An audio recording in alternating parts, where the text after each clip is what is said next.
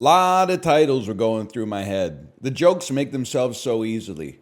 BB8 Drizzy, BLT Drizzy, BMT Drizzy, PBR Drizzy. There's got to be a CIA Drizzy. I don't know. There's lots of options. LGB Drizzy. I don't know if that's... Well, I don't know. You ever go live on Twitch and it says you've been live for negative 123 seconds? With one viewer?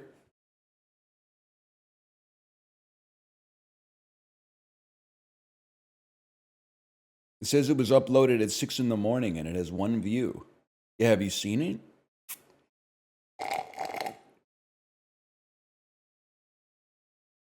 Have you seen it?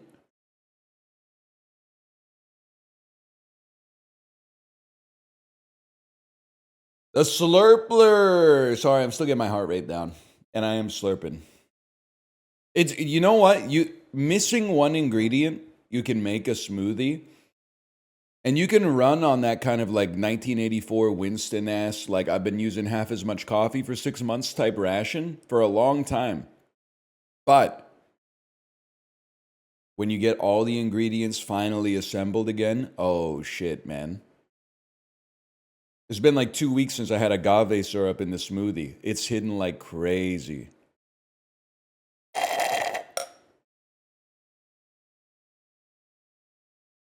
Gala apples, a banana, strawberry skyr forever, unsweetened vanilla almond milk, frozen bite-sized fruit blend, agave syrup, powdered peanut butter, and vanilla protein powder, and diesel jeans.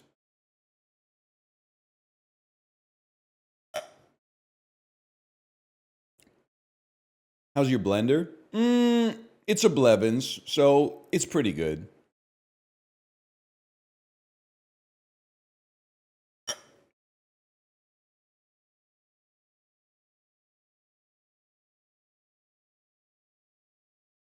I'm on that Breville shit. Yes, sir. I got a Breville juicer. I honestly, I never let him get comfortable. Toaster, Hamilton Beach. Blender, Ninja. Breville juicer. Just so they don't get comfortable. They gotta work for it, man.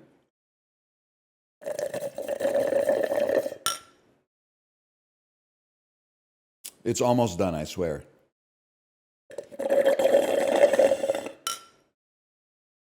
It's true, we got the 4-slice Hamilton Beach. With the bagel setting.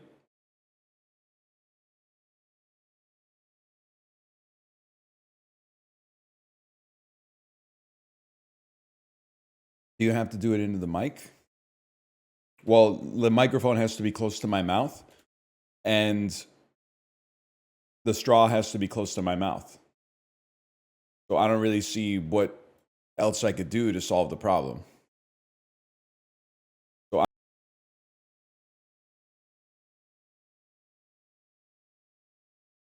air fryer. I forgot. I think I don't. Let me 1 second. I'll be right back. I forgot what kind of air fryer we have.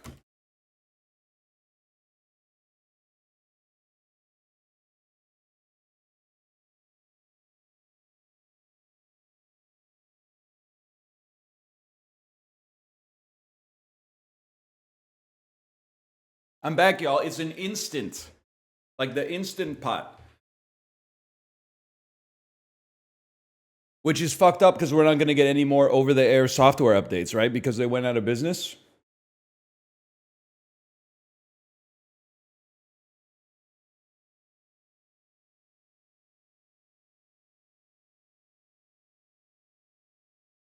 Me when I can actually use my air fryer instead of having it take an 8-minute update to fucking get worse over time. Whatever. Fucking. Hey, Anel, what should I do about the rooster that decides it lives behind my house and wakes me up every morning at dawn? I would say something like ain't found a way to kill me yet. Eyes burning burn with stinging sweat. Seems every path leads me to nowhere. Ooh, you know that one? You know the fucking wife and kids and household. Brown, brown, brown, brown. No? Army green is no safe bet. You don't know this shit? You don't know this shit? You wouldn't know shit about this, man. Alice in Chains, look her up. It is a fucking stanky riff when they go, wow, wow, wow, wow, wow. They got a lot of stanky ass riffs.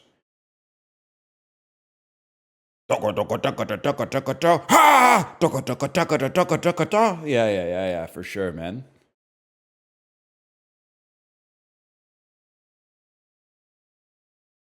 Wow, wow, wow, wow, wow, wow, wow, wow, wow, wow. It doesn't get any stankier than that, man. Almost launched the bazaar. Trick shot simulator.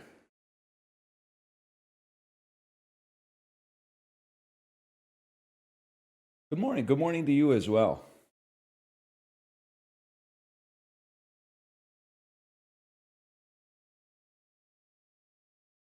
What are you doing with the screen up? I was getting my heart rate down, man. Today was 2 by fucking 20, man. You wouldn't know shit about that, man. You know what's fucked up? Cyclists, 2 by 20 is the fucking easy day now. Well, the zone 2 days are easier, but it's the easiest interval day. Just pissing me off.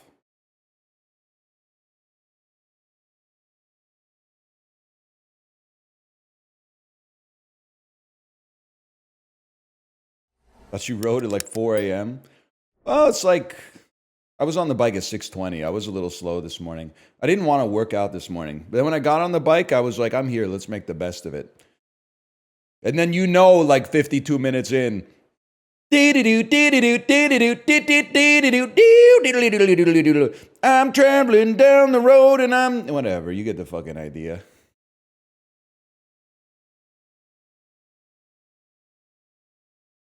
We out here. Let's do it, man. It's been like a week. You're not the only weak one. I'm also weak. Can I tell you why I'm also weak? I thought 2 in a row is going to take us a long time. Why don't we do the other ones first? But no, we're not going to do that. You know why? Because this one's next. We're gonna do this one next because it's the next one up, man. It's that simple. That was a great throw, if I may say so myself. So I'm just getting. It's been a week. I got to get myself back into the groove.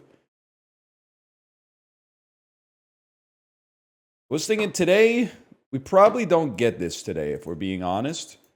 What we could do is start getting the muscle memory down a little bit. Start looking at my mouse pad and knowing where I should be trying to, the kinematics of where and how I should be moving my mouse, the speed, the tilt, the position, etc., etc.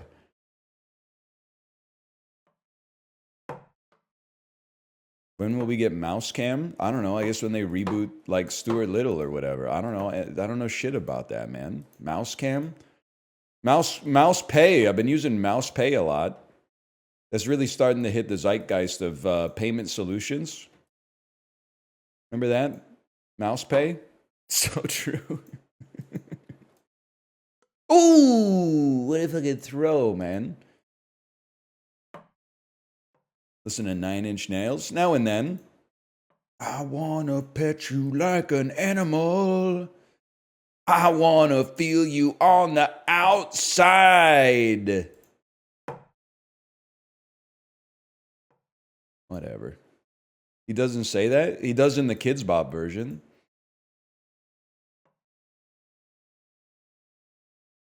Please you bring me closer to dog. We were talking about stanky beats. That has a stanky beat too. I guess it's like just probably the most well-known quote unquote industrial song of all time. But that fucking like did he record that shit inside of like a foundry or something? I feel like it's all like hammers clanking on the like iron bars and shit.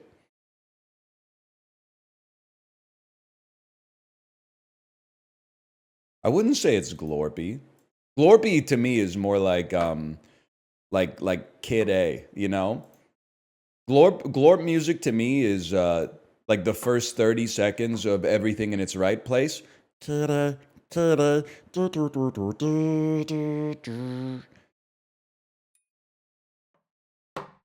fuck you. Nine Inch Nails is like the opposite. Like I could see them honestly, I could see them being confused at first, but I could see Cavemen like really vibing with Nine Inch Nails somehow. It just makes sense to me. I think they would get it. They would be like, this shit sounds like a thunderstorm.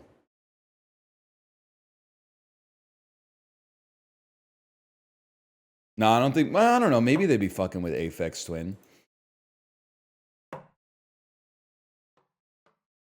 Me explaining the grok that if you just wait 11 minutes for when you hear a baby coo, the song really starts to fucking pop off then. After 9.5 minutes of just fingernails scratching on like the outside of a vinyl record. Ooh, that was a pretty good one, man. Grok 3? I'm still on Grok 2. I'm going to be here all day. That's fine. I don't know if you guys have been watching Pop Culture Jeopardy. Can I tell you something funny today? They have these questions, I guess they're answers, called triple plays, where there's 3 answers, and for every one you get right, you get more points. The episode that I watched on the bike today, they were like, it's the real, well, not real life, but it's the civilian names of the 3 main characters in the film The Marvels. There's 9 motherfuckers on the podium in Celebrity Jeopardy or Pop Culture Jeopardy. Nobody knew any of them. And then I laughed and I thought about it for a second and went, wait, I don't fucking know any of them, man. I know that it's Captain Marvel and I couldn't remember Captain Marvel's real name. When they told me it was Carol Danvers, I was like, yeah, I got it. Oh, that one might have been going in, man. Yeah, you got it. It's Carol Danvers, Monica Rambeau, and Kamala Khan. You would have won that triple play.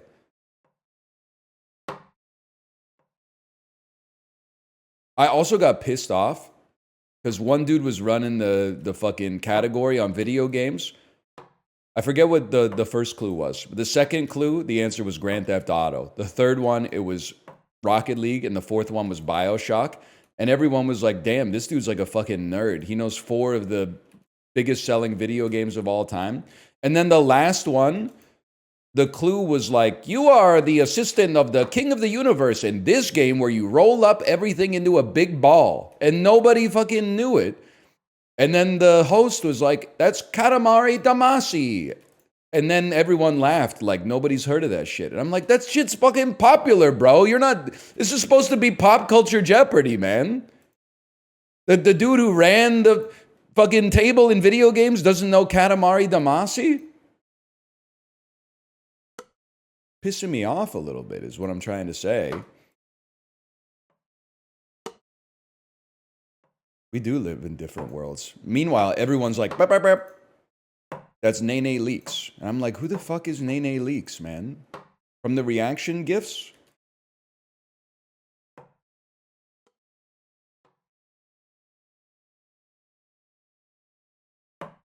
How do you like Colin Jost? I got nothing against him. I like that he seems to enjoy whiffing the jokes. He likes when the jokes whiff and then he laughs. I also like that he mentions at least 3 times per episode that he's married to Scarlett Johansson. Because I think it's like, you know, smoke him if you got him or something, right? Like, why not? He does do that. Anytime there's a reference to Marvel or a reference to Scarlett Johansson, which is, it comes up now and then because, you know, it's pop culture Jeopardy. Have you seen Pirate ESPN? I'll level with you. I haven't seen much, but I might watch that.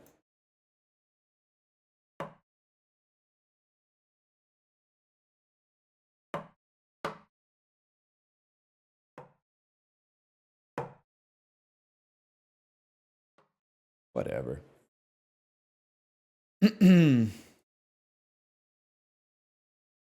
Did you watch the game last night? Dudes rock. Which game? You talking Lakers versus Mavericks? That was probably the biggest game last night, right?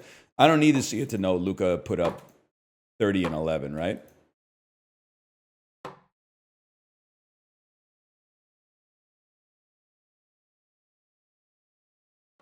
How did he do? I didn't see. Triple-double? 19 and 15? Weak. I have a question about basketball. I'm trying to learn ball a little bit. Why are there not usually, why are there always so fewer assists per game than baskets? Like points. I guess because you get, now that I'm thinking about it, you get 2 points per basket. So that's probably like the first part. But like in the NHL, unassisted goals happen, but they're pretty rare. Like they probably average, if the average game has like 6 goals, usually like probably 0.5 of them are unassisted. So for me, I'm like, why are there so few assists in the NBA when they're scoring buckets like crazy? Free throws, okay, free throws and fast breaks. Wait till you learn about three-pointers. Do you not get an assist if you're the last person to pass it to the dude who shoots the three-pointer?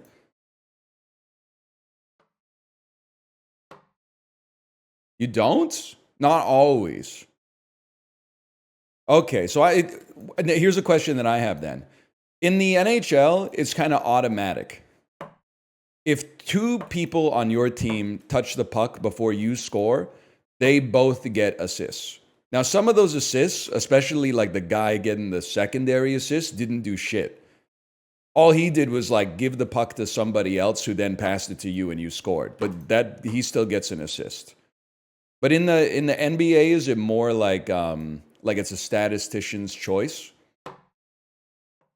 Like if somebody passed it to you 6 seconds before you scored, that's no longer an assist? Like the assist has to directly contribute to the basket or something?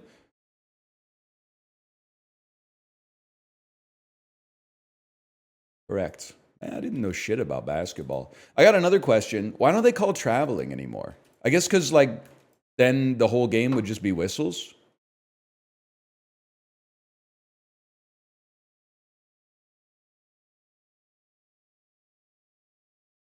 +2, he knows ball. The NBA would be in shambles. More fun. That's probably fair.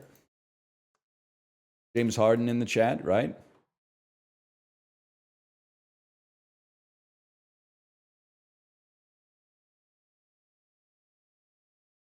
John Bryan on the keys right now.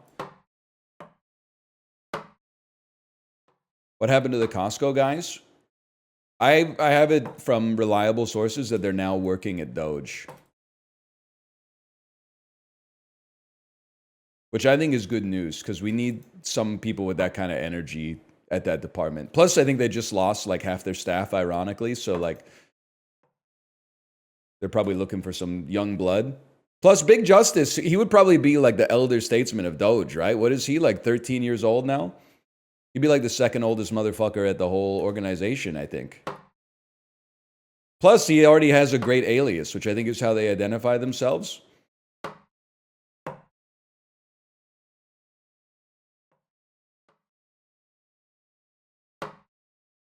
I'm not even messing with you. I mean, this is obvious. I don't think you can really tell if someone deserves to keep their job based on a 5-point bullet list of like what they did in the last week, man. Can I say something? I hope this doesn't offend you. That seems like what a stupid person would think is like a great way to evaluate whether you should keep your job.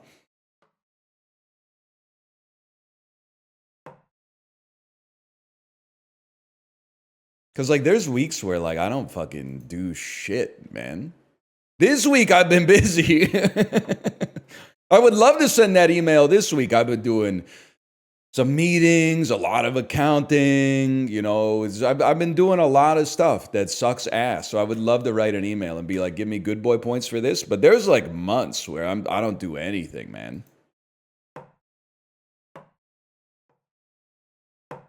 And that's the way the system's designed, man. Like, bro is gonna end up firing Santa Claus or something because he hasn't worked since the end of December. Doesn't make any fucking sense.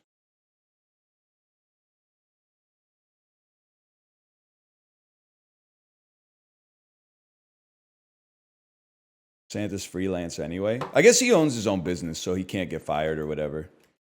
Good for him. All the ladies who's independent, throw your hands up at me.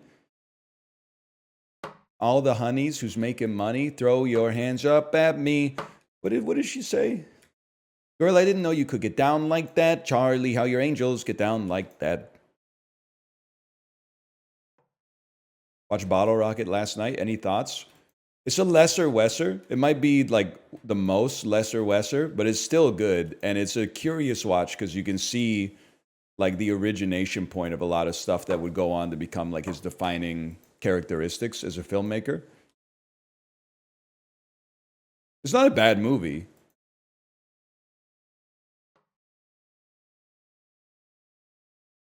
Joke stolen from Letterbox? No, not at all.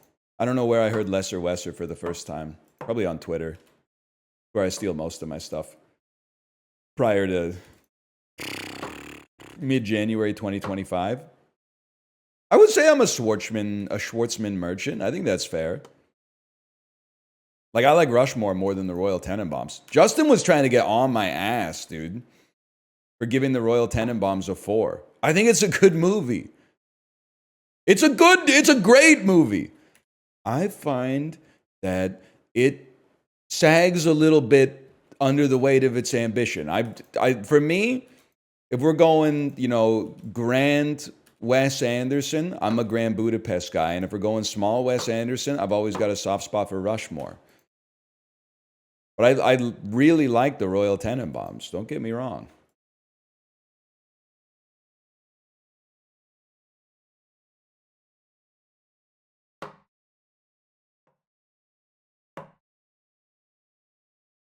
Life Aquatic is the best. I know that's wrong. No, sir. Nerp. You got hidden talent. Let's keep it hidden. It's a fine movie. But let me say the most positive. Well, okay, I don't dislike it. And I dislike the Darjeeling Limited. I saw the Darjeeling Limited in theaters and I was like, damn, Buddy is legit washed. I was wrong. He came back with like 7 bangers in a row, like right after that. But for a couple years, I was like, this guy's washed. How can you dislike it? I think my main reason is because I don't think it's like very good.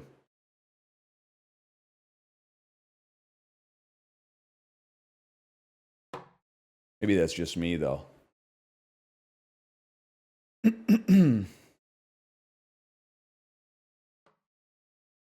Your taste is washed? No, I just had the misfortune of like being an adult when it came out, I guess. Or maybe I've like never taken a long train trip in rural India, so I don't really like it doesn't speak to me as much as it could if I'd like lived that experience, I guess. But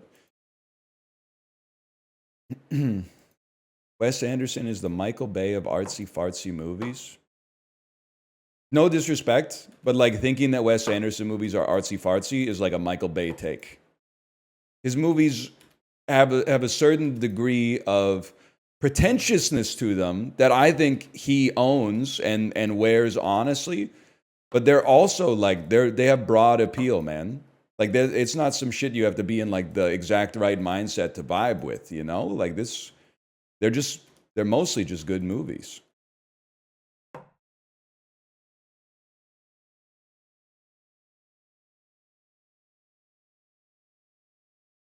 There are times though. Everyone remarks upon the way that characters speak in Yorgos Lanthimos films. Very few people ever seem to get annoyed with the way that characters speak in Wes Anderson movies, which is like they all speak like when you're in 10th grade English class and you have to read dialogue that was written instead of like mimic it via conversation. It's very literary, I guess is the word I'm looking for. I mean that as a positive. I'm just surprised. I get annoyed by it. Only thing I get annoyed by sometimes is that fuck ass harpsichord, man. Bro's been using the same harpsichord since like 1996. Can we, I guess.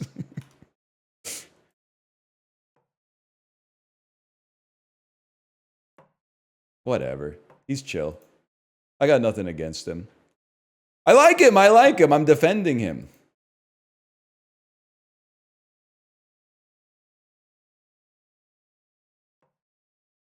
I do dislike Jojo Rabbit, though. I'm sorry to say. We don't have to, you know, make everybody mad at the same time here.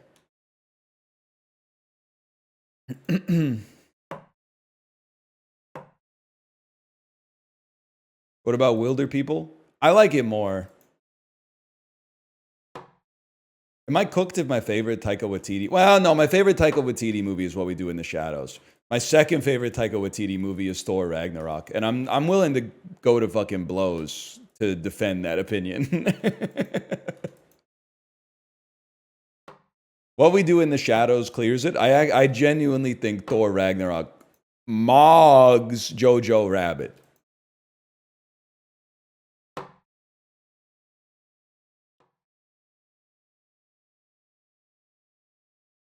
You hate Reddit pilled movies? Make up your mind. Am I a Redditor or am I an anti-Redditor? The truth is I'm just a guy. Some of my opinions border on Reddit. Some of my opinions are anti-Reddit. It's how it goes, man.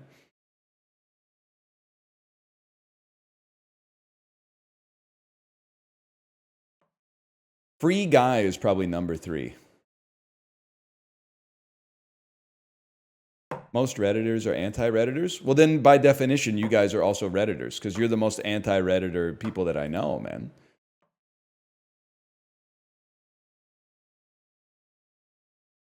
Caught.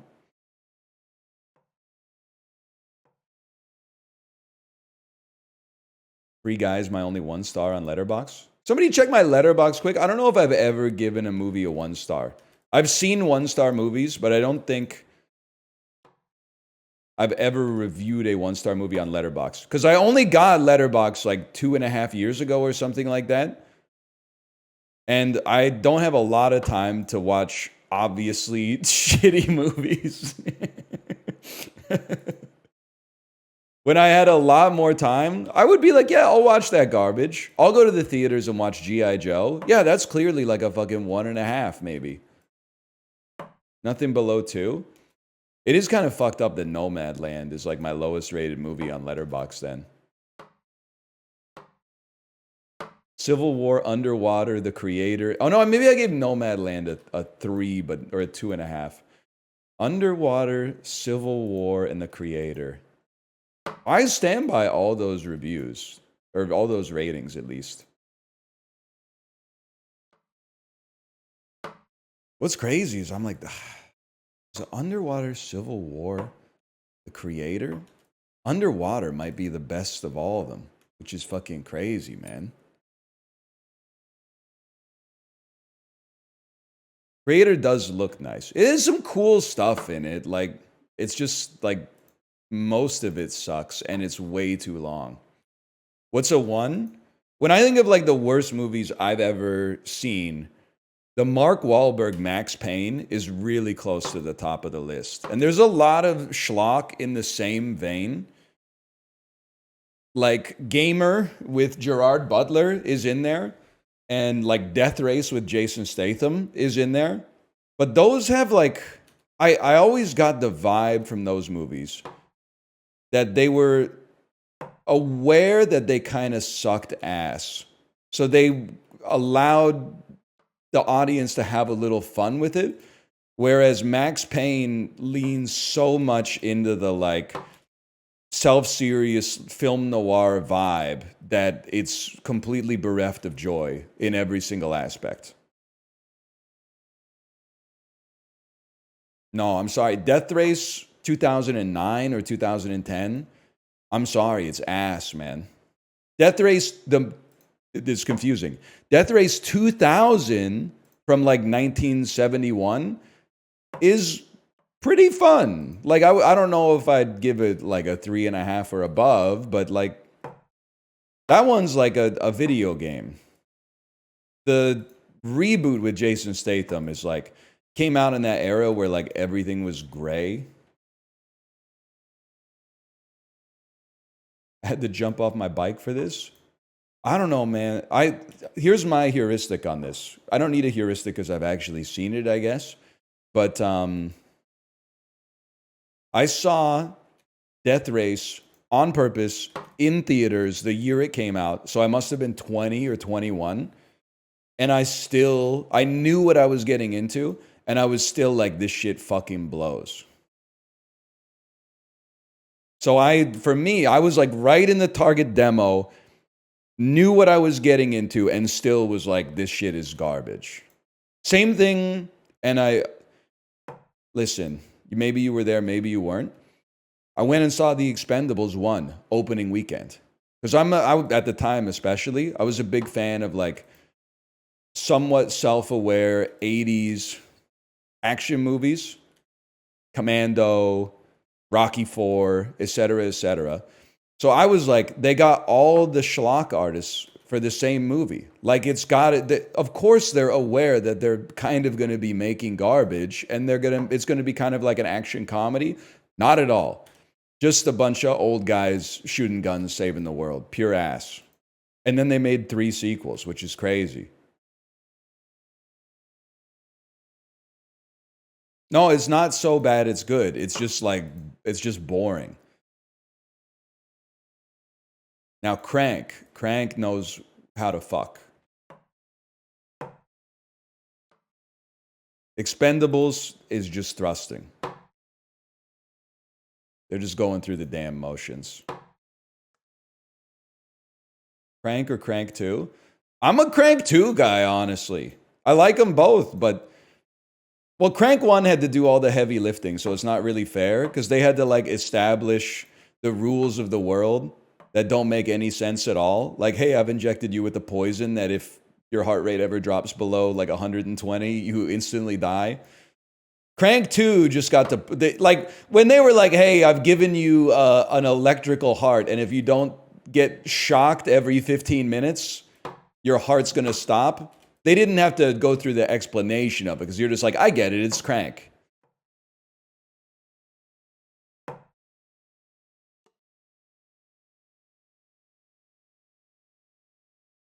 Crank is not Keanu Reeves' Speed. This is how I know you're not a real fucking connoisseur.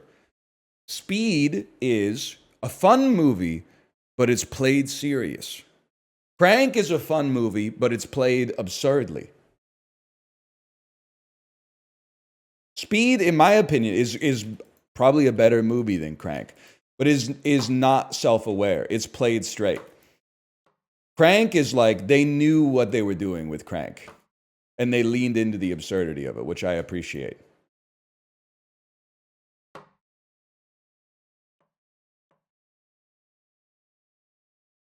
Prank community note is good.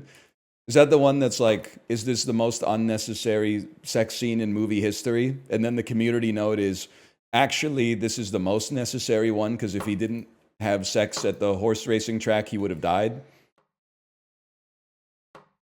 Hi, Tomo. You see The Happening? Yes, sir. Happening. I've probably seen The Happening like 5 or 6 times. You need to review The Happening twice. You don't need to see it twice to review it. Whoa! Okay, that's amazing though. You can review The Happening 2 times having seen it once. The first review is how is this as a movie? And it's a 1. It's baffling. The second review is how fun is this movie to watch? And it's like it might actually be a 5. Hi, Tomo.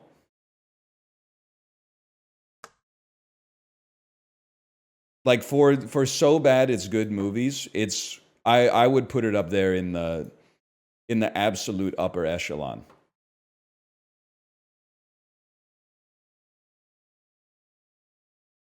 What's up, bud?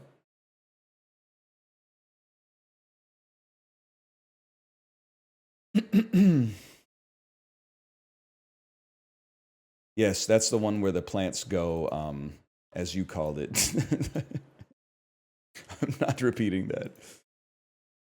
Black Dynamite? Black Dynamite is not so bad, it's good. Black Dynamite is a parody of 70s blaxploitation films. You got your genres all fucked up. They're fun to watch for similar reasons, but they're not. One of them is intentional, the other one is by accident. You don't fucking get it, man. What about Undercover Brother? Saw it in theaters. I got a soft spot for Undercover Brother. You don't get it? In the 7th grade, which is when that movie came out for me, racism had been defeated. Like we solved it. I didn't really do much because I was like a little kid, but so going to see a movie in relatively rural Ontario called Black Dynamite, that was like taking a victory lap. Can I also say, growing up in a household where we didn't eat mayonnaise because my dad hates mayonnaise, that movie is how I found out that there's a stereotype that white people love mayonnaise. Like that, at first, that joke was completely lost on me. I had no idea, man. We do? don't say we. I don't know if, I wouldn't say I love mayonnaise, but I'll tolerate it. I've never willfully put mayonnaise on anything, but if it's on something, I'm not going to scrape it off these days. It's true, we love potato salad. I don't like how liberally you're sprinkling the word "we" out there. I don't love potato salad. I don't love mayonnaise potato salad, at least. Now, are there times when I've worked in an office and it's been like a potluck lunch and 90% of the dishes are some variation of mayonnaise-based salad? Yeah. I would say roughly every single time. I remember we had potluck at my office at one of my summer jobs when I was in college. It was like potato salad, macaroni salad, pasta salad, corn salad, just like you know the fucking plastic like Rubbermaid bowls with the saran wrap on top. It was just like a rogues gallery of that. And then one of the people that worked there made gazpacho, which I had never had before. And I mean, it was only like maybe 15 or 20 people in the office, but nobody was fucking with the gazpacho. So I went over to the gazpacho and I was having like bowl after bowl. And the lady was like, wow, you really love the gazpacho, huh? Nobody else is fucking with it because it's weird for a soup to be room temperature or whatever. And I was like, yeah, this soup is awesome. And she just gave me the rest of the gazpacho to take home, man. That was like, as a university student, that was like a huge dub for me. And also, if I may say retroactively, a great demonstration of how soft skills can really help you out in the corporate culture. Now, unfortunately, she was like at my level organizationally, so she couldn't really put in a good word for me, but But if she had been like the boss or whatever, that, you know, it can't hurt.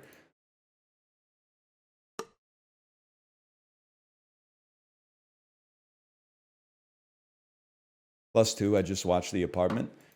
Huge movie. Oh, hell, what's his name again? Oh, I can't remember his name.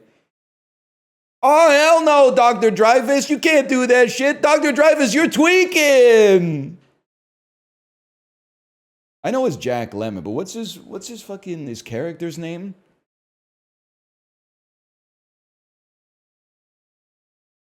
CC Baxter. Oh, hell no, CC Baxter. You can't strain the spaghetti on the tennis racket. You crazy for this one, CC Baxter.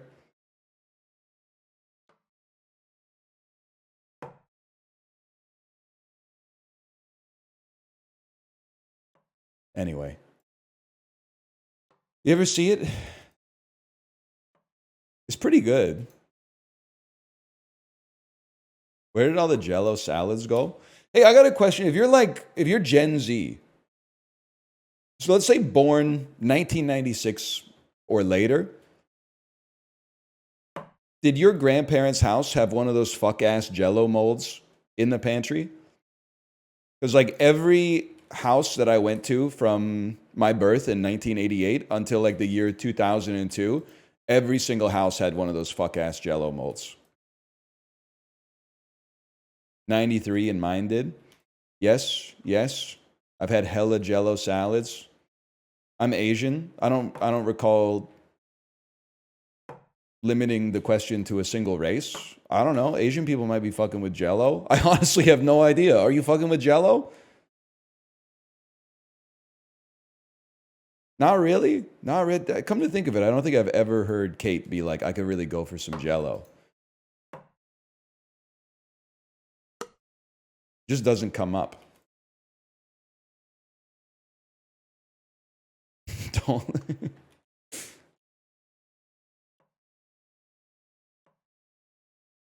We're going to be here for a while. Does anyone like it?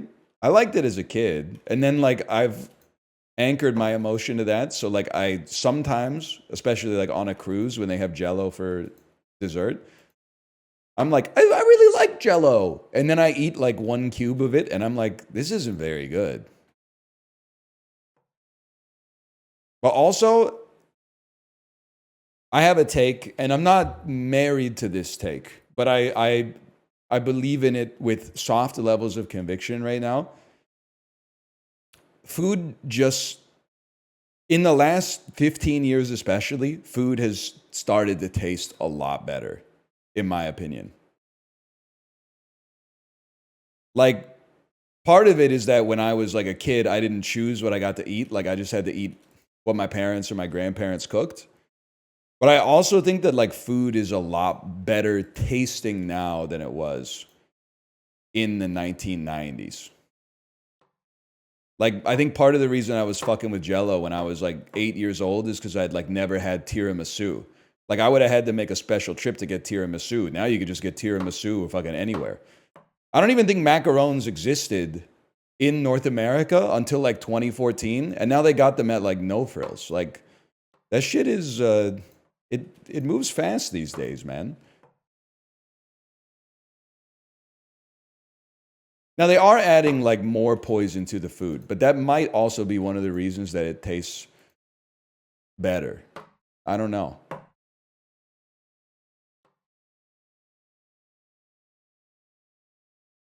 Poison can be pretty tasty. Plastics in my balls, boy. Yes, sir. Plastics in my balls, boy.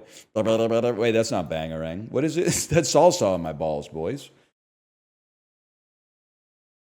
Let me see here. I maintain that '08 got us thinking about only food as escapism for like 15 years. I mean this in a complimentary way. That sounds like a master's thesis. I respect academia genuinely, so don't take this as an insult. But like that could be a master's thesis in like anthropology or something. It's like the long-term ramifications of the 2008 global financial crisis on North American palates. Maybe after '08, people were like, I'm not sure if I'm ever going to be able to retire, but at least like I can try like a $7.25 Vietnamese soup or something. There could be something like that. I don't know. I'm not the motherfucker to be like analyzing that shit.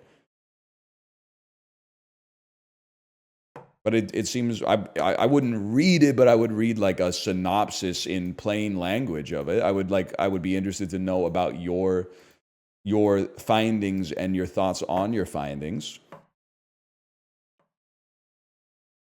Like, I'm not going to read the thesis, but like, neither are most of the people that are going to be, you know, asking you questions during your defense. So like, I don't think that shit is like a damnation of me.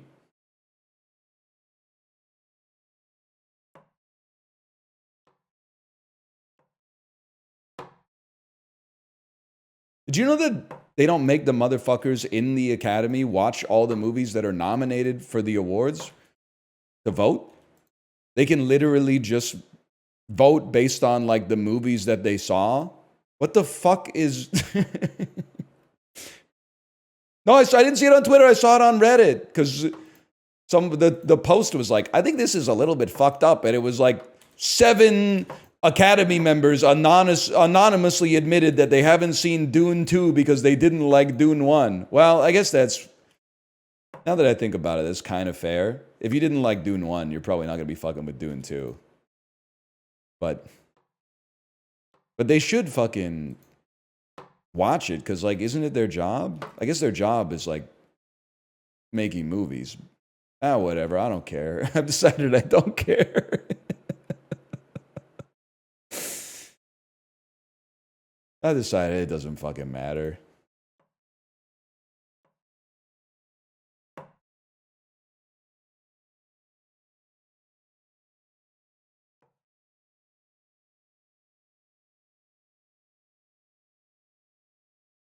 Whatever. Just put the conclave in the bag, little bro.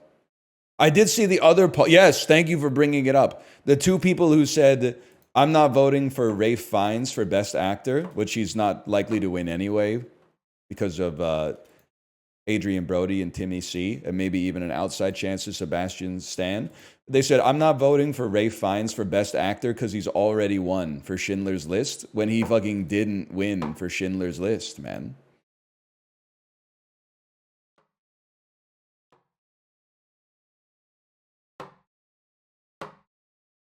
He's so good in Conclave, though.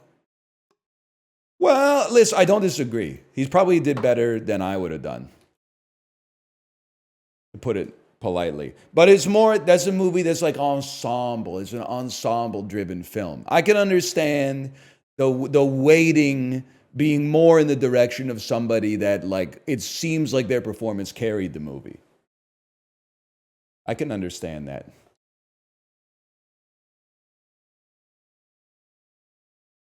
I'm reading what Jay said.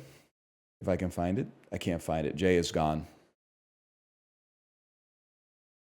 It wasn't even a message from Jay. It was a message from somebody else who has a similar looking name to Jay. The message was fine. You didn't do anything wrong. Isabel Rossellini crushed it. I don't think I'm a real critic.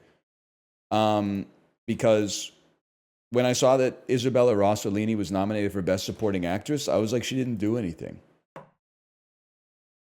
She has like literally 5 lines in the whole movie. Now she has a scene stealing little, I don't know, like 3-line bit that's really good, but I think it was kind of a legacy a legacy award, to be honest, but that's okay.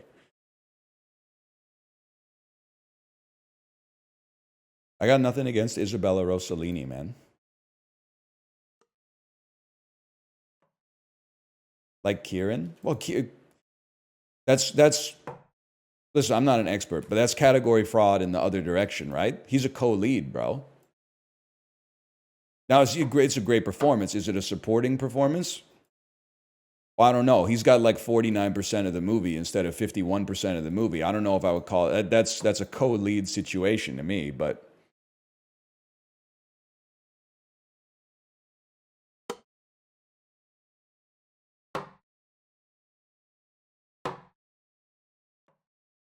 It's a tough one. That's true. He is supporting his family with the paycheck. I never really thought about that. Who's the other Culkin, man? So you got Macaulay, obviously. Ah! You got Kieran. Rory is the kid from Signs, right? What's Rory up to these days? He's the kid from Signs who, like, you know what I'm talking about, right? You know the scene that I'm referencing here? Where they're like, Rory, what the fuck are you doing up against the fucking grate, bro? Get out of here. And then you just see like the alien claw come and grab him.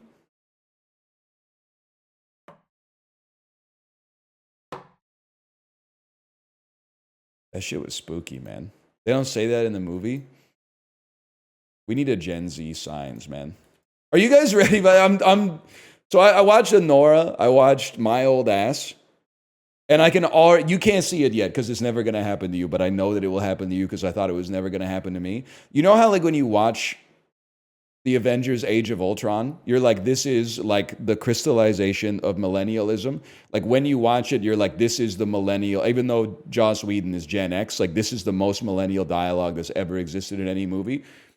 You are not ready for how you're going to feel about some of the dialogue in these movies in about 10 years.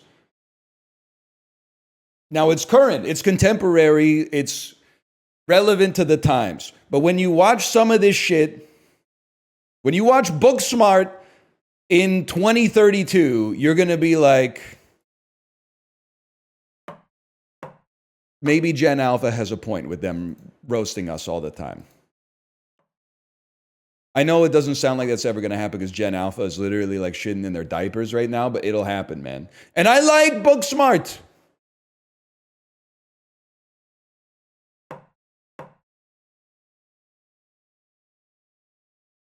Even though I'm not fucking with Olivia Wilde.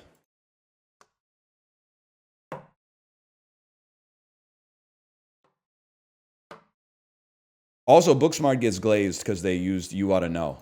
That was part of the Alanis Renaissance for sure.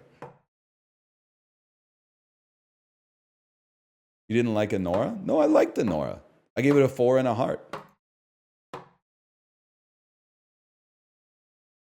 And honestly, having seen the two movies that are very likely to produce the Best Actress winner, I think that Mikey Madison, she would have my vote over Demi Moore. That one's a given for me. That's nothing against Demi.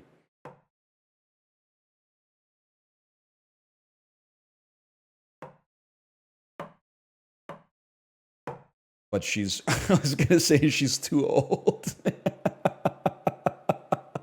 I'm sorry, she's too old.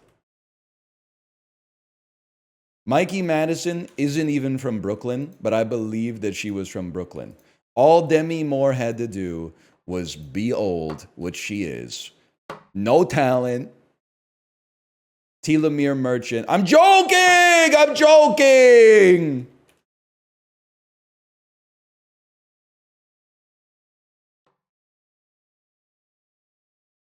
Her accent kind of came in and out. Bro, she's code switching to try to seem more respectable to the Russian oligarchs, okay? You don't know, you didn't read the subtext, bro. You didn't read the fucking subtext, man.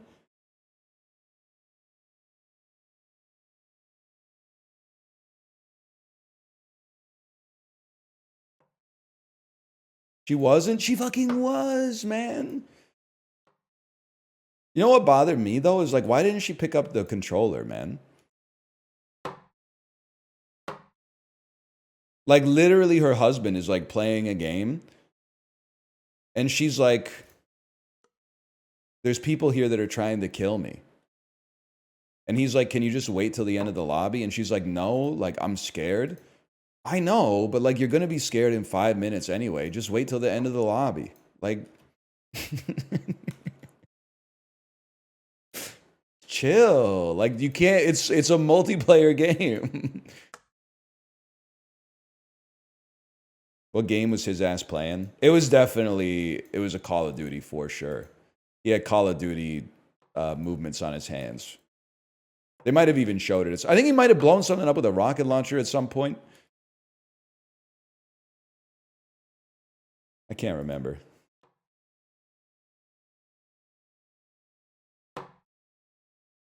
He was playing Headliners. Yeah, he was making out with his boys in Headliners. It would have been fucking sick if he was playing Slay the Spire. But then it would have broken immersion, because she would have been like, just pause it. It's turn-based. Babe, you have Snecko Eye. You don't need to calculate your energy costs. Just take the Meteor Strike. Just put Meteor Strike in the bag.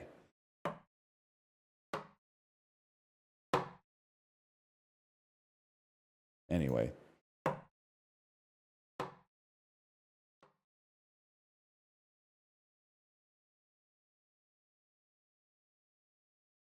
Whatever.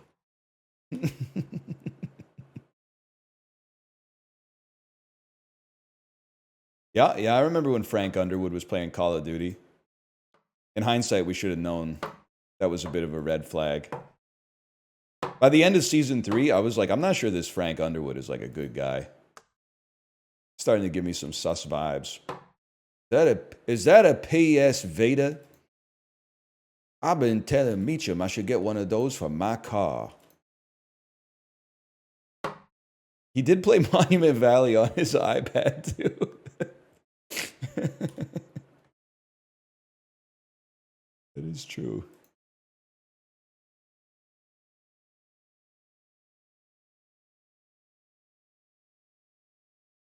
Anyway. Good game? Sure, man.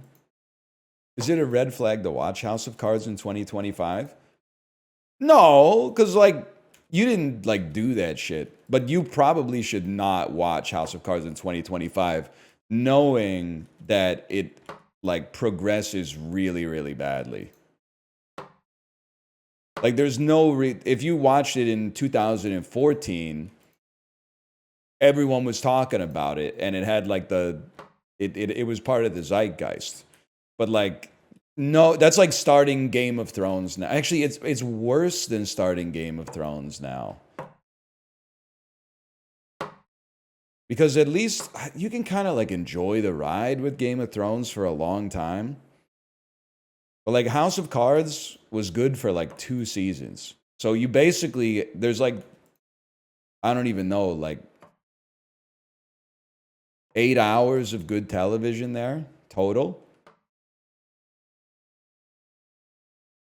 I bounced off House of Cards episode 1, season 3. When fucking the dude who is an alcoholic but is sober starts drinking again, but he loads up the syringe with, like, fucking, like, a measured amount of alcohol to try to keep it under control, and then, like, shoots it into his mouth. I was like, that shit does not... I'm pretty sure that's not what a relapse looks like. I'm pretty sure the dude would be like 12 beers deep in 2 hours.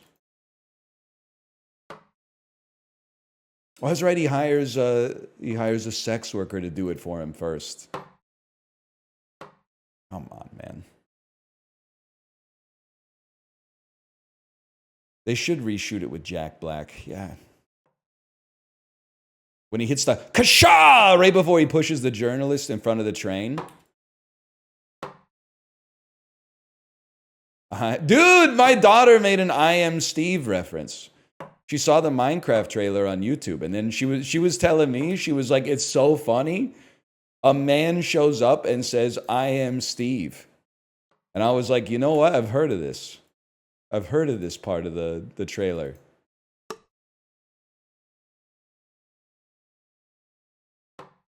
Disney brainwashed her? Buddy, I'm pretty sure this shit is Universal. It's totally different. We might go see it. I don't know. Jason Momoa sold out. You know, last week when somebody asked which actor is, like, falling from grace, and I said Pedro Pascal, but people weren't ready for that take quite yet. Jason Momoa is probably a better answer. Like, dude was... in season 1 Game of Thrones, and then like what's I'm not trying to disrespect him really, but like what's his next most important role? Don't say Duncan, Idaho. Okay, because listen, Dune is also like it's a sprawling science fiction epic, but Duncan, Idaho is in the first movie for like 7 seconds. All he does is dap up the Lisan Al Gaib and go like fucking I'll never die. In a way, he's right, I suppose, but and then Aquaman, right? Aquaman's the other one, and then like everything else is like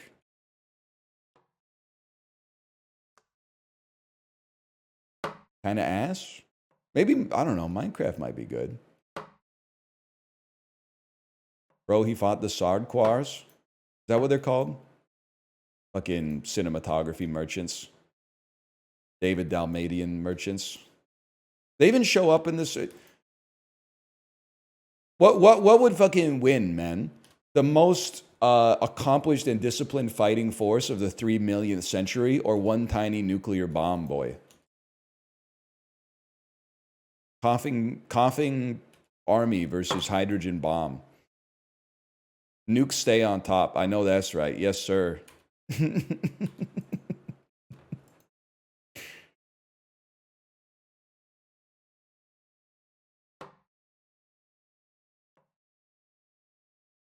Come on, man. It is crazy that nukes are so OP, they're still banned in the future. Yeah. And they're like, hey, Paul, if only we had your father's nukes, then we could really do some damage. Then bro shows up and he's like, oh yeah, he just left them like behind that rock over there. What? That's not good OPSEC, man. You left the nukes behind a fucking rock? What are you talking about, man? He's like, oh yeah, they're in that hill over there. Hidden in plain sight. Good movie, though.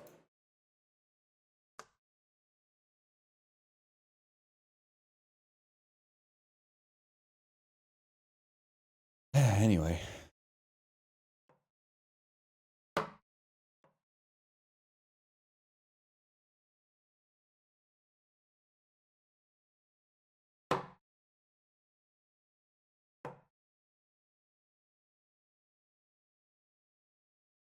TwitchCon Europe, I think I'll just stay home instead.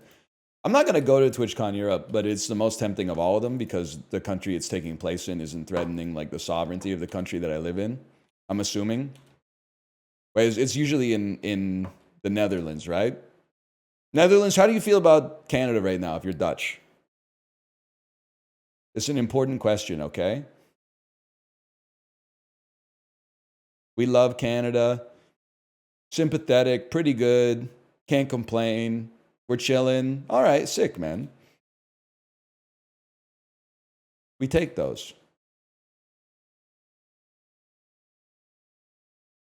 You helped us a lot in World War II. Yeah, but like, you know, that was like 100 years ago, so I can't take a whole lot of credit for that, but it's nice that there's some memory there, I guess.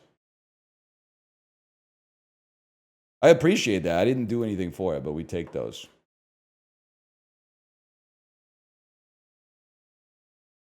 We, on the other hand, are not fucking with the Dutch. Because I am mad that you guys are so tall. How does that happen? How does one... No disrespect. I know you've had a lot of influence on the world through mercantilism and stuff like that. But like, how is it... Like, the Netherlands... I know this is like... I'm not trying to mog you. The Netherlands as a country is like so small geographically. How can they maintain their height advantage over their neighbors? Like, are Belgians also tall? Or is it just the Dutch?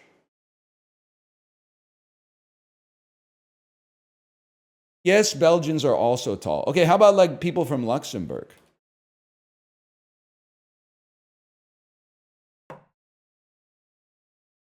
Also tall. Oh, okay, never mind.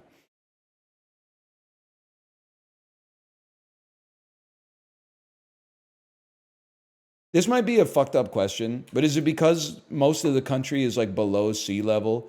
So like gravity is a little bit weaker? And I know it's got to be like a little bit weaker, like almost imperceptibly, but compounded over the course of like a human lifespan. That could add up to like a few centimeters on average, right?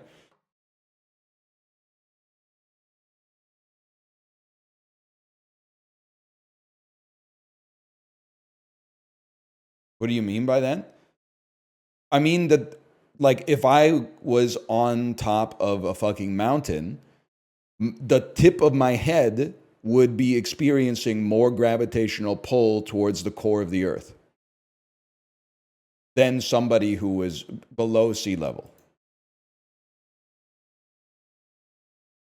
That's wrong? Yeah, that's a good point. It's literally exactly the opposite, isn't it? Yeah, that's a good point. I can't really, that's sort of indefensible. Because in my head, I was like, it must be stronger because you've got further to go. Yeah, it doesn't really make a whole lot of sense. That's a good point. But and that's true. Yeah. Wait. Hey, but below sea level, the oxygen is like a little bit richer, right? So like, no wonder you guys are so tall.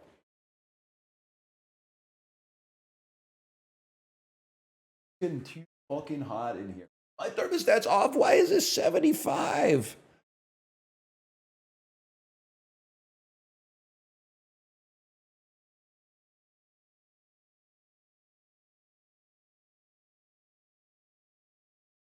That's crazy, man. Anyway, can you show what you're trying to land? Sure, man, sure. I'd be happy to.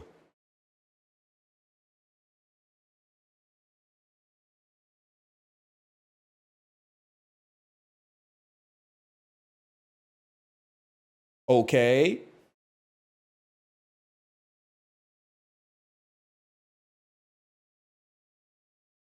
I use Fahrenheit on this thermostat because when we bought the house and moved in, the thermostat was in Fahrenheit. And I think if you had to change, I know it would only take like a second to change, probably, but it's like the principle of the thing, man. Because like, if you try to make your whole life perfect, you're gonna succeed like just in time to die or whatever. So I'm mostly just chilling. Plus now, like I know how the temperatures feel. So I would have to like, I know you're going to say, don't you know from like living in Celsius, but like inside temperatures hit different than outside temperatures. Like 13 inside, 13 Celsius, you would be like, oh, it's fucking freezing in here. 13 outside, you're like, damn, maybe I should wear shorts. Like I don't really understand it, but it's true, man. He's back on this. Are you talking about my weather take or my trick shot simulator? That's true. I guess the sun is part of that. That's a good point. You lived in Ontario, would you be a Doug Ford voter? No, but can I say at the risk of glazing Doug Ford, I never in a million years thought that he would be leading like the Buy Canadian Army. That's B-U-Y, not B-I.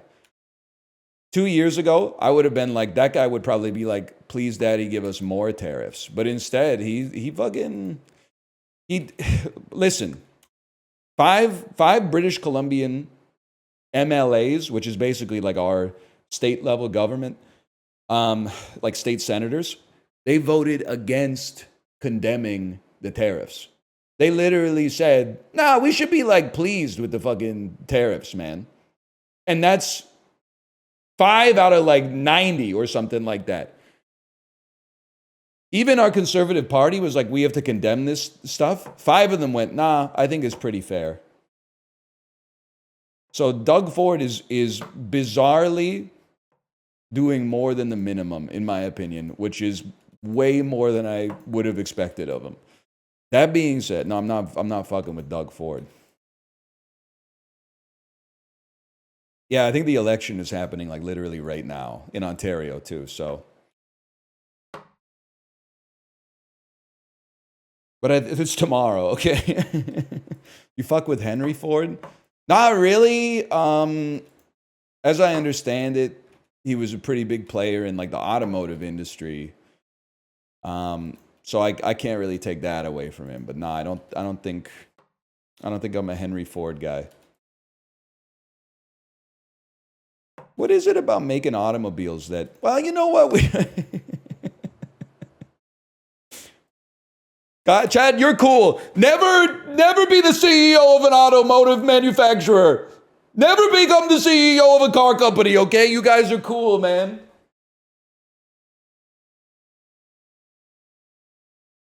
That shit fucks with you somehow.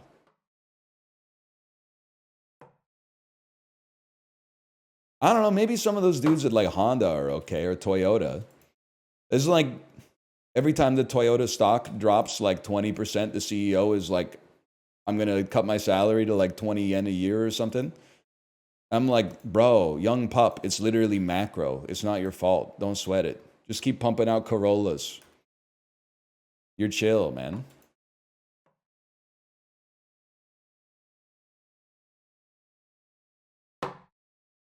Bad news about Japan at the early 20th century. Right. Fuck. Who's been the fucking chillest country in the last like 100 years, man? It's not my country because I'm pretty sure they established like the Geneva Protocols because of us. Sweden? Nah, no disrespect, but y'all like let the Axis use the land to like get troops to Russia for Operation Barbosa, but then you said the Allies, we're not fucking with you infrastructurally. That was a long time ago. I'm not holding a grudge. I'm just saying somebody else is going to be there.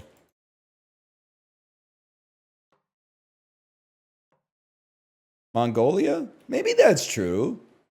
You don't hear that much out of Mongolia, right?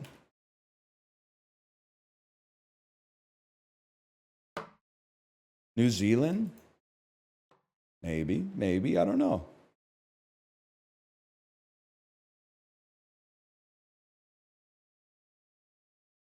Bhutan? I don't know. They got like the dicks on the doors and stuff, right?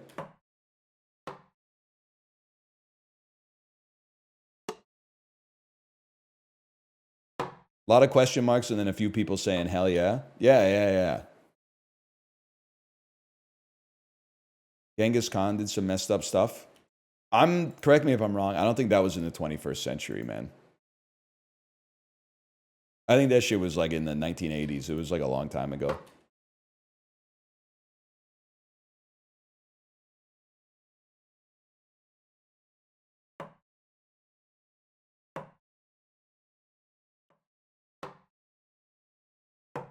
Anyway, that's all I got. What about Shakira? Is that what you... Oh, you're talking about Shaka Khan. Oh.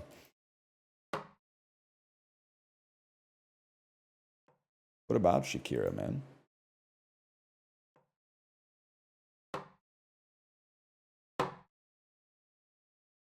You ever landed a single one? Yep.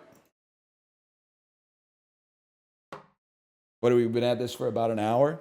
I landed one in the clothespin maybe 25 minutes ago.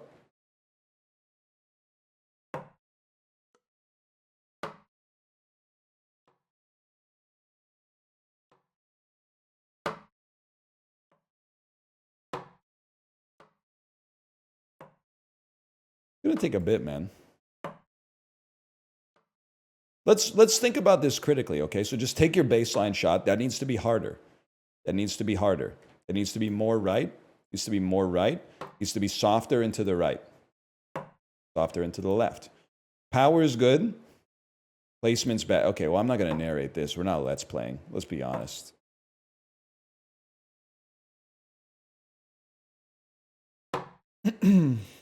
Sometimes you just know as soon as you release it, it's not making it in. Happier and with your mouth open. Did their Triangle of Sadness posting, I think.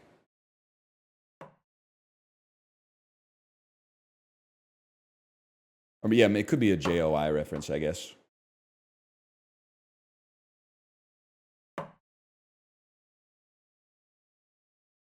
Yeah, you have to get both of the shots in a row.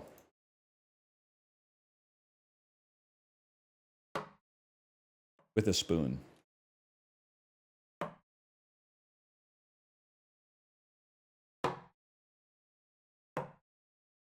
Gonna take a bit. Did you see the Reddit post? Hang on. Did you see the Reddit post? That the guy told his wife she stank and was like, she has no problem telling me when I didn't wipe well enough. You learn pretty quick. Like, nothing surprises me. I've used so many public bathrooms in the last 36 years. I'm sorry. I know I bring it up once a week. In 2025, which has only been like 7 weeks or something like that, I've seen a turd on the seat of a public bathroom 2 times. And I'm not going to fucking like, you know, the public urinal at a skate park, you know? I'm talking like these are like decent places. So nothing about human hygiene. I say this as a guy who used to eat overnight oats on the toilet, I admit, but nothing about human hygiene is surprising to me anymore. Fuck skaters, I guess. I'm just saying, like, you know, you got the skaters, they're probably doing like a good job, but then you also got like the weird old guy who's just hanging around the skate park but never skates. That guy might not be that guy might not be putting respect on the toilet when he goes to the bathroom. That's you? That's not me. I don't go to the skate park. They're gonna know like I don't belong.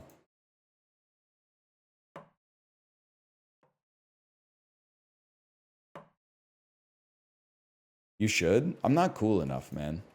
I don't think I could hang at the skate park. Can you ollie? I could in 2001.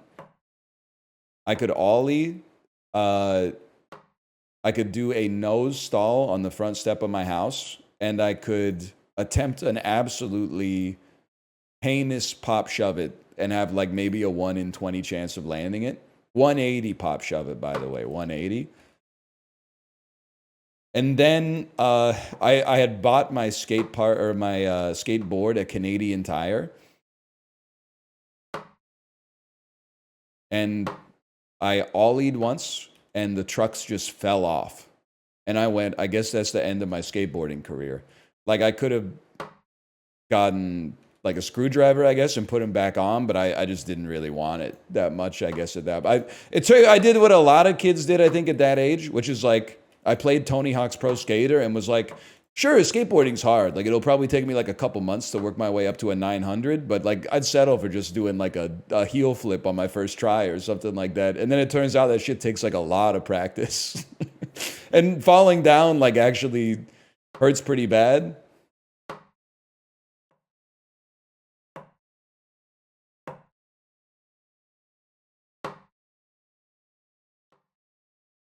How do you feel about Rodney Mullen?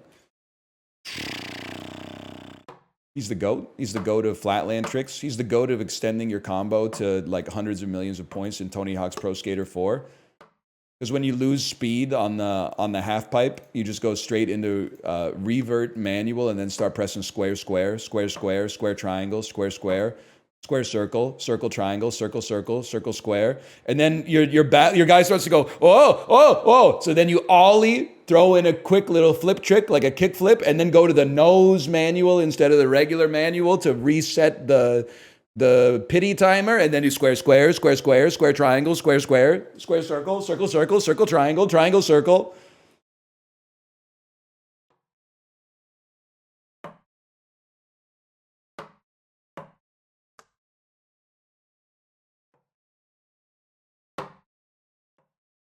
Anyway.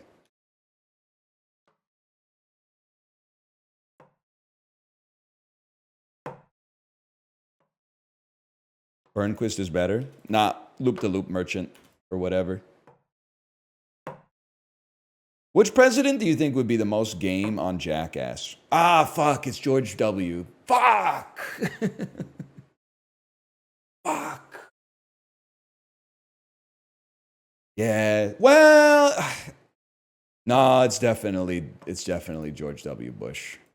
I don't think it's, I was thinking it might be Clinton for like some of the like the gross challenges, but no, I think it's still George W. Bush. I could picture George W. Bush like getting in like a yogurt eating contest or something and then throwing it all up on the floor. 100%. That's fucked.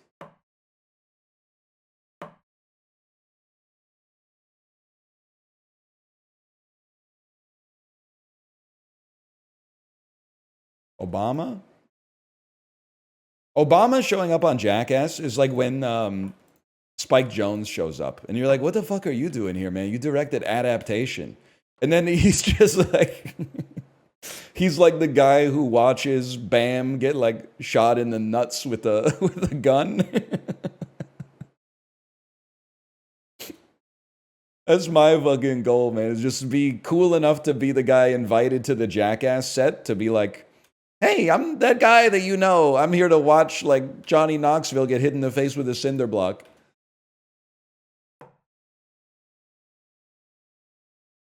That's a sick job.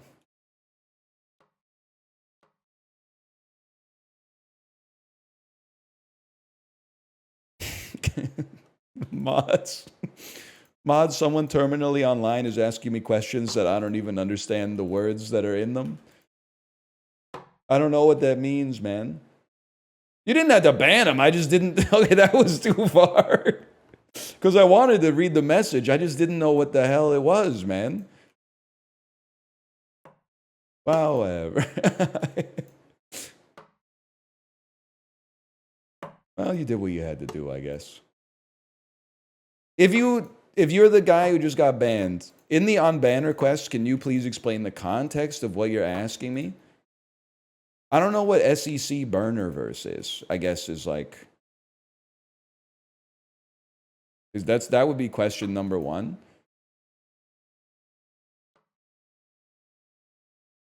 That's a college sports Twitter account?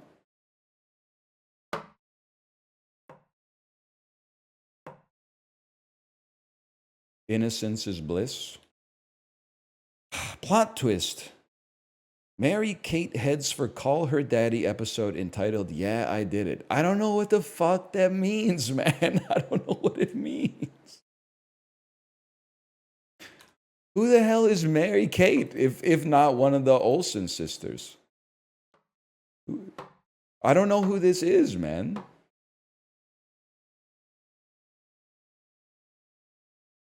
She slept with her boyfriend's dad? Sorry, I screwed up my DPI. 1 second. Yeah, but who is she, man? She slept with her boyfriend? No, but who is... Like, why would I care at all, I guess is what I'm trying to say. I don't know who this person is.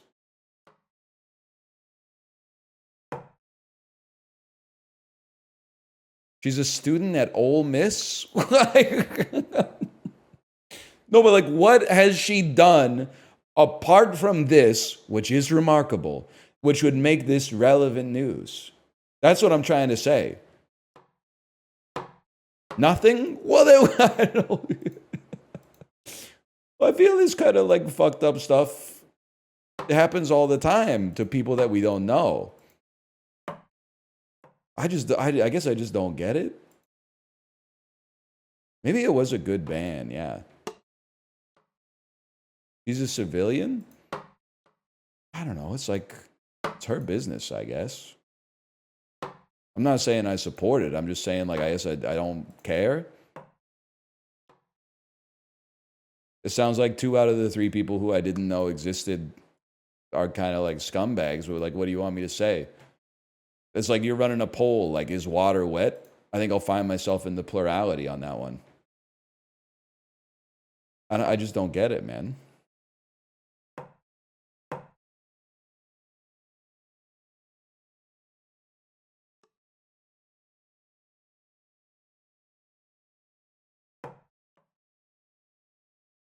It's so good to not be on Twitter. I would have known about that shit like a month and a half ago. I guess it might be like before it happened or whatever, but... Because now, like, every day, Reddit serves me something different, man. This morning, it was serving me a lot of natty or juiced posts. Spoilers. It's juiced every time. They're always juiced, man. Even when they're natty, they're juiced. Sometimes people are posting on there, they're like 19 years old.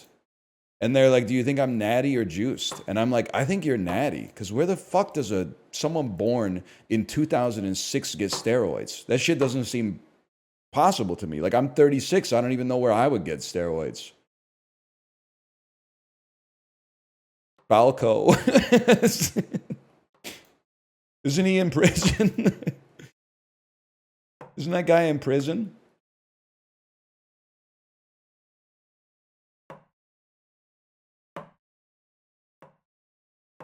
Another thing that comes up on a lot of cycling subreddits is that,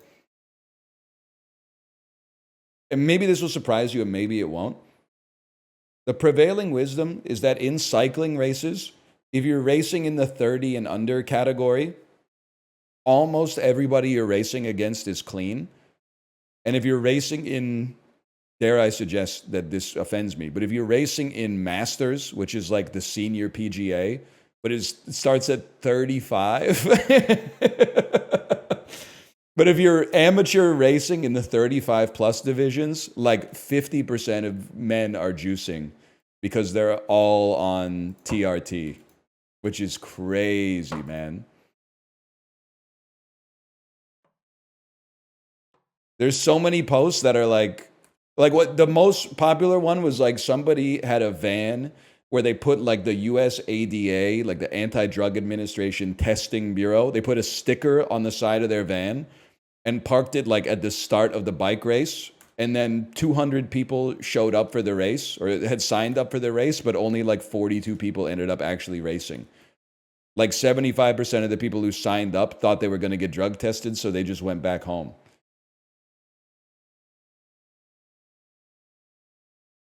Which is like insane to me if you're like just like a realtor or something. I kind of don't understand. Oh, I thought that was gonna make it, man.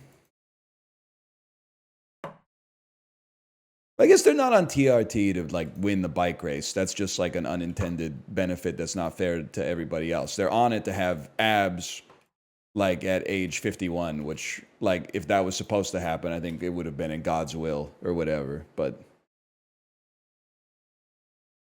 please check your DM from Dan. Okay, let me take a peek here. I was not relevant. It was not unwelcome, but not relevant. No, there's no call to action or anything. It's a nice message. Don't get me wrong.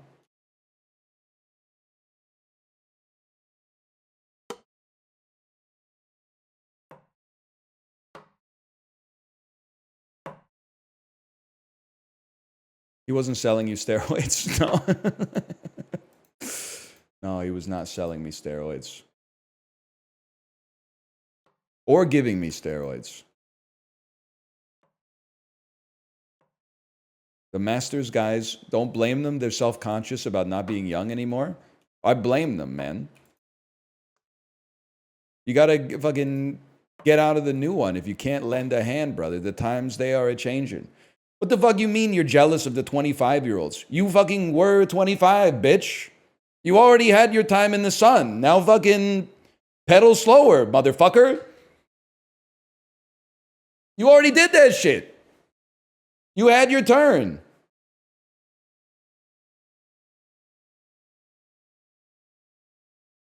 That's sad. It's the fucking circle of life, bro.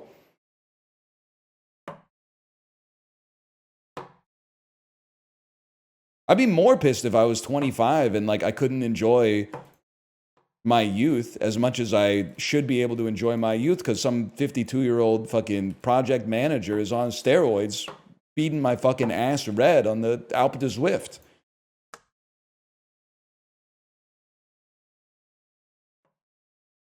That shit would piss me off.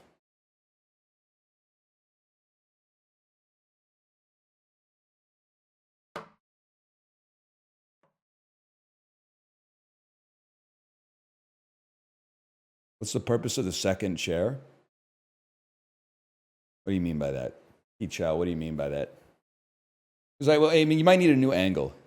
The second chair is there to balance the other part of the what is this railway toy called? Moby? What are these called? You know the one I'm talking about. There's a name, Brio. Thank you.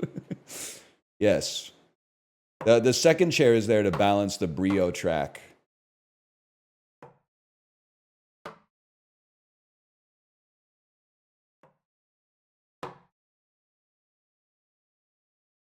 You have to land it in the clip. Yeah, man, it's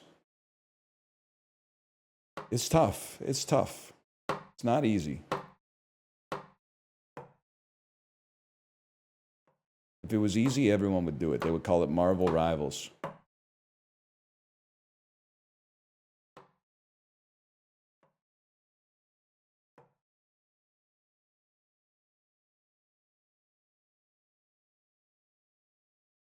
You ever get the bottle caps? Yes, sir. Easy. Sub 18. Sub 18 hours, that is.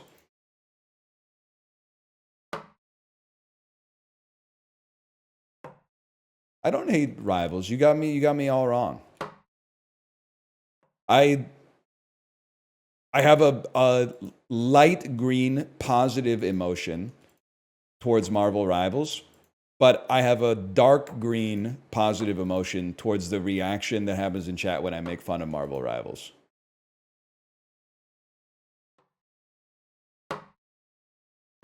So dark green, in this case, beats light green.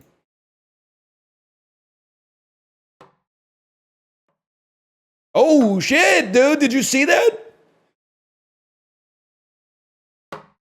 Matt Rempe has more goals than Pedersen this year. What are your thoughts? I mean, he's washed, man. What do you want me to say? Petey sucks ass? You're telling me this for the first time. I'm hearing this for the first time. I've been watching the games, man. I know he fucking sucks ass. What do you want me to say? He's not returning my calls.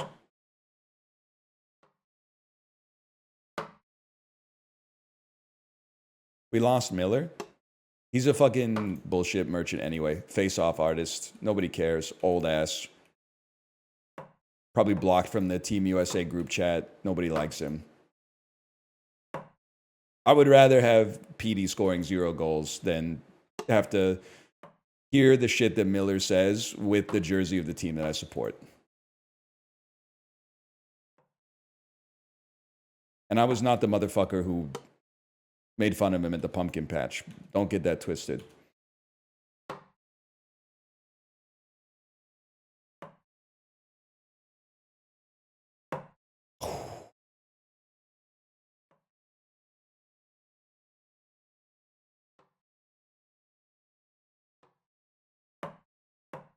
Is Rantanen washed? I don't know. I haven't been watching a lot of hockey because my team is not good. And I watched like almost every game of the season from like 2016 to 2020 when our team was complete fucking dog ass. But now I got other shit to do. So like if we were not ass, and plus like now's a great time to not watch because Petey is ass, Besser is ass, Quinn Hughes is like one of the most important players in the league, but he's injured. So it's like, if you got a limited amount of time to watch the games, these are the games you skip, and then maybe you'll get a chance to watch some good ones eventually.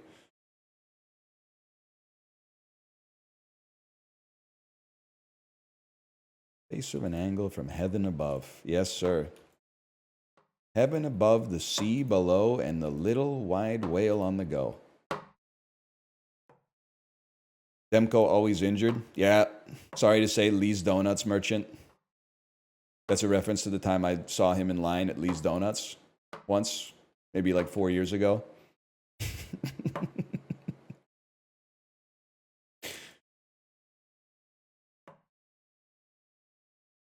Relatable. You guys weren't there? You didn't see that?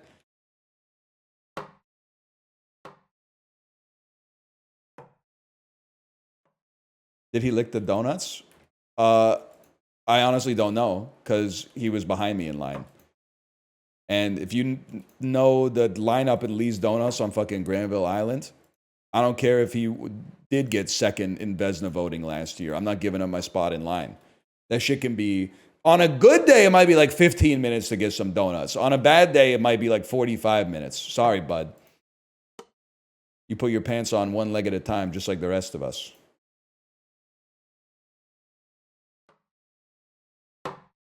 Why are you looking behind you in line? Can I tell you something surprising? Maybe not surprising. When I'm outside, I try not to like look at my phone when I get bored. I try to take in like the majesty of the world around me. Now, if I'm, it depends on the circumstance. If I'm in a lobby or like a waiting room for something, I'll look at my phone. I don't really care to like read the bullshit magazines or whatever. But if I'm like outdoors, I try to just take in the observation of the circumstances that I'm in, to be honest. Like on a bus, on a route that I've gone a lot, I'll look at my phone. Bus on a route that I don't take very often, I'll look out the window. If I got the window seat, at least. Outdoor supermarket, no shot I'm looking at my phone at the farmer's market. That's not going to happen. Like one of the things that, and I'm not super anti-phone, although I am a little bit anti-app, especially as I get older. But I think the phone is like, it's very Moorish. If you haven't looked at your phone in a while, you're like, I don't really want to look at my phone. But if you look at your phone for 5 minutes and then you put it away, your brain is like, I could really go for some more phone right now. So I think limiting the impetus to just like pull it out the second you get bored can only have positive ramifications on your life, however minor. But I'm just one guy.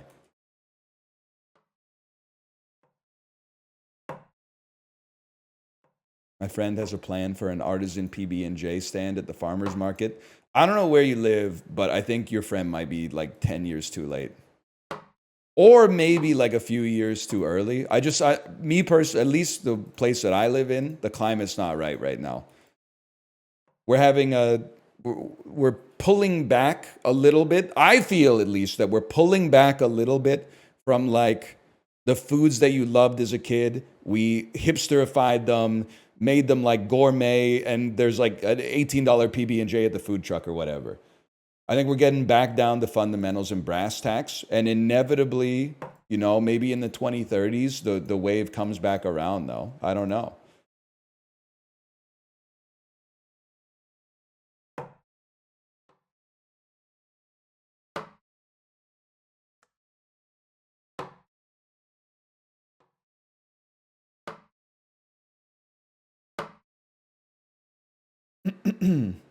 When's kale going to be back in fashion? Is kale out of fashion? I guess I've been seeing it a lot less. I guess it kind of got mogged by broccolini, huh? I'm a big kale head. I love kale, man. But now that you mention it, I have seen it a lot less on menus these days.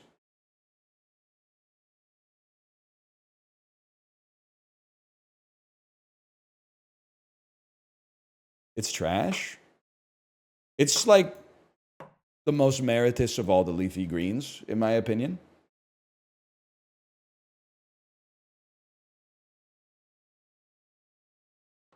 Just me personally. Oh, there's a study came out that showed that there's lots of heavy metals in it. Is that why it tastes metallic? They should do spinach next though, because spinach tastes way more metallic than kale.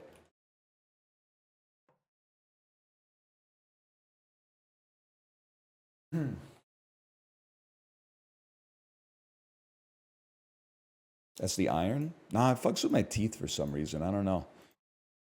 Maybe it could be all the maltodextrin I've been drinking.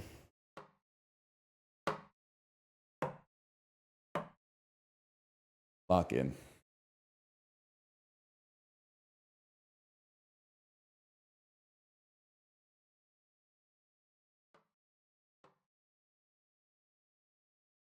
Sure, why not? Yes, sir. Just take a deep breath here for a second.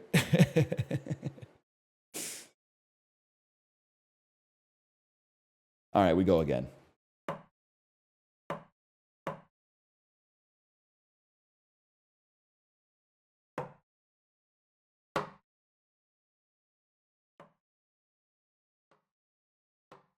That's about enough of that.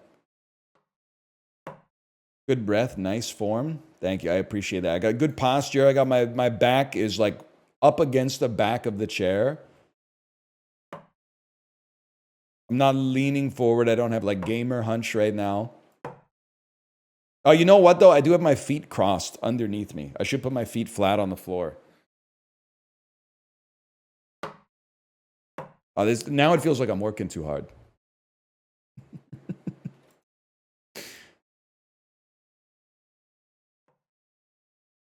This doesn't feel right anymore.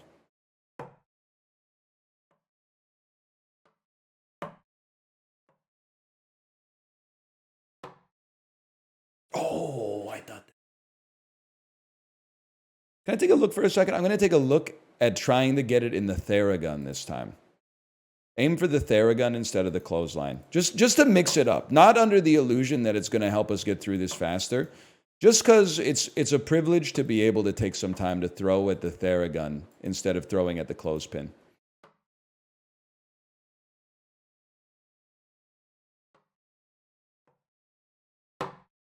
It does look like a tiny orange butt. You're not wrong. So many variables, man. The rotation of the card, the direction, the angle that it's leaning, the amount of flick you got on it.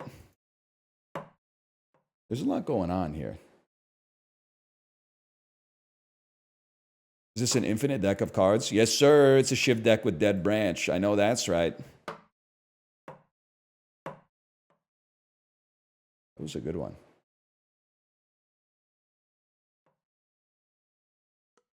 That was a pretty good one, too. You're doing hundreds of hours to farm one clip? No, I'm not. Did you see the clip of me getting the chips in the caps? I was excited to get the chips in the caps, but I was more excited that Chibley came back so I could tell him about my sick content idea of finding a chatter who's anxious to fly, and then the whole stream is just you tracking their flight on flight radar. You got it backwards. You still think there's dessert at the end of dinner. There's no dessert at the end of dinner. There's just... You're just chewing till the plate's empty.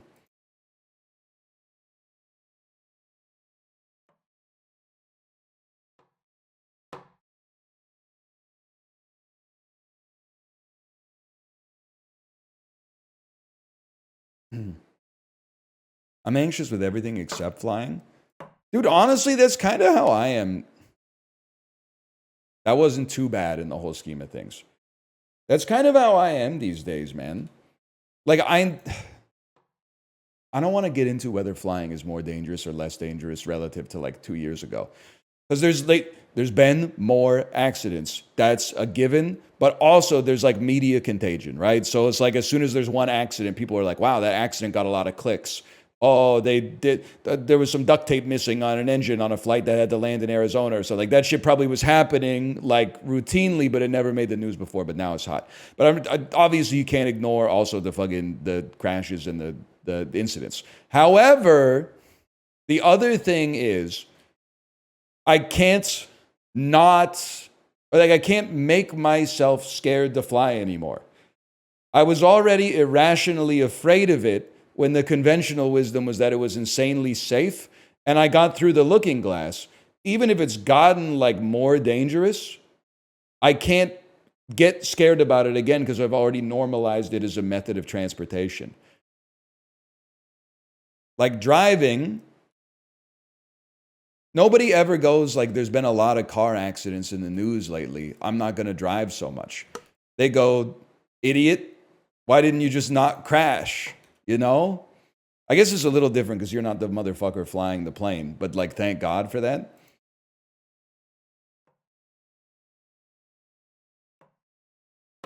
Because I have control over it.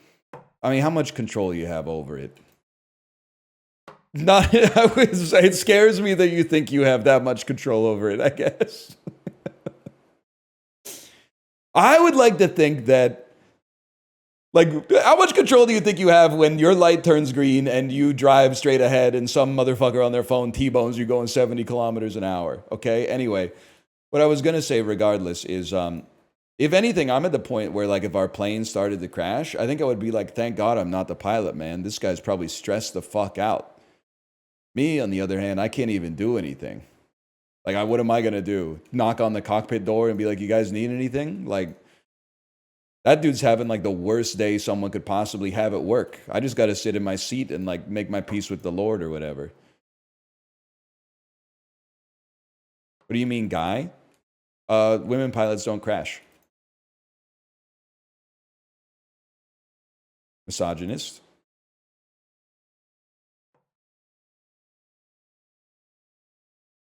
Saved.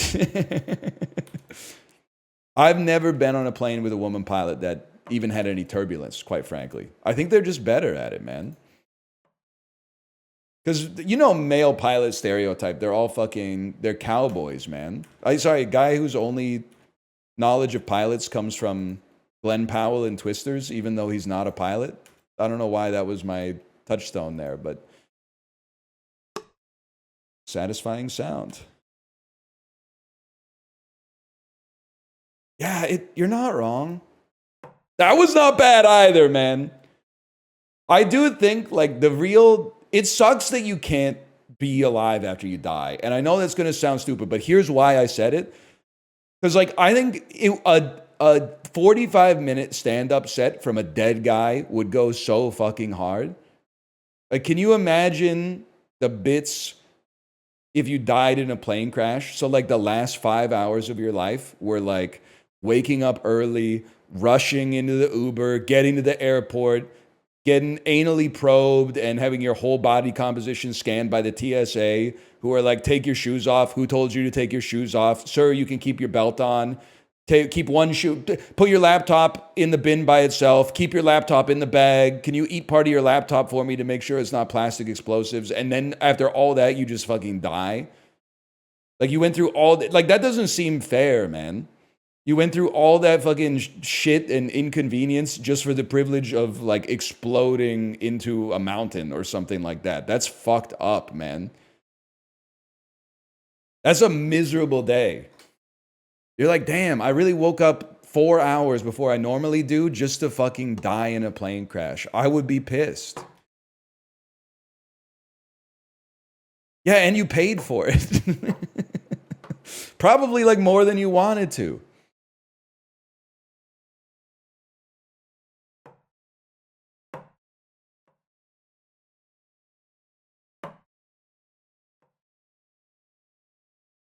Anyway.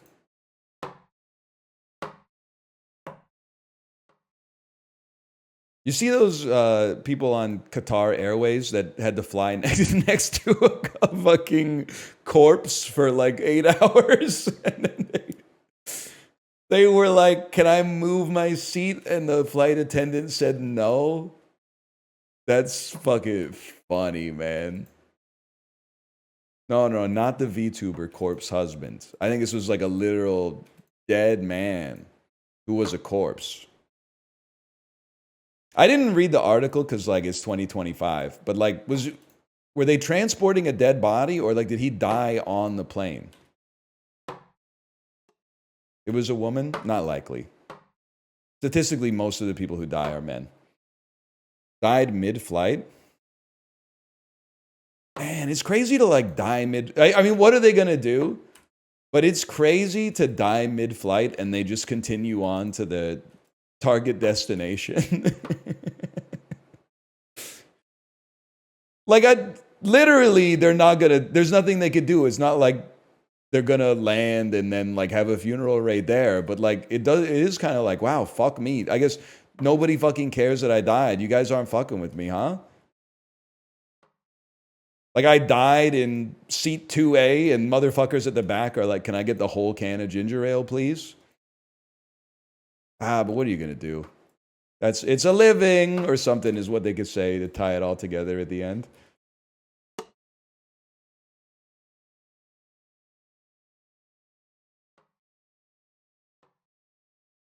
I bet I probably like I've taken enough cruises, I bet. And also given the not to be macabre, but the demographic of cruises skews pretty old.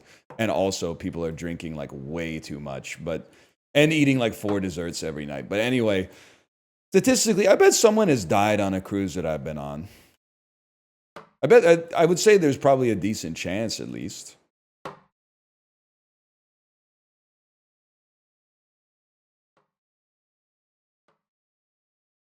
No, I think honestly, I think if it happens, they just put them in the freezer and then like drop them off at the next port to like a business that handles dead bodies.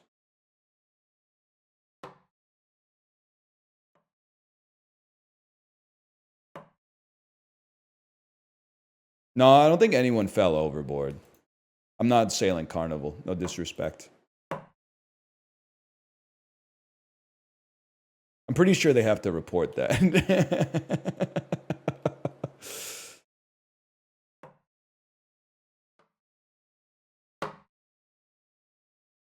You order 3 entrees at dinner on your cruise? No, I order like 1 entree.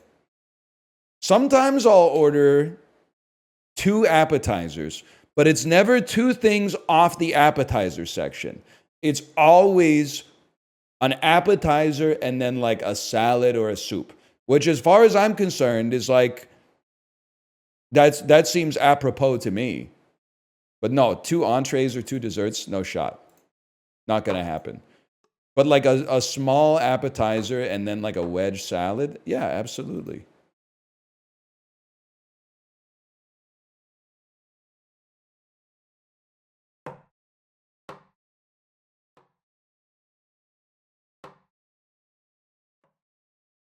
Anyway, what was I talking about? Oh, someone said, why do we talk about this all the time?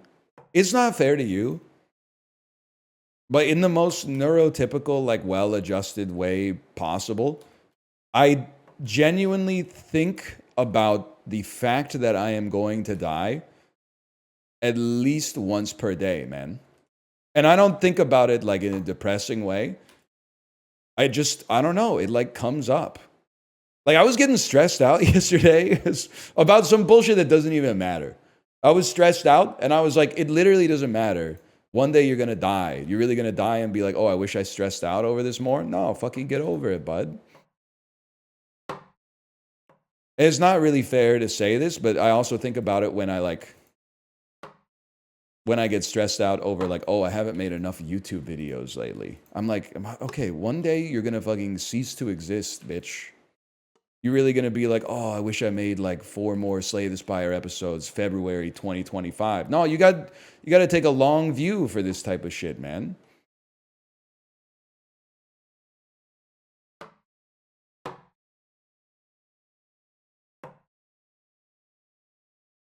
Your episodes might have saved me. That's literally not my fucking fault. That's probably like your fault or your parents' fault. I don't have shit to do with that, okay? I didn't ask for your crutch. Don't ask for mine or whatever. I didn't have shit to do with that. Not to mention, I was probably an adult by the time you were born. So, like, you putting that shit on me is crazy. That's shameless. 4th time around, ass. Yeah. Focus up, land a card. Okay.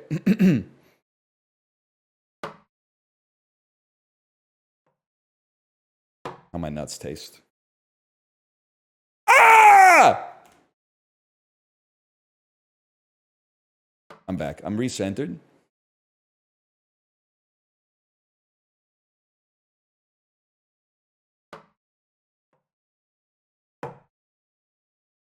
Can I say something? Not to like relitigate the whole 3 Little Pigs shit, but like, isn't it faster to build your house out of bricks than to build it out of straw? I feel like building your house out of bricks is like that's what they're for. They're like rectangles. You just stack them up. Boom, you got a wall. Repeat it like 4 times. Now you got like a fort, and now you just need to put a roof on it. Then like the straw, like I don't even know what you do. You like pile it up or whatever. It just doesn't make any sense to me. I'm starting to think Hans Christian Andersen didn't know shit about residential construction. Where did this come from? My daughter's really into fairy tales right now. Oh!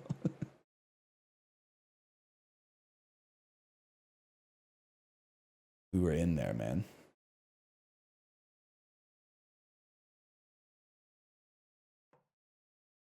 I mean, I'm not trying to victim blame. Like, the wolf probably shouldn't have been doing that shit. But, like, at the same time, why didn't they all just make their house out of bricks? Are they stupid? Similarly, what the fuck are the three bears doing leaving full bowls of porridge on the fucking table when they go out shopping?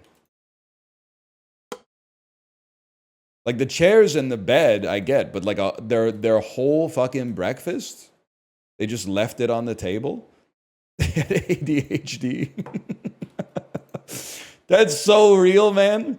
They were like, I want breakfast. Took one spoonful, gotta go, left the house, and then got fucking pissed when someone else ate it. That's so, you have left no crumbs. That's the realest shit anyone's ever said, man. They weren't fucking eating it, man. But then someone else ate it and they're like, fuck this Goldilocks, bitch. Doesn't make any damn sense.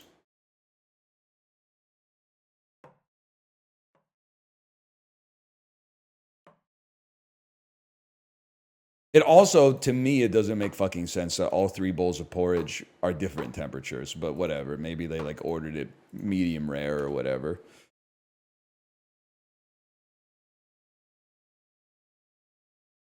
They literally just left it. And the shit is porridge, man. It's going to be like caked on. Can I ask you a semantic question as someone who was not born in like Dickensian England? What's the difference between oatmeal and porridge? Because I'm assuming colloquially, the porridge that we're talking about is made with oats, right? It's literally exactly the same. Okay. All right, fair enough.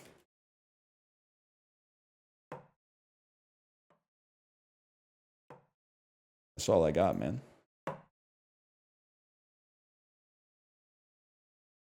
Gonna be a brick later. Pigs can use it. We need like a Aesop rivals, man. I could totally be like a fucking, I don't know. The bit, I lost it. I was gonna say Rumpelstiltskin, but I think he might be a little problematic. Who's the one with like the spinning wheel or whatever? I know one thing for sure. Princess and the Pea would be a fucking tank, man.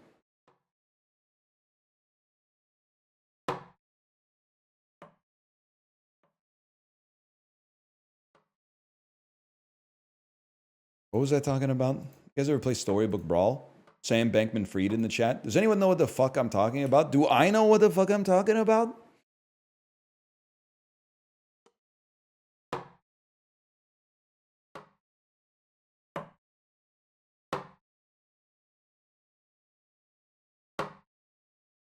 Yeah, I saw that that Ludwig's going undercover bald mode.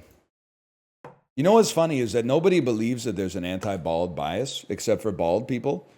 But then like one dude with hair shaves his head and he's like, you guys are not going to believe this. There's an anti-bald bias. And people are like, whoa, I believe you. It's kind of fucked up. Honestly, it's kind of fucked up. They not like us, man. Yes. Yes, sir.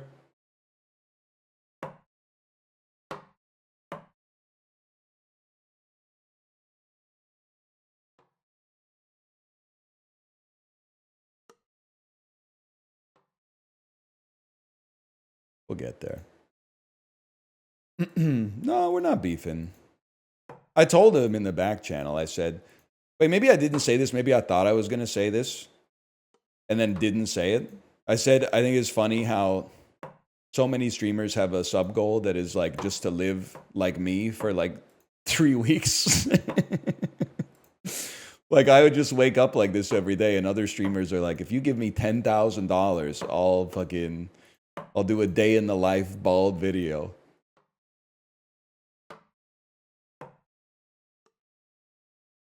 Makes you think, man. Makes you think.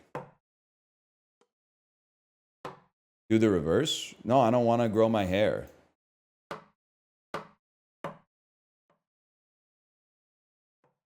I'm just living my life. What hair? Excuse me?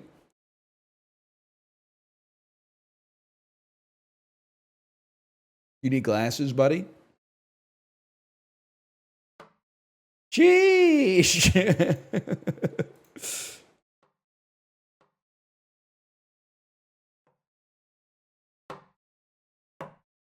You ever thought about becoming a wig guy? You ever thought about going 2 seconds without asking me a question about what it's like to be bald? It's just like I don't take offense to it. It's just kind of like it's, you know, it's the thing is like it's not that interesting. There's only like 4 questions, and then it's like that's it. But I'm still here talking about it. You know, like 17 years later or whatever. You can get them all out right now. Sure. Is it cold in the winter? Yes. It's a little bit colder. Do people ask to kiss your head? No, it's never happened. Is it warm in the summer? You need to wear sunscreen on your head or a hat to protect you from UV radiation, for sure.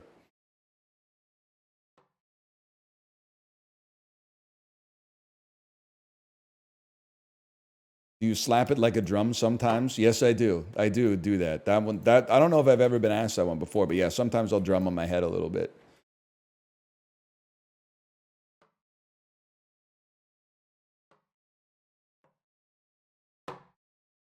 How often do you shave it?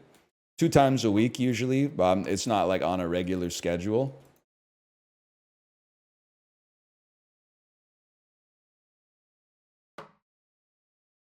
Is there any? I think we pretty much covered it. Shampoo or soap? I'm a soap guy, but I understand like maybe shampoo does something for your scalp as well, but I've never really noticed a problem, I guess. Can you get dandruff? Yeah. If you keep it very closely shaved, you tend to not get dandruff. But if you go like a week without shaving it, after you shave it, you do have a tendency to have dead skin on your scalp that you gotta kind of exfoliate off. Or I do at least.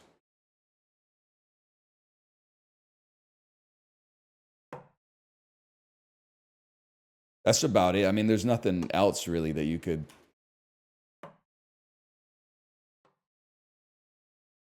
I'm willing to say that I feel like the shining your bald head is a myth. I don't know if I've ever heard of a bald man actually shining his head. I think it's some Three Stooges stuff.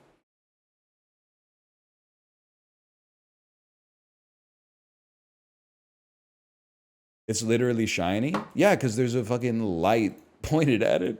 I don't know what you want me to say.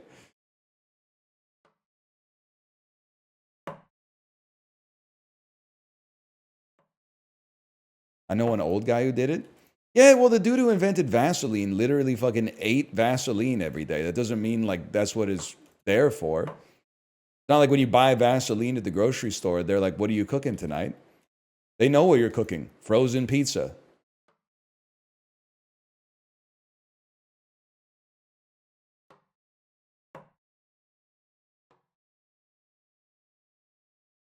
That's like, I'm sorry to play all the hits from Twitter, but I'm nostalgic for it because I don't use it anymore. The tweet that's like, every time I buy a frozen pizza, I'm like, yeah, when I don't want to cook one night, maybe I'll have this frozen pizza in the freezer. And then when I get home, it's like, well, look who doesn't want to cook tonight. That's art, man. That's speaking truth to a universal human experience. If you want to have one in the freezer, you got to buy 2 when you go to the grocery store. Because as soon as you cook one, or as soon as you get home, you're making one.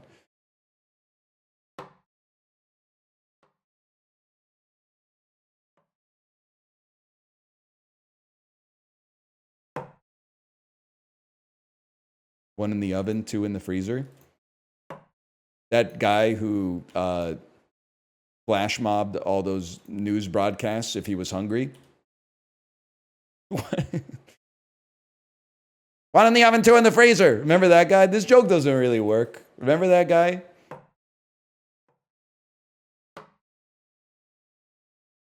Yo, I forgot about that guy. He would fucking lazy ass joke about him becoming a member of the Trump administration incoming. Whatever. I get it. Polite laughter. Polite laughter indicating, yes, things are kind of crazy right now. There's a horse in the damn hospital or whatever. And the horse is fucking pissed, man.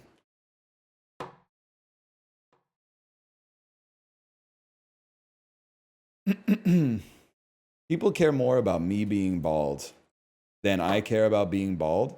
It is true, man. You know what it is? It's like when you're the only motherfucker in your office who's lost weight.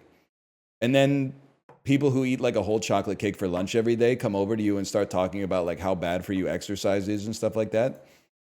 It's like, don't worry, but you're not the one pumping the watts. You got nothing to worry about. Just chill. Stop straw manning. That's a real person who probably works in human resources.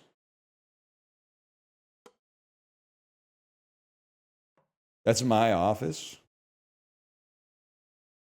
I haven't worked in an office in a while, but you wouldn't get it.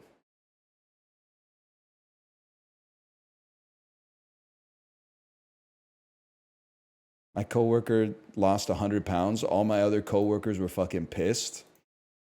Can I say I've been on both sides of this, and I would be pissed too. I get both sides of that.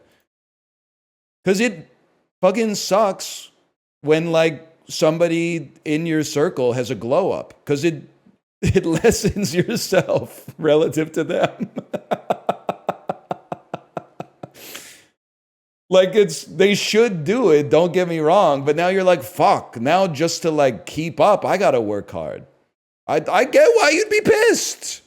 I totally understand, man. It's real, but you shouldn't say it. I think it's a personality flaw, but I also totally understand where they're coming from, man.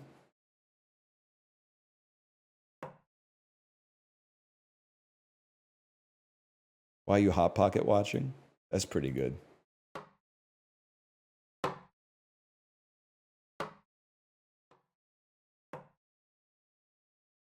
It's like when you start college and you like have your first circle of friends and you're like, yeah, we're probably like all roughly the same level of attractiveness to the opposite sex. And then like one of your friends gets a girlfriend in like 48 hours and you're like, what the fuck? Did I really misjudge this fucking situation? I thought we were all on the same level here. Stop, it's too real. It's because it fucking really happened, dude.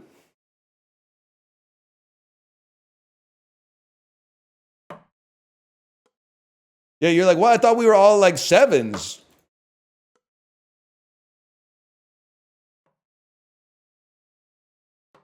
You know, that's life, man.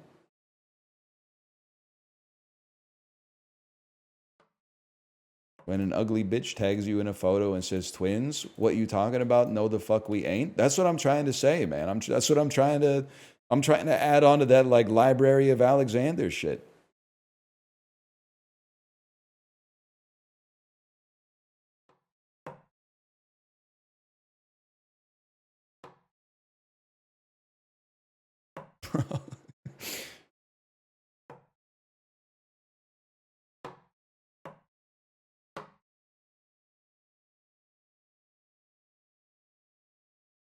You know what's crazy? It's like at least with the chip in the cap, they gave you a dopamine hit like more often. Because you would get one very often. Like at least once every 5 minutes, you hit a one. We're on like a once every 20 minutes. Maybe. And then the other shot is like also really hard.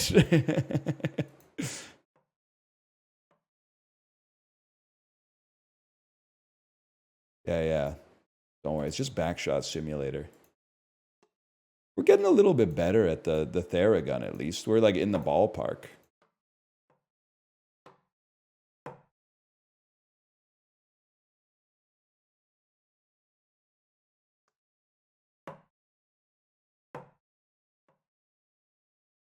I'm going to the cinema later. That's huge. What are you seeing? What's in theaters right now? Let me think.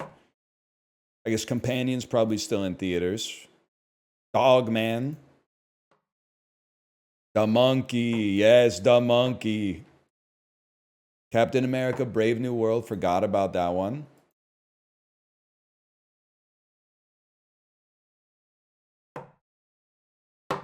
Can I say something? I'm not really like a box office watcher. Like, I don't really care how much money the movies make. But Disney, this one's for free. In my opinion, you should be preparing for Thunderbolts to be an absolutely massive flop. I don't think anybody at all gives a shit. Not anybody. I'm sure there's like a couple million people, but relative to like your average Marvel movie, I don't think anyone gives a fuck, man. David Harbour, though, I hate to say it, David Harbour for me is in like the Jason Momoa zone right now.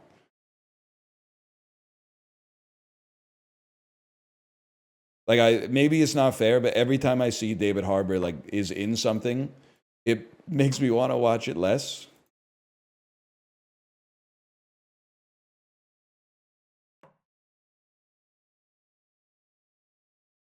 Sebastian Stan, though. Yeah, I still got to see A Real Man. It's $1.99 on Amazon Prime Video Canada right now.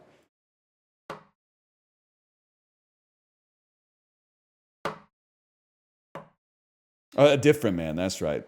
The Real Man is... I got it confused with The Real Pain.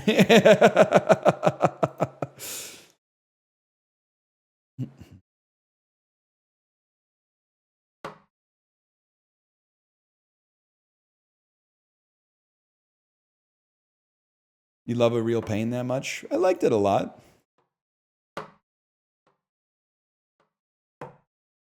liked it a lot. I don't know if Jesse Eisenberg has one defender. It's me, man. But I think he has like lots of defenders. And I am one of them.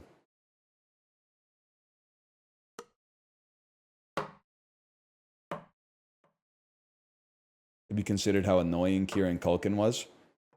I mean, like, Ricky, you're saying the quiet part out loud. Is like, was I touched by the tragedy of Kieran Culkin's character? Yeah, for sure. Would I have crashed the fuck out if he let me sleep through the train station we were supposed to get off on in a foreign country on our short vacation? I would have freaked the fuck out. I would have lost my mind.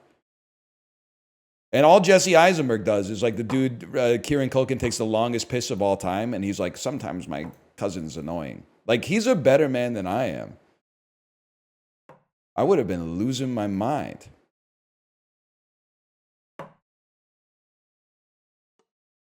Also, I don't want to go smoke pot on the roof of my Polish hotel because I don't know how the fucking emergency exits work, man. Like in North America, all the doors that say fire door, do not open, alarm will sound are literally lying.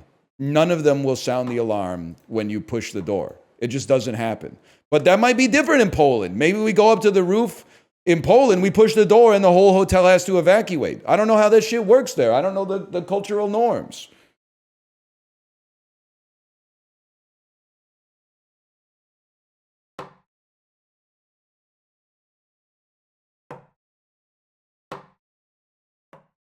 Sometimes it's a silent alarm. Who the fuck installed a silent fire alarm? That shit is like something the Joker would come up with. That doesn't make any damn sense. Block party. That's true. I know what you're talking about.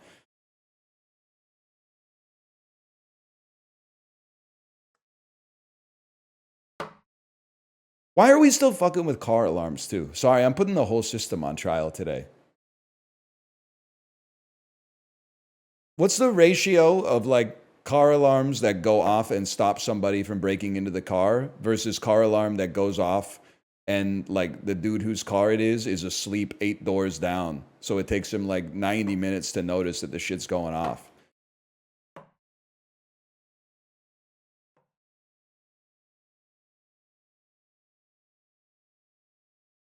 Watching this at work and having to step away, then come back is like whiplash. Dude, I can't even imagine. But there's something fucking, there's like a resonance there, right? You might have a job that actually is important, but if you don't, and I don't mean that as a pejorative, because look at what I'm doing. Watching me do this meaningless shit and then having to step away, there's like, we need all hands for this meeting.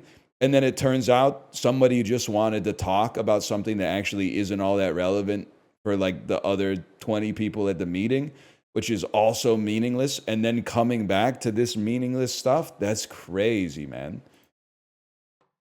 I don't know if I could handle that.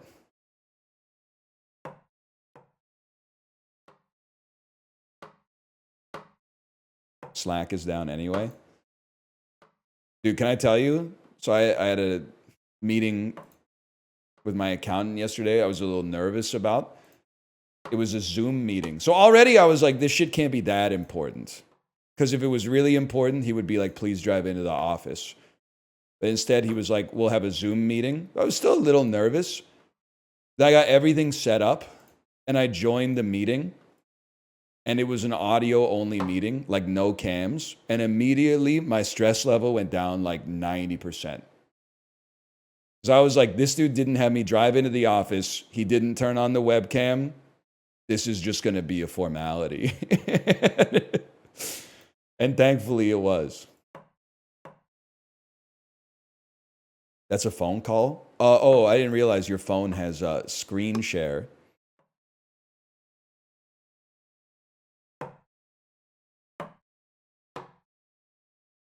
No, I don't think, well, I don't know. He might have been getting Hawk Tua on the call. It's none of my business, honestly. He did his job regardless.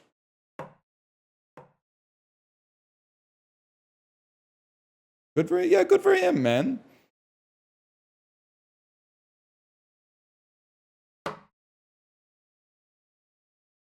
What else could it have been? I don't know. We don't have any other cute names for sexual acts, right? Like Hawk Tua really changed the game. We're still talking. Well, I'm still talking about it like 8 months later.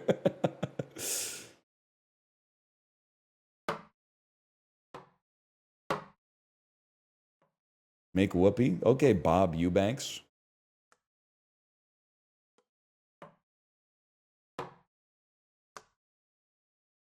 Throws are getting good. The boingy woingy, the hanky panky.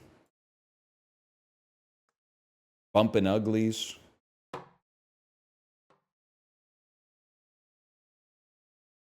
Hang on, a question about pants. You ever shat your pants? Would you throw them out or wash them and reuse them at a later date? It depends on the circumstances.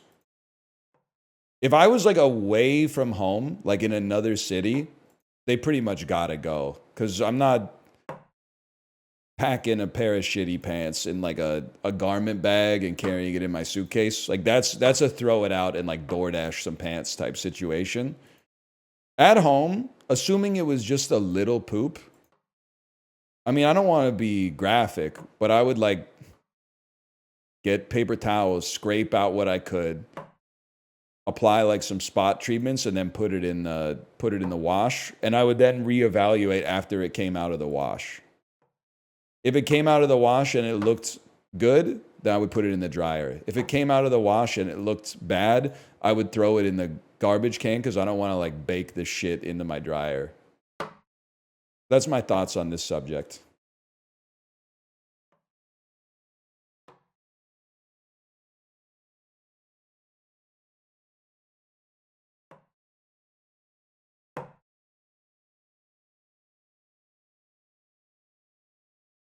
But yeah, you could DoorDash pants. Well, I'm sure you could. You might have to search for a little while to like find the outlet.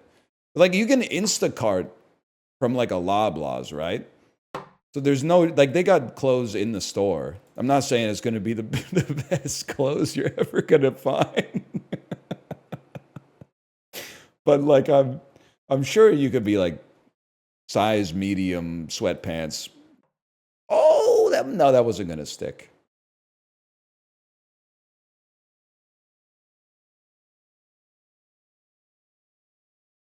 Yeah, a little taxi for my pants. Ooh, sorry, I shit my pants. Could I get a servant on the app to bring me some non-shitty pants?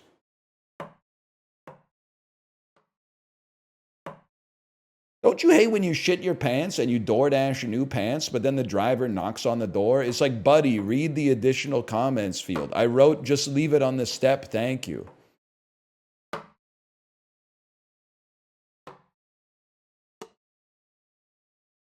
What is this bit? It's a bit of a send up of modern DoorDash discourse, I suppose.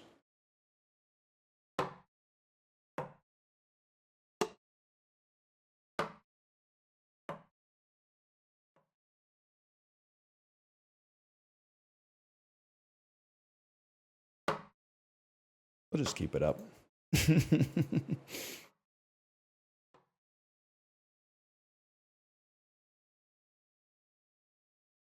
Catch Coronation Street yesterday? Nah, watched an episode of Schitt's Creek during dinner, though. Moira she's talking crazy, man. She's talking crazy. And the sweaters that David's wearing, my fashion icon.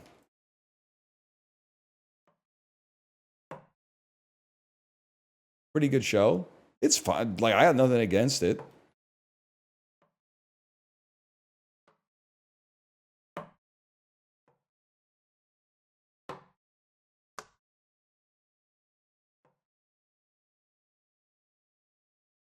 We're just chilling. We're not going to, if you think we're going to make it in the next hour, we're not. So just change your behavior or adjust your behavior based on that knowledge.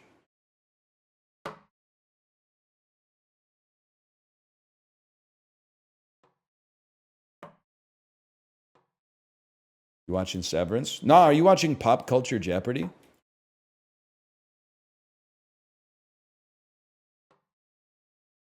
No? Well, I guess we don't have shit to talk about then. Yes to both? Oh, damn. We got a real fucking consumer here.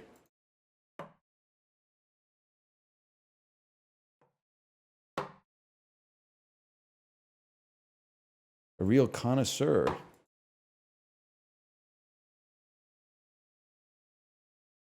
I don't know why I keep shaking my hands. Like, I keep taking my hands off the mouse and going like this. Like, as if that's gonna fucking... Like, divine providence is gonna enter my hands. God himself is gonna put his hand over top of mine. Or herself.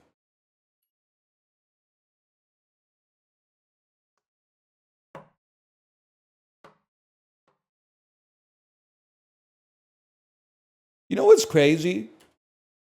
Is that LeBron has been in the league for like 19 years at this point. But he's still like, I mean, I guess Bronny is LeBron James Jr., right? But those are the only two LeBrons. Like, shouldn't we be encountering like a wave of LeBrons crashing into North America right now? I never thought about it before, but you would think everyone's talking about like, oh, there's a kid in my daughter's second grade class named Khaleesi or whatever. But you never hear shit about like, you know, oh, I'm a senior in college. My name's like, you know, LeBron Williams. Like Michael Jordan was huge in the 90s. When I was in college in the late 2000s, fucking everyone was named Michael or Jordan. I guess I still meet some motherfuckers named James now that I think about it, but that might be like a coincidence. Jordan, I know we talked about this on Monday. Jordan is another very 80s and 90s name, man. I knew a lot of Jordans, but I feel like you don't see them anymore. Thank you for typing that. You're absolutely right. There were hella Jordans in like 1996, man.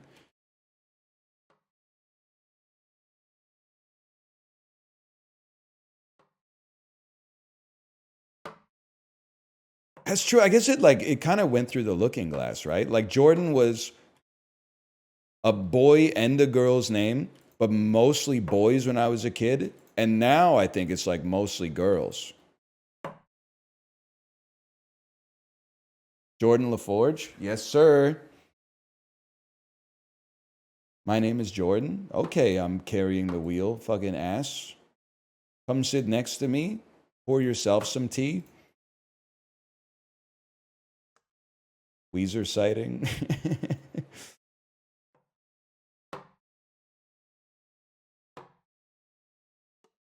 Dude, if Pinkerton flopped, do you think they would have just released like 10,000 versions of that song, but changing the name? Like that dude on Spotify who does all those songs that are like, Ryan Poop, Ryan Poop. My name is William, dun dun dun dun dun dun dun. They could have done that, man. It would have been better than that fuck ass like space opera he was trying to write. Although Longtime Sunshine does go pretty hard. But now you're finally landing. I'm just saying, I listened to the Rivers Cuomo solo album. What's the one? It's not called Spider in the Snow. That's a Dismemberment Plan song. Lover in the Snow, right? That one's pretty good. The reset.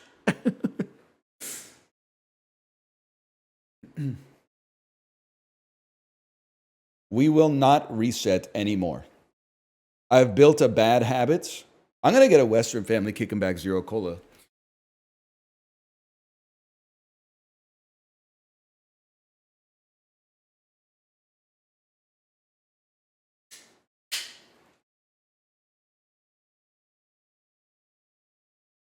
A what? A Western Family Kicking Back Zero Cola soda.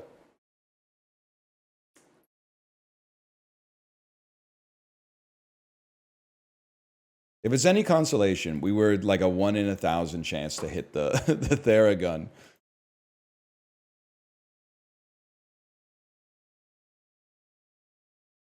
Ask them for a sponsorship. You know, you could just like buy things. We don't need to get like all this like email and like they're soda merchants, man. I don't want to debase them to my level where they have to write an email that's like, hello, comma, nice to hear from you. We're always looking to branch into new media initiatives.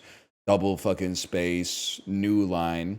At present, our marketing budget really doesn't allow for us to sponsor any streamers, but we're interested in working together. Maybe you could give us your home address and we'll send you a free 2-liter bottle of Diet Coke. Like, we don't need to get involved with that. It's like, these days, that might be like $75 worth of labor for no fucking reason for either of us.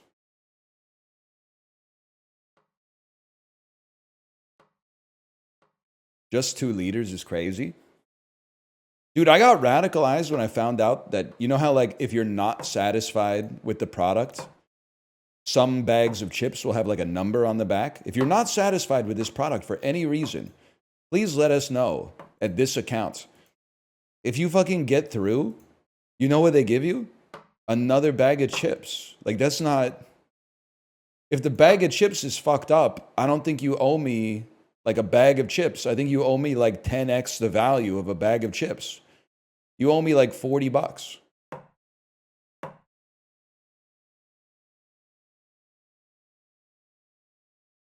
Why? Because the chips were fucked, man. In my opinion, you gotta, to make it right, you gotta overpay. Because now I gotta use my fucking time to talk to the Miss Vicky's Corporation about how the spicy ketchup was too spicy or whatever. Like, I gotta go on hold as like a middle-aged man and be like, the chips were not to my standards, right? So like, you should fucking, that should be 10 bags. Minimum. You're right, Miss Vicky's don't miss. Looking forward to going back to that when the trade war is over. That's a long way away, maybe. Or I don't know, maybe it's tomorrow. Isn't it made in Canada? Doesn't matter. They were purchased by Frito-Lay in like the year 2000. Sorry to say. Everybody's got their own standards, okay?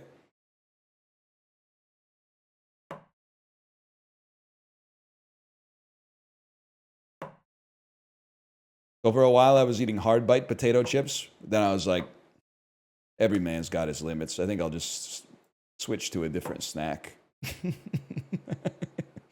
The choo-choo train did leave right on time. You're not wrong, man. The ticking clock's only your motherfucking mind, dude.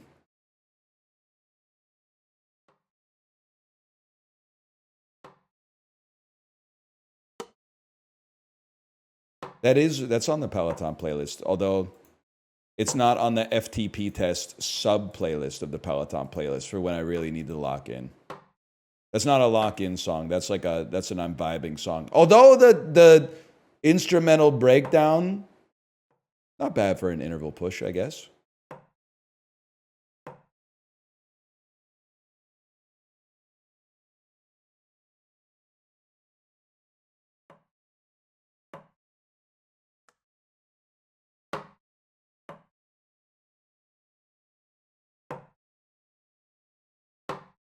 Excuse me, my FTP is not 230. Don't insult me.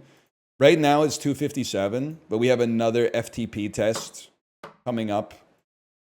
I think it's March 16th. Maybe March 15th, now that I think about it. Another one? Yeah, I'm trying to keep myself honest and do one like every 6 to 8 weeks. The intervals are getting a little bit easier. I definitely think we're due for an uptick. On the other hand, though, I also have gained 2.5 kilos in 2025, so my watts per kilogram is in the trash right now. I think we're looking 250. I think we might be in the 260s on the next one. That's pretty conservative.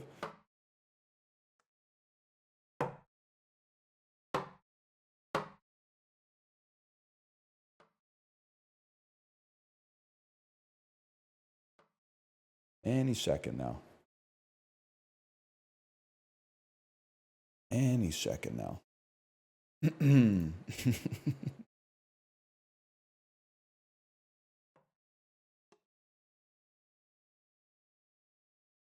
What we sipping on? You must be new here. A diet kicking, a Western family diet kicking back zero sugar cola.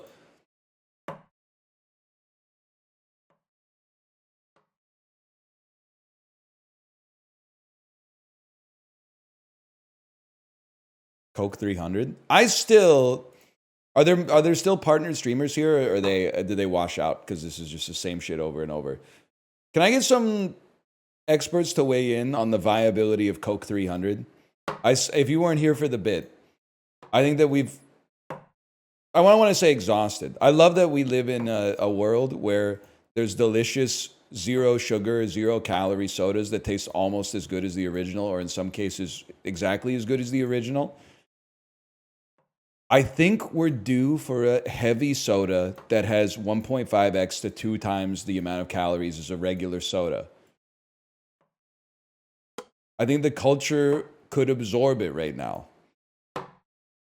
Like, you got Coke Zero, Coke, and then Coke 300, which has, like, I guess 50 grams of sugar per can. If the remaining liquid has the solubility necessary to absorb that much sugar, that's how much we're putting into it, okay?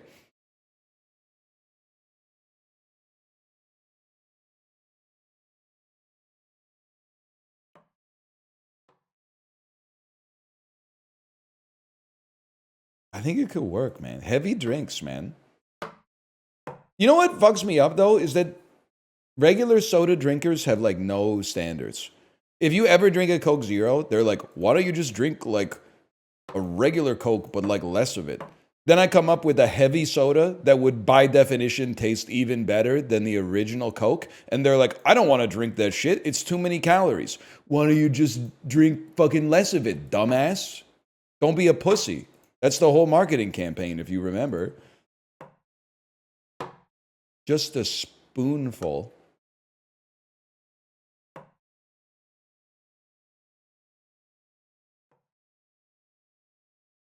Would be good, man.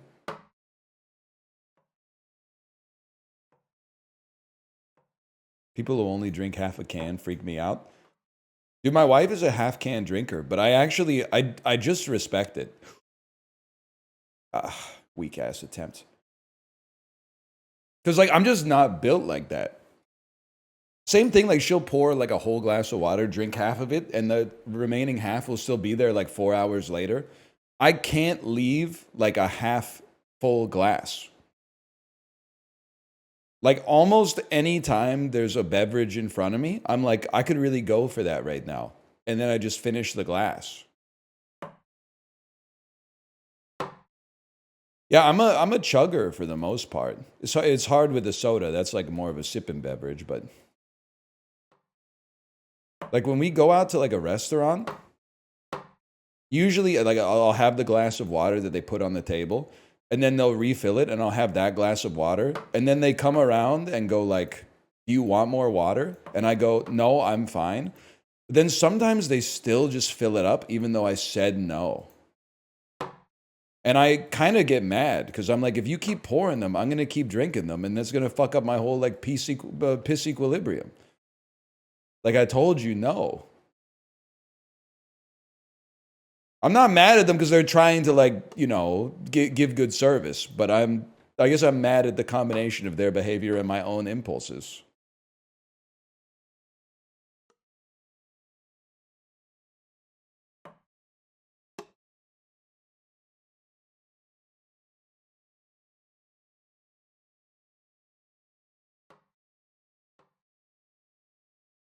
They talk shit about you if you finish your drink before the food comes out. I think they got better shit to do than that. I don't believe you. I was a server, that's true. Really? The hell happened there? That seems crazy to me. Well, okay, all tips just went down by 5% forever. Way to go.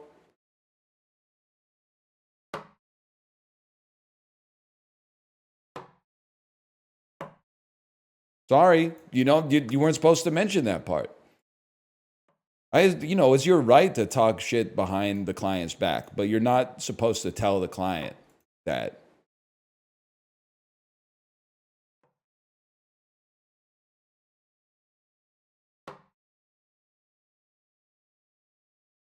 Food will take 5 minutes longer. That's fine by me, man. I don't even mind that shit. You know what tilts me though is when you're done with the food and then it takes like 25 minutes for them to come back to the table so you can finally ask for the bill. Like waiting for the food, maybe this is a rare take. But like I would rather, if we're at a restaurant for 90 minutes, I would rather wait 60 minutes for the food and then like 5 minutes for the bill after eating than get the food after 30 minutes and have to wait like 45 minutes for the bill. It's counterintuitive, but that is how it feels to me. If you'll forgive me for encapsulating this in a millennial ass phrase, you kind of get like post meal clarity where you're like, I don't want to be in this fuck ass restaurant anymore. I just ate. I only came here in the first place because I was hungry. I debased myself with this fucking white brick neon sign bullshit just to get a couple of like vegan tacos, and now I got to get the fuck out of here and get on with my life. Give me the fucking bill, man. Get me out of this joint. I'm not supposed to be here. What am I doing here? I could have just had a sandwich at home.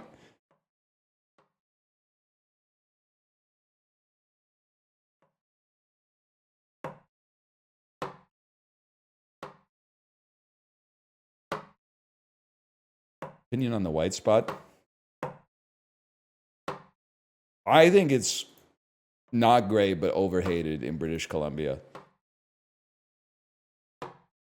Also, the reviews for the white spot are always full of old motherfuckers who are like, when I was 38, a hamburger was $1.75, and now it's $22. What gives? And I'm like, yeah, bitch, it's your fucking fault. You fucking idiot. That was you guys, you dumbass.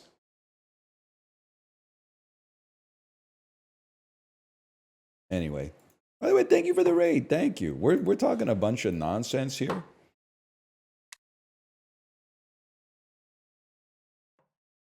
Still felt pretty good.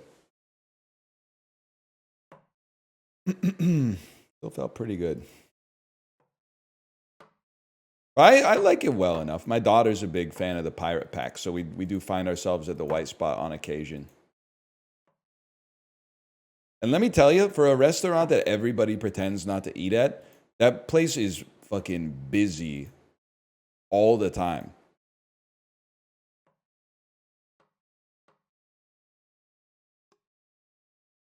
Some of y'all are lying. Yeah, you got to get 2 in a row.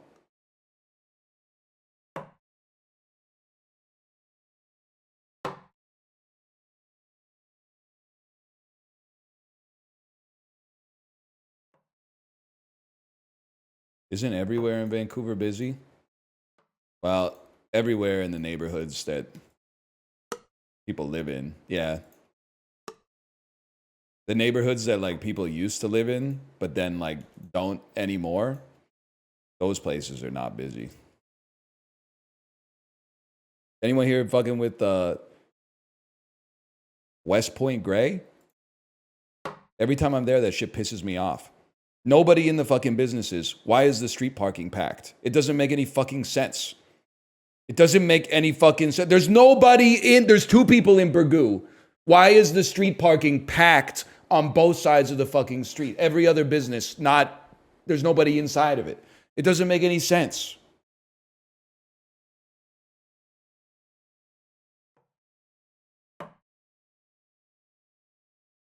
I live in Michigan. You wouldn't get it. Ooh, it bounced off the fucker and landed in the Theragun? I know, I got one more shot, man. Oh, I believed too. I believed. No, the fucker.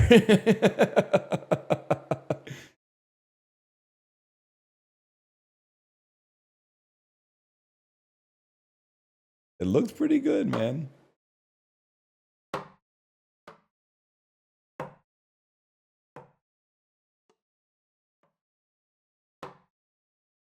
Oh God, now I have hope. Yeah, that's how it starts. You get hope, you're like, he's probably got this in like 30 minutes, but you don't realize you're fucking like hours away. Days away.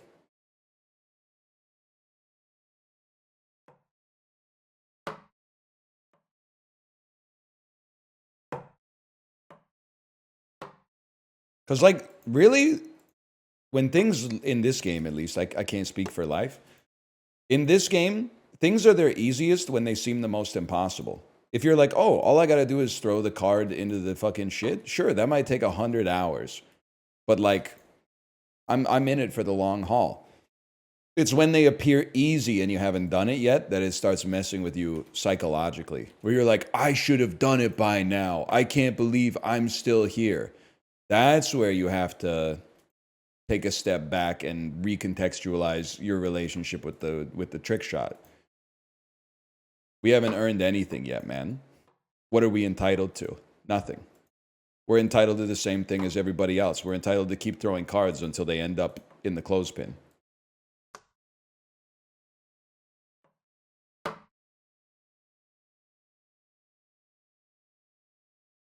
Me when I'm piss shy at the urinal. You know what's nice, though?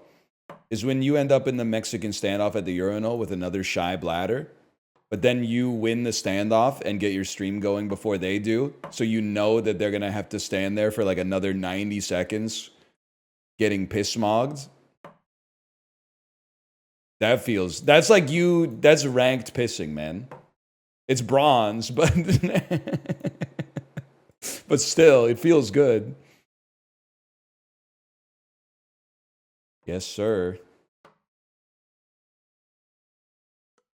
Because you know, if you and another dude, and this has happened to me dozens of times, if you and another dude are standing next to each other at the urinals, and neither of you has started pissing in 30 seconds, it's not like it's going to be one dude starts, and then the other dude starts a millisecond after. Like, whichever dude starts, the other dude is not getting his stream going until after the first dude's stream ends.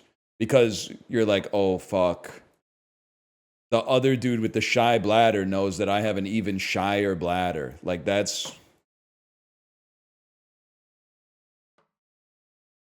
That's the worst, man. It is humiliating. I've been on both sides of the equation, man.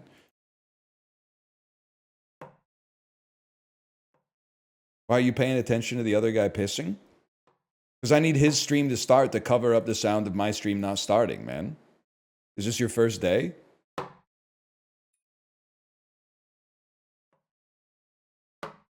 You really don't get it, huh?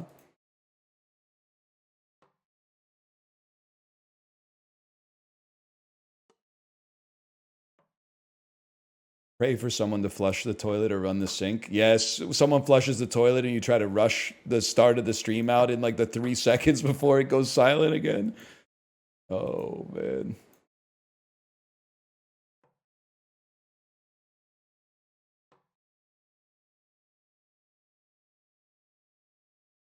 Anyway. You get the idea.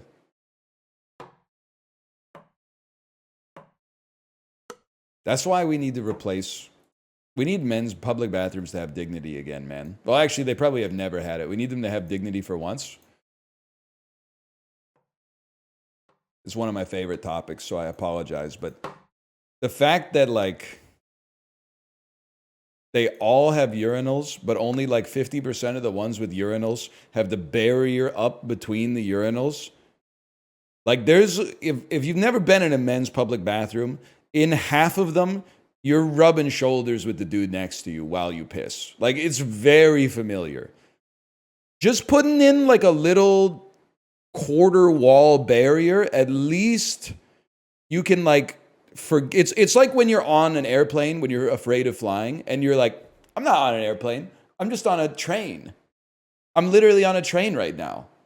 So like, if there's turbulence, whatever, bro, is probably just the land goes like this, big whoop. That's what happens when you have the blinders up. Exactly. But I feel like they should just give us all stalls, man. Like, the women's bathroom is all stalls. I would like to have all stalls. I'm just asking to be treated fairly.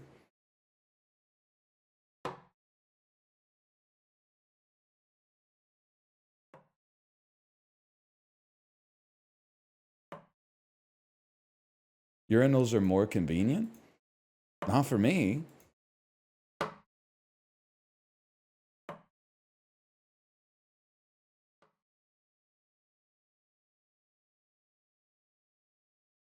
Also, like, I don't know why. Why, whenever we talk about bathroom design, does everybody jump to the defense of the dude who made the bathroom instead of who we should really care about, the pissers? The pisser's fucking desire is always washed away in favor of the fucking, well, it would cost them $16 extra per stall to put up a fucking plexiglass, or not plexiglass, hopefully, but, you know, like a fucking... I can't think of an artificial material that they would make like a stall wall out of, but you get the idea. You really expect Rogers Arena to be able to pay $50 per stall to install a door? Come on, man. We're pissing here. They should survey the pissers.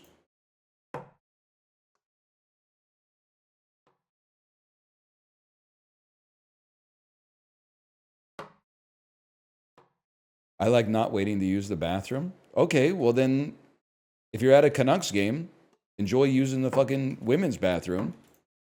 Because you're going to, no matter how many urinals they got in that bitch, you're still going to be waiting. You ever think about how crazy it is that on an airplane, like a Boeing 737, rows like 5 through 38 have 150 people and they got 2 fucking stalls? Like, I'm not saying that it should have the same number of like the passenger to bathroom ratio of like a person's house, but that's like 75 to 1 is crazy, man.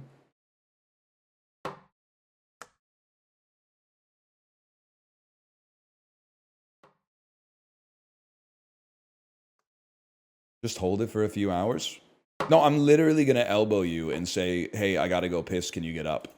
Because I'm sorry. This isn't like the war. Like, I'm not holding that shit any longer than I have to.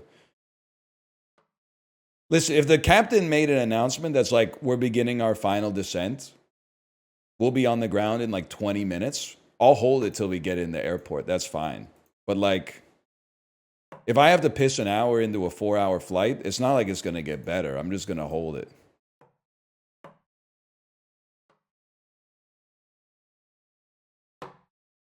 Or the opposite. I'm just going to piss. I mean to say.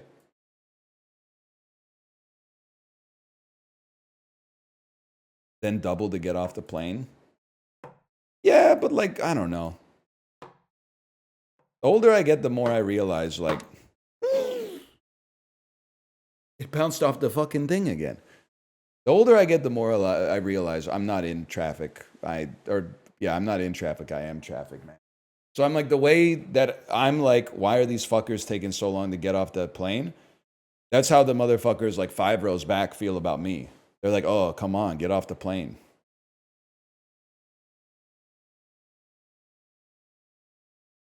Okay.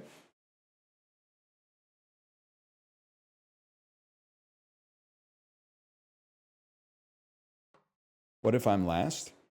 When we traveled with our daughter when she was much younger, we would bring the car seat onto the airplane. So we would sometimes just, if we were already at the back of the plane anyway, where they put all the other families with young kids, we would just wait until everybody else was off the plane, and then we would get off. It's just like, it's an extra, 5 minutes at most to just get off the plane comfortably instead of like feel like you're in a rush. Doesn't really bother me.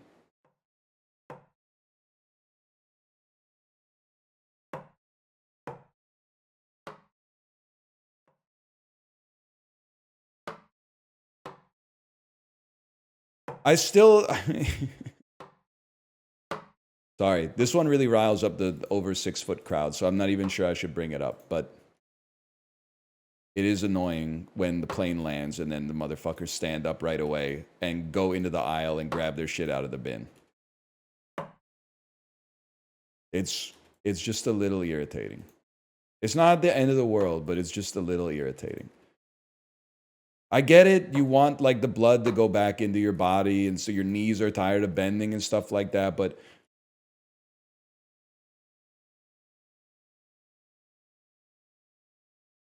to me, it's like a you think you're better than me type thing.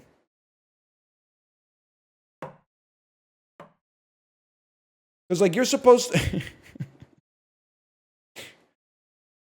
Maybe I'm the only one.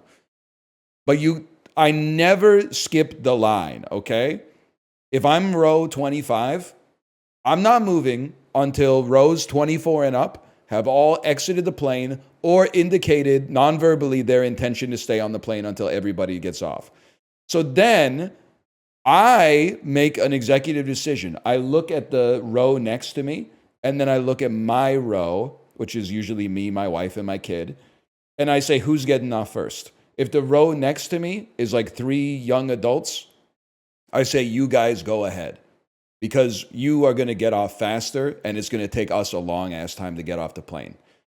Because I like yelling at my 4-year-old, like, come on, we got to go. And then she's like, Daddy, my legs are tired. And I'm like, you were sitting down for 7 hours. What do you mean your legs are tired? You can sit in the jetway. Just get out of the lane first. But anyway. But if they got like, if it's a dad and 2 kids, I'm like, we're going first because your ass is going to be here for a long time. So whenever I see someone that just gets up and grabs their shit early, I'm like, you didn't do the fucking assessment, man. You didn't do the assessment to see if your row mates should get out first. And I take a very mild amount of personal offense to that.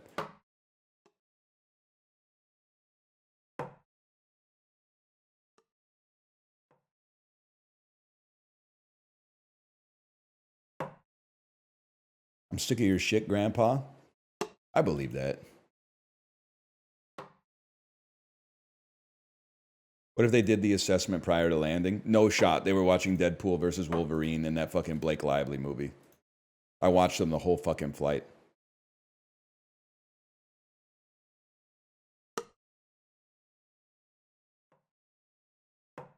Ain't a thought in that damn head.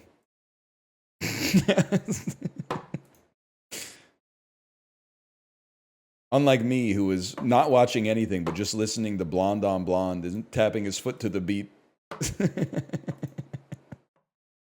They wouldn't get it, man. They wouldn't get it.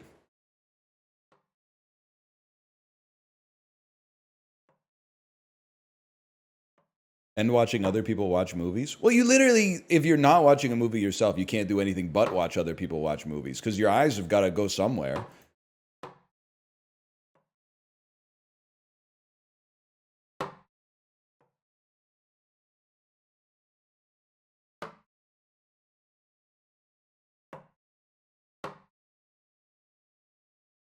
Any second now, man.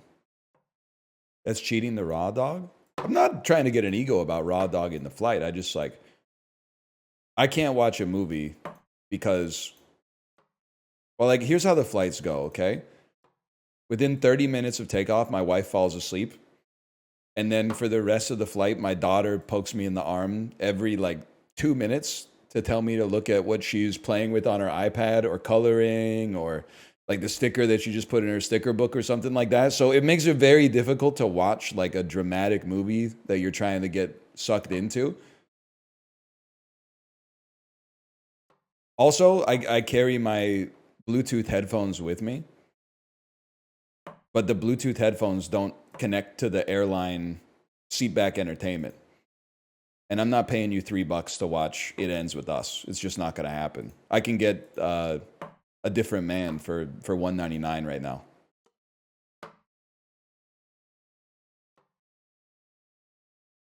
Yeah, she's obsessed with stickers, man.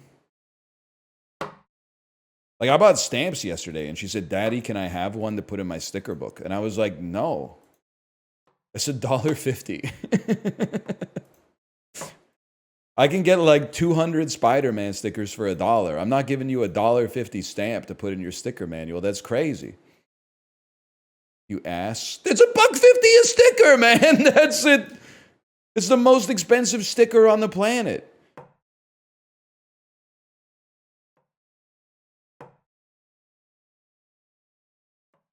You're a billionaire? Act broke, stay rich, buddy. I'm not gonna let her like decorate her stuffed animals with stamps, man. If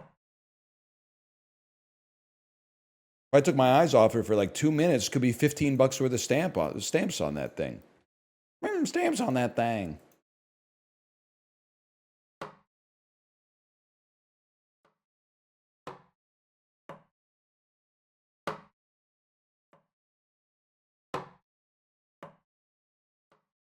If I donate $1.50, will you give her a stamp? No, because it's like the potato chip thing. You got to pay me like $1 million because now I got to go back to the post office and buy more stamps. I bought these stamps to fucking send mail.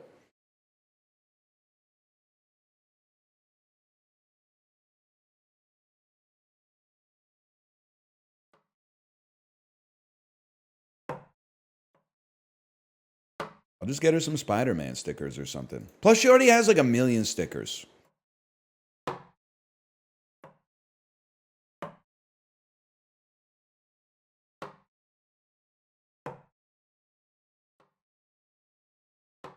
I can't get her better stickers. She's got some of the best. She's got some of those vinyl stickers that like people put on their laptop and stuff like that. Too bad. I got one more.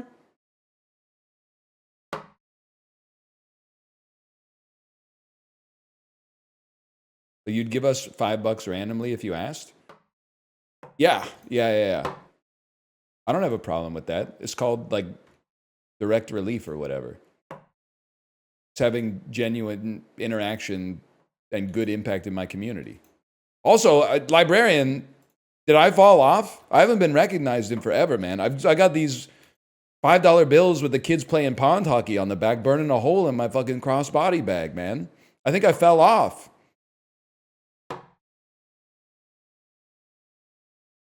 I might be washed, man. It's winter, so I still go outside. I'm still around.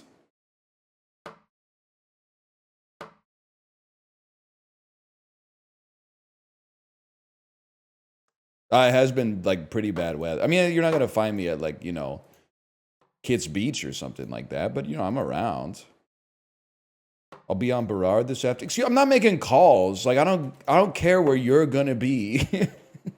I'm not making an extra. Plus, Berard is fucking. That's a huge ass street, bro. It goes from like 16th down to the fucking harbor. Like, where are you gonna be? Are you gonna be at the fucking Vancouver Convention Center? Or are you gonna be in Fairview at 16th to Berard, where the fucking street starts on the south side? That's a long ass trip.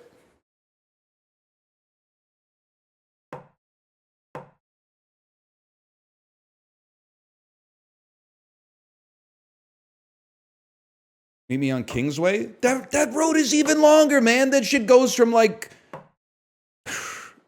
8th to fucking Burnaby, man. That shit goes from like 8th to Boundary. The road is like 20 kilometers long.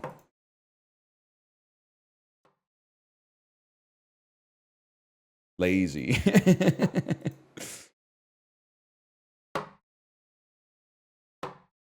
It goes past Boundary? Yeah, but I don't. I'm not paying this much to live in Vancouver just to drive out to Burnaby. Although some of the Korean food, North Road Plaza, fucking hits for sure. No question there. You guys ever eat at Bong?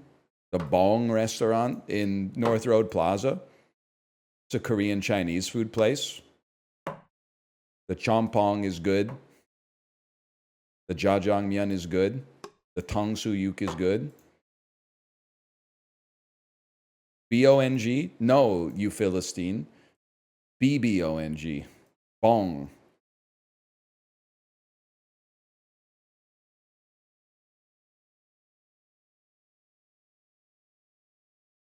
BB-8 Drizzy? Yes, sir. Yes, sir.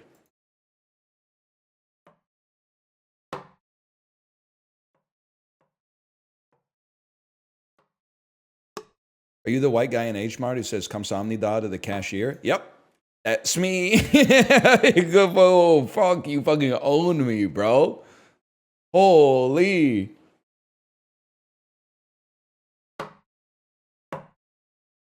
That's huge.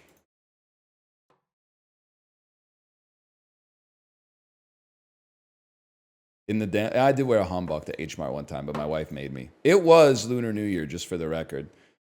And then she got a bubble tea while me and my kid were wearing hanbok in the H Mart parking lot. And Korean people kept coming up to us and going like, "Hey, you're wearing a hanbok." And I was like, "That's right." And they're like, "I don't know if you knew this, but that's like a Korean traditional outfit." And I'm like, "Yeah, brother, I'm aware." Yes, that's correct. Like they weren't mad. They were like, "Whoa, dude, it's a white guy in a hanbok." Like they were stoked that the culture was being shared. But they were also like trying to educate me on the hanbok, and I was like, "Buddy, I'm the one wearing it right now. You don't have to tell me."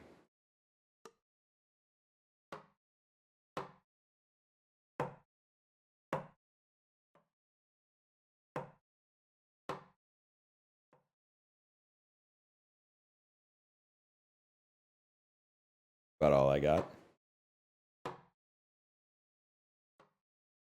Why were you wearing it? You know, we're like fusing the cultures together or whatever. I don't know. Kind of fun, but also like I do what I'm told for the most part because I know it's good for me. I will say it's fucking funny that I had to bow to my in-laws. That one, I feel like a lot of men couldn't handle that. You like bring your in-laws some groceries, and then after that, you have to bow to them. That's wild.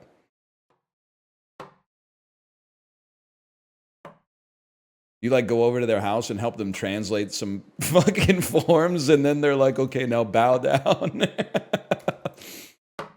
Why? Because that's like the Lunar New Year tradition is that you like you genuflect to your elders, and then they give you an envelope with some money in it.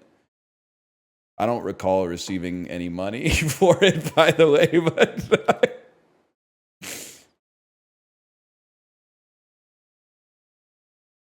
In fact, if anything, I seem to recall them receiving some money for it from me, but I try not to think about that too much.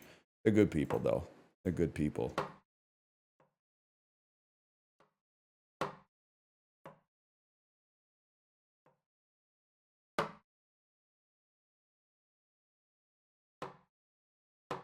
You genuflected for free? Yeah, I did. I did indeed. Does your kid get money? Yeah, she does. I was gonna say not much, but like that was not the point of it. She's 4. That's that. There was no need for that to have been said. Do you take it from her? No, it like listen. She's got probably like 2 years of birthday cash, which adds up to like a total of like $60 in her piggy bank. And I just don't want to harsh her buzz by telling her how like inflation erodes the value of cash, and she should really put it into like a productive asset, or at least a hedge against inflation or something like that. But like she doesn't want to hear it. She just likes to look at the picture, honestly.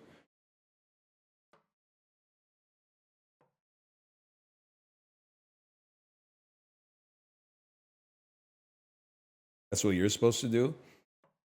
Well, her RESP like stays up or whatever, but she doesn't hold that much Bitcoin, I guess is what I'm trying to say.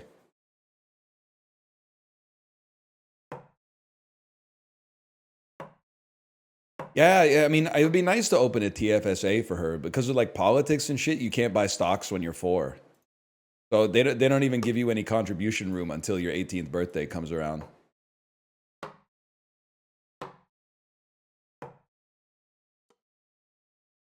There's times like I buy stocks and then, well, ETFs, and then I'm like, maybe one day she'll use this money.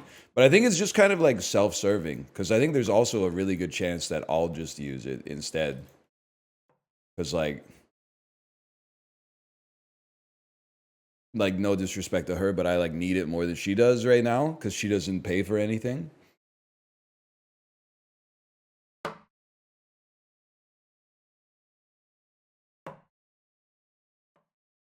I don't know what you want me to say.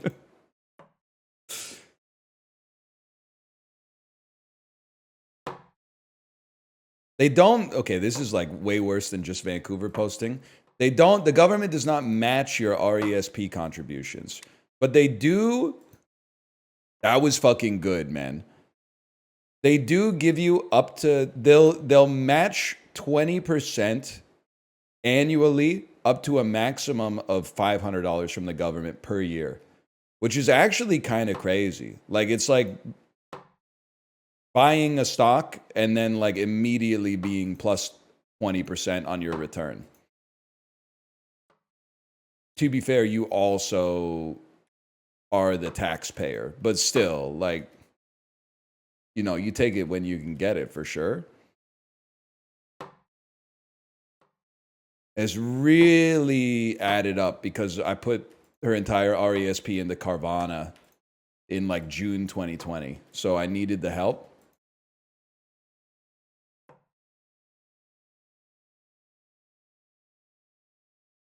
Worth.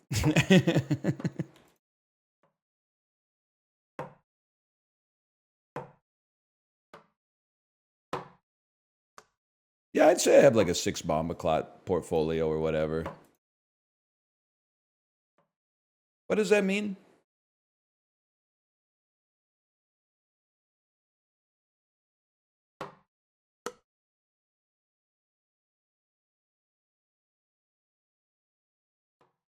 How many pussy clot? I can't say that. It's not for me to say.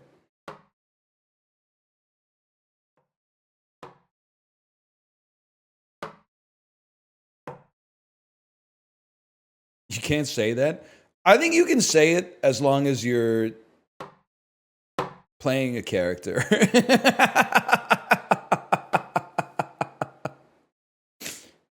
Yeah, like if you think it's funny, then I can say Bombaclot. And right now, I think it's got a pretty good hit rate, but that may change. No, I wouldn't be exiled from Jamaica. I told you I took that bus tour in Jamaica. They wouldn't let us off the bus until we said, yeah, I'm on. They held us hostage, man. I was like, I'm not going to say that shit. I'm woke. That's not for me to say. They wouldn't let me off the fucking bus until I said it. You had to pass the vibe check just to get to the part where the fucking street vendors harass you into buying like a wood carving of a hand giving the middle finger, man. I wasn't going to miss that. Even my wokeness has its limits.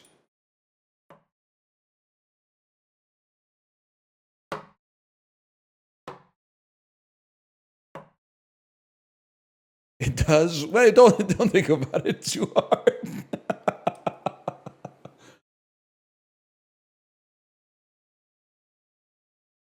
There were some people on the fucking bus that were stoked to say, yeah, I'm on.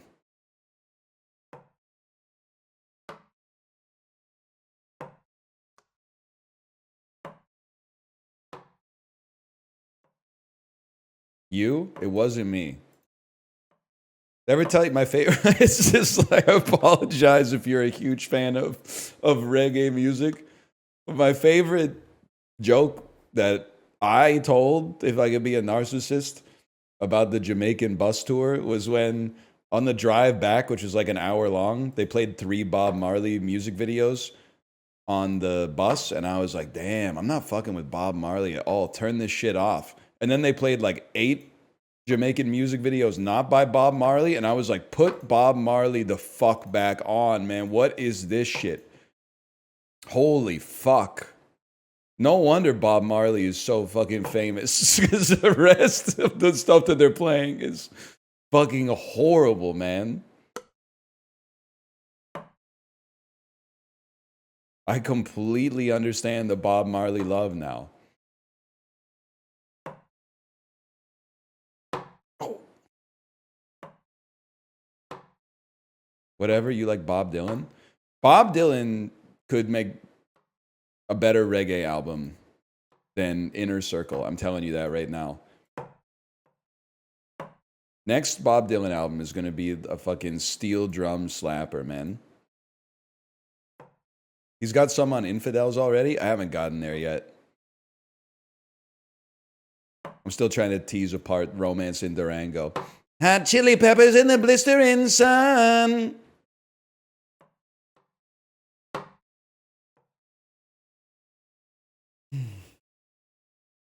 Yes, sir. Yes, sir. Bob Dylan, after he starts listening to Andrew Huberman, 1 less cup of coffee for the road. That's damn true.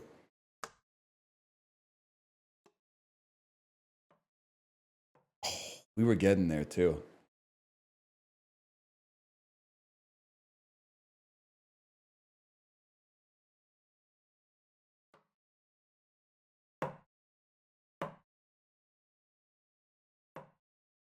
I know we talk about Bob Dylan a lot, but I think isn't it funny that, like,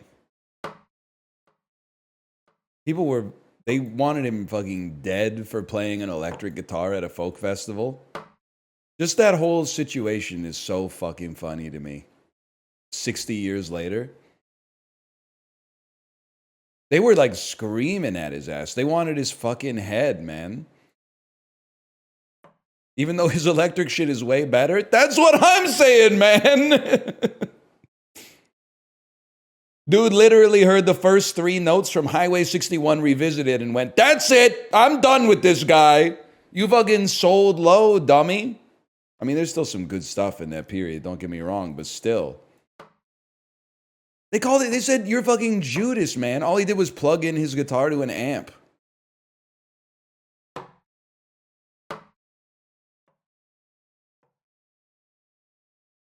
Yeah, Bob Dylan would go crazy with the grill. But we've got already like a modern day Bob Dylan, Machine Gun Kelly. I'm just happy we have someone to carry on the torch.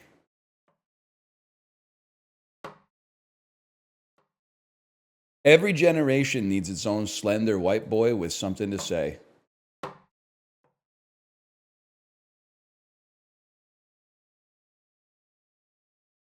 Too far? That's you? I'm not that slender. I told you, I'm 2.5 kilos up since January 1st.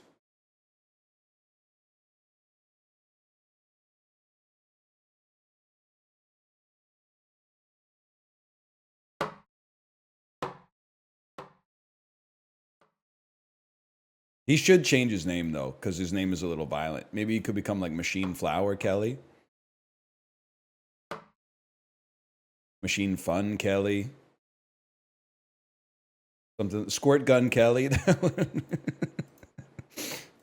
That's definitely true. That's true.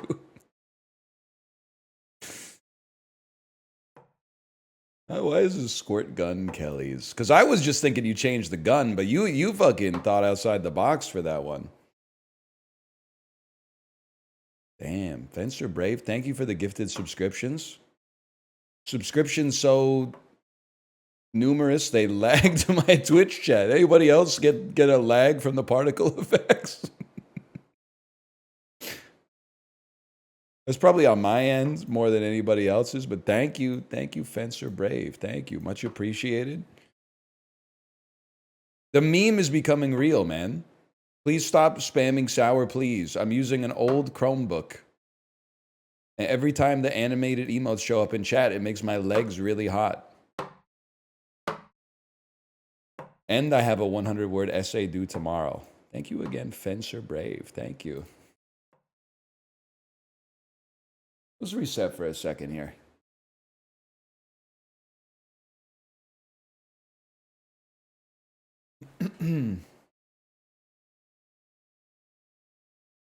Is Jelly Roll our generation's Johnny Cash? If you mean like our generation's Johnny Cash but better? Yeah. Jelly Roll, for sure, man. 100%, I'd say. Well, it's close. It's between him and Shabuzi.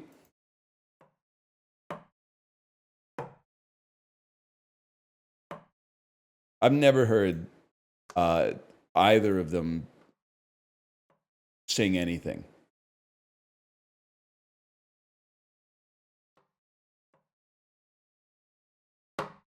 I know what you're about to say. You're about to say you've heard Tipsy the Bar song. I swear to you that I have not. Is that the one that goes, "You're my little boo thing? I don't give a damn what your dudes say. I'm shooting my shot like 2K." Is that the one? Nope. Yes? No? So it's like kind of we're like divided.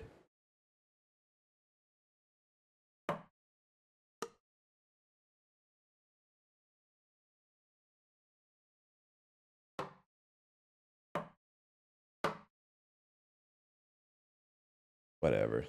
Oh, that's little boo thing. My bad. Almost every new song I hear just happens to show up on Spotify after I play a song for my daughter, which like 99% of the time is Cruel Summer by Taylor Swift. That's how I'm familiar with I have my hand out the sunroof. I'm lost in my favorite tune. I've only got one thing on my mind. So I hear that occasionally.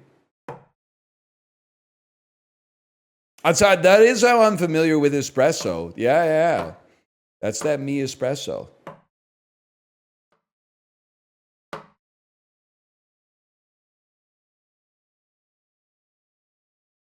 any Claro in there? I wouldn't know, man. I wouldn't know. That's that P espresso. Yes, man. Jesus, handshake emoji, Sabrina. My two favorite Carpenters. No, well, hang on. Karen Carpenter and John Carpenter also fucking slap. And now that I think about it, Carpenter Ant's pretty cool. Sabrina, handshake emoji. John, my two favorite Carpenters. There, I'm saying it.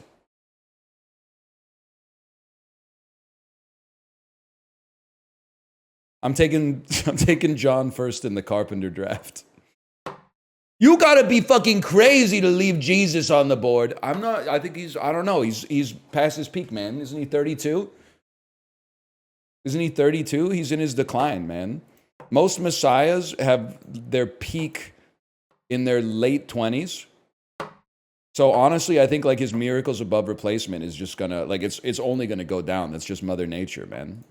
You can't run from heaven or whatever.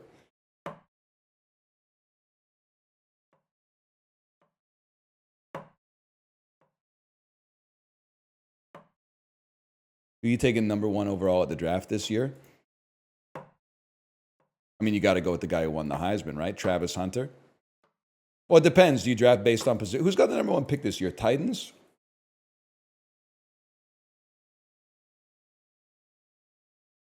Titans? Titans need a QB, right? Or they're not fucking with Will Levis anymore? So are they gonna trade down, or are they gonna take Shedeur Sanders? They need everything.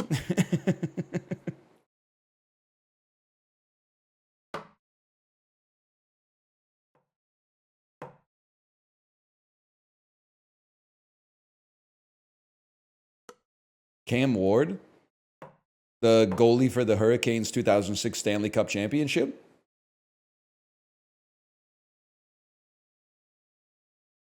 This white boy kind of knows ball. Yes, sir. I got to study up for my fantasy football draft for the dads group, man. I hope I don't get pick 1, because I think pick 1 is nervous, man. Like you're making a play. Like if you take Saquon Barkley, pick 1, are you at the risk of buying high? Because running backs, like, listen, he did a lot to rehabilitate the image of running backs, but they do have an expiration date, man. Yeah, it feels like drafting mid-first round is the dream. Because, like, you just take whoever the best guy that's left is. You're not taking, like, a huge risk, right?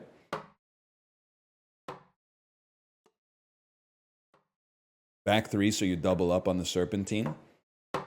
Damn, you guys are real fantasy football heads. I don't know what the fuck I'm talking about. I have no idea. Interesting. I got to study that a little bit more.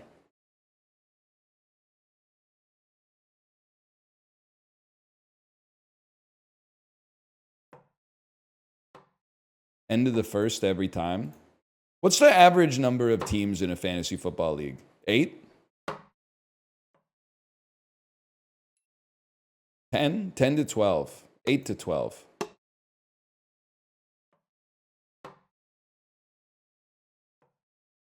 Okay. Noted. Noted. So I'm thinking Saquon Barkley's up there. B. John Robinson is up there. Jamar Chase is up there. Is Justin Jefferson washed? Because for fantasy? Because whoa! I thought he was washed because he gets triple covered every game. So Darnold gets to feed like an open receiver for a short route instead. Now he's still a top 5 pick. Maybe we should table this conversation until like August. Because I'm not going to remember any of this shit. He had 1,500 yards last year. I'm imagining that's pretty good based on the fact that you brought it up. How about you shut the fuck up about football? Sorry, man. This is my bad. The 80-year-old in the group chat. What do you guys got in fantasy baseball this year?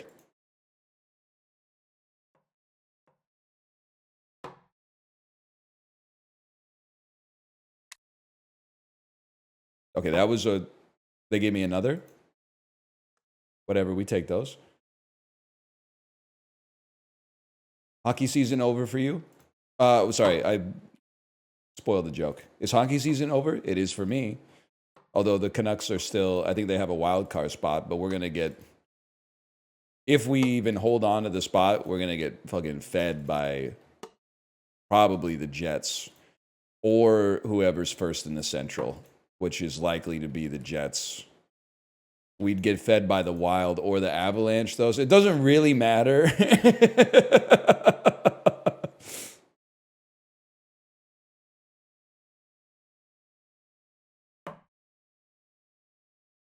He's killed. Peterson is, sorry, not Peterson. Pedersen is killing my pool. He is fucking like, he's pretty ass right now. I'm already on that like Ben Simmons cope, where it's like, oh, he was playing through injury all this year, but with a full off season, He's going to be a menace, man. We're going to do that because I've done it many times with other players too. He's too skinny, but then in like July, they're going to post a video where he's like in the gym going like, hoo, hoo, hoo, hoo, and then like taking the medicine ball and going, and then he's going to be like 8 pounds heavier. And we're going to be like, oh shit, man, the league is not ready for jacked Petey. Jacked Petey traded his hair for muscles. And then the dude is going to be slow as fuck in the opening game. And he's going to get like 11 points in the whole season. It's going to be a fucking disaster, man.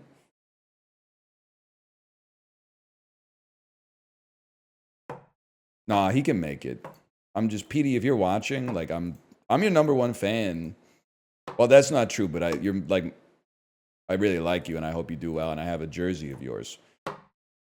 And Sweden is my favorite non-Canada country to root for in international hockey competitions because the colors on your flag go crazy, man. Also, Vancouver has a great connection to Swedish hockey players. So like I'm rooting for him. How'd that go in Four Nations? Well, listen.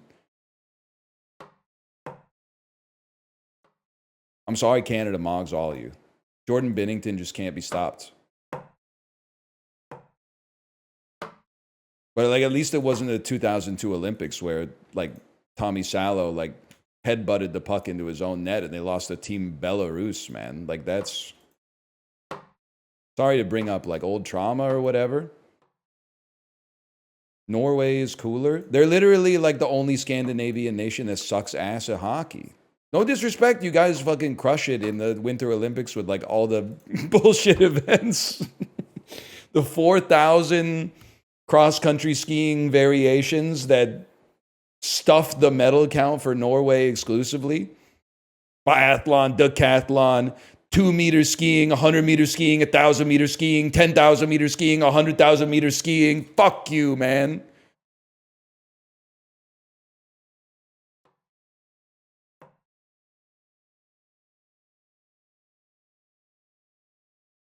Still better than swimming. At least swimming has the good sense to be over quickly. Also, we got some good swimmers occasionally, which makes no fucking sense to me, but whatever. I guess we're not like Pokemon. You can't just be like, it's cold there. They should only be good at stuff with snow.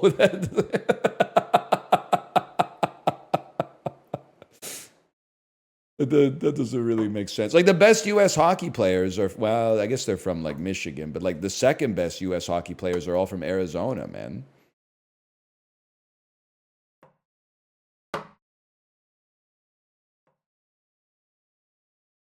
Is Canada good at bobsledding? We were when Pierre Lueders was running the fucking show. I don't know about anymore though, to be honest with you. I don't know how the meta's changed in bobsled.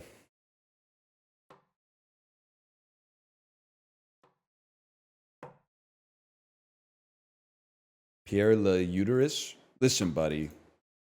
You're very close. You're very close. They should do like a you know how they do the snowboard cross event where like 4 snowboarders go at the same time? They should do that shit with the bobsled, man. That would go fucking crazy. That would be like Twisted Metal, man. If they had a big bobsled track and they let 4 teams start at the same time. That would be fucking sick.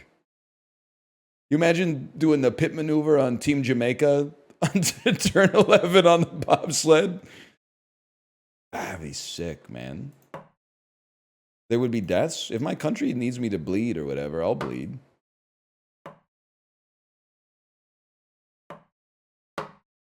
Wasn't there a bobsled death in 2010? That was the skeleton. Okay, this, as of right now, my idea is safer than the sport that actually exists. Or maybe it was the luge, sorry. My mistake, the luge.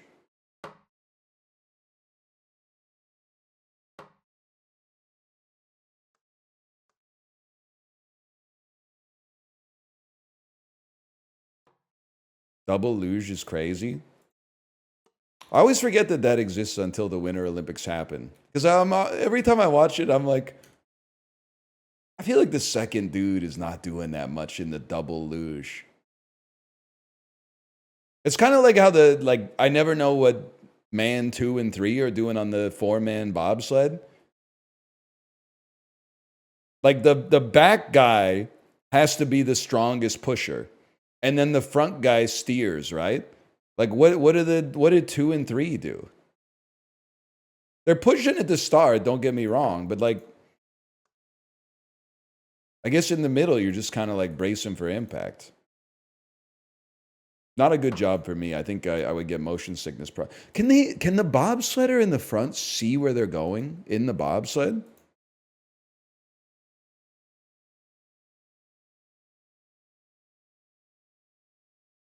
Not really. Like, is there like a little hole in the front of the bobsled where you can see the track?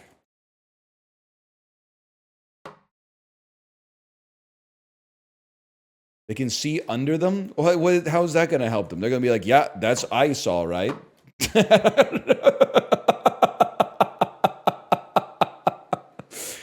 think we're still on the track, boys. I see ice.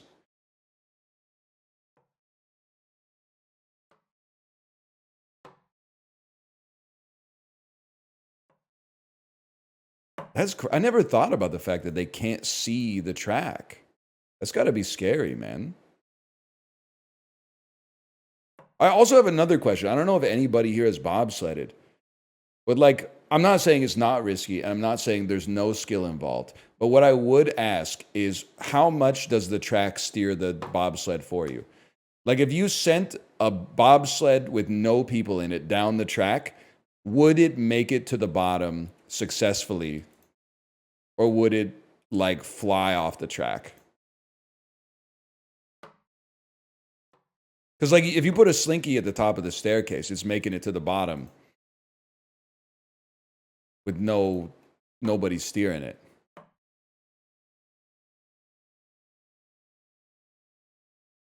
It would crash within seconds. But, like, the banked turns, like, turn the bobsled itself, right?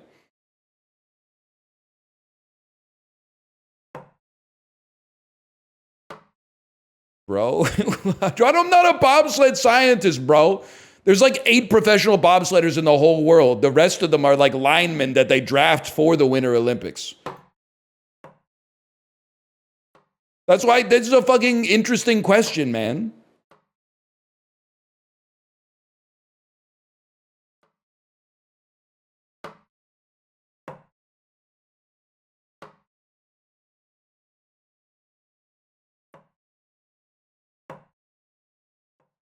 Anyway. Do F1 drivers need to steer their cars? The track doesn't bend the same way in F1. If you just put a brick on the gas pedal, that thing's going to go 500 kilometers an hour, like over the curb into the wall and explode. And if there was a person inside, they would still live, because the amount of engineering they're doing with these cars is like insane. But like a bobsled, you're basically in a tube, man.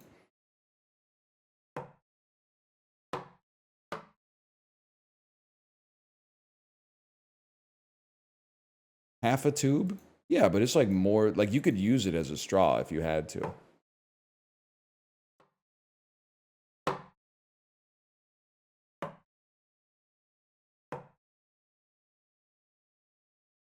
That's the best part of, well, hockey's the best part of the Olympics, but the second best part of the Olympics is like learning more about the lives who do these sports, the lives of the athletes that do these sports that the average person only cares about like once every 4 years, if and only if their country has a chance to get a medal in it. I'm always curious about the life of the fucking professional hammer thrower. Like, what does that look like, man? Because, like, I bet if I could ask them one question, the question that I would ask them is, how often do people ask you how you feel about Miss Trunchbull from Matilda?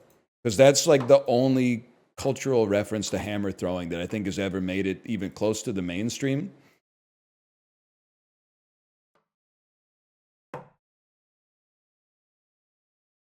I guess the other thing is like, how do you get into the discus?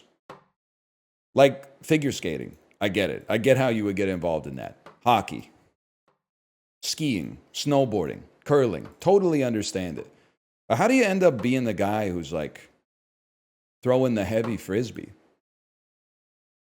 I guess you're strong, and then like your high school coach is like, you should go out for the discus at Liverpool and Widnes or whatever, Bell and Sebastian type shit.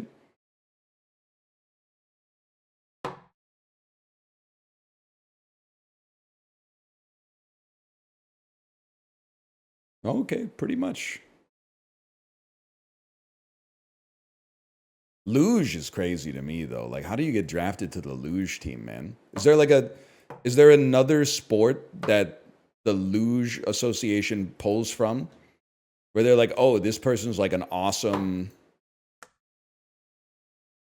I don't even know, skeleton?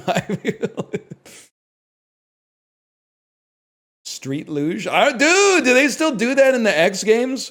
I forgot about the fucking street luge, man. I haven't thought about that shit in like 20 years.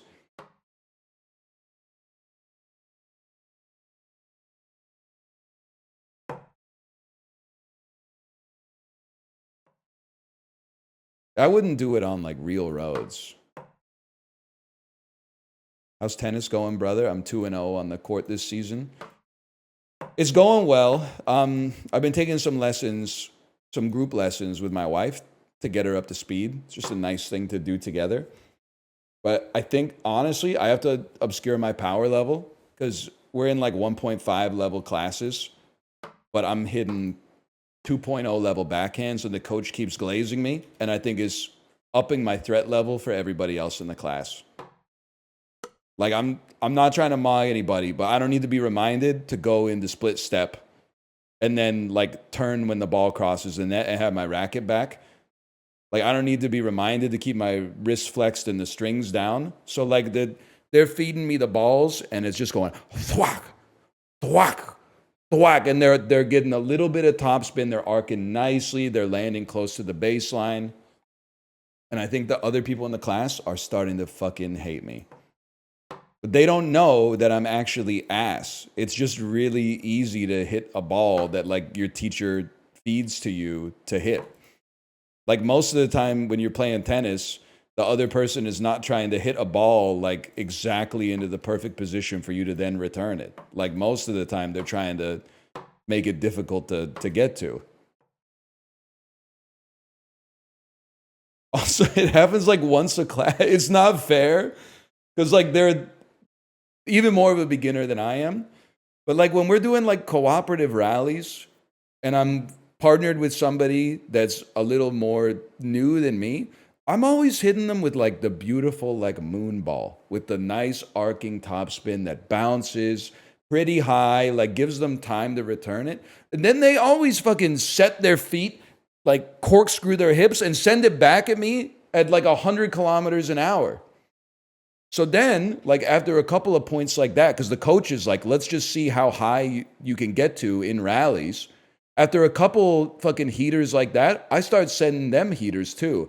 And when you're sending heaters, it's not just fucking fast. It's low, it's out of position for where, because they never recover to the middle of the court, right? They got too many things to remember. They always hit the ball and then go into split step, like on the edge of the court where they return the last one. And then you just wham and send it down the fucking cross court. And then all of a sudden, like, I'm the dickhead.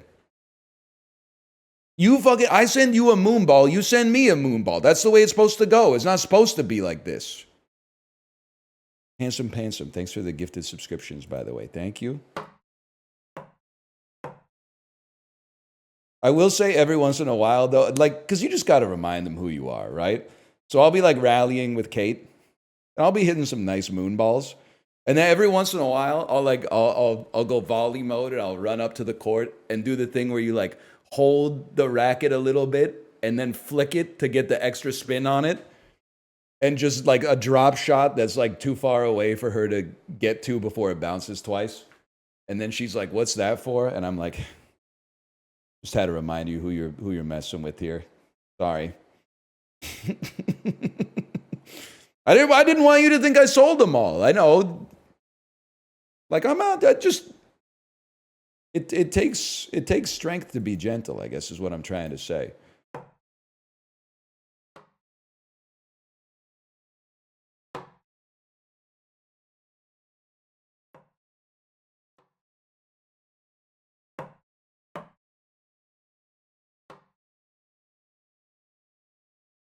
Marriage is so pimp. That's what it's all about, man.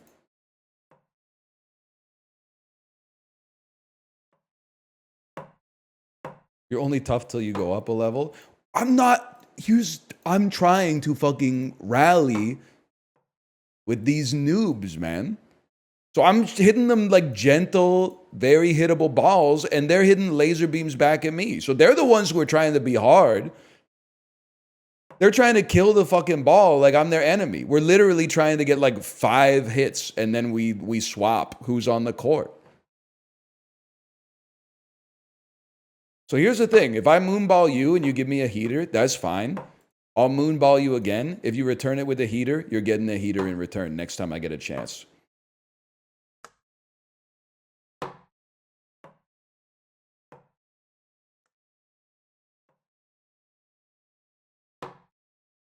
Let's reset. How's your serve? Pure ass. Double fault merchant. On average, probably like 1 in 4 serves will land in the service box. Got a lot of work to do on my serve.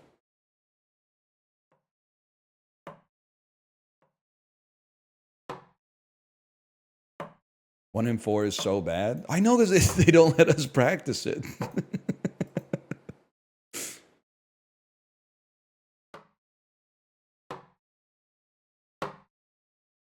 Yeah, it's for later. Who's they? The coach, man.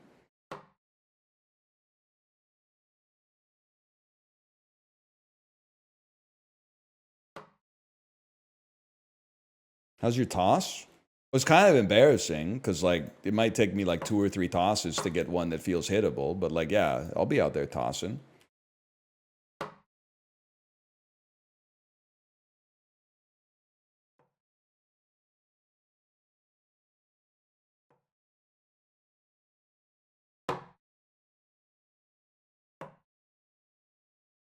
Tennis is fun as hell, man. You're not wrong. I've also become maybe I'm giving off like Jim Carrey playing pickup basketball in the cable guy energy. But like I've been through these beginner classes like a few times, right? I'm like a 15-year-old 8th grader or something. Like this isn't my first time learning about negative numbers. Like first few times the coach is like, "Hey, you know, play to like 3 points or something like that." You end up playing to like 100 points because nobody calls out. Nobody's like, "Hey, I lost that point because it bounced twice." Nobody's like, you know, blah, blah, blah, blah, blah. Now I'm the motherfucker shouting out every single time. Nobody's doing it, man. We could be here all day.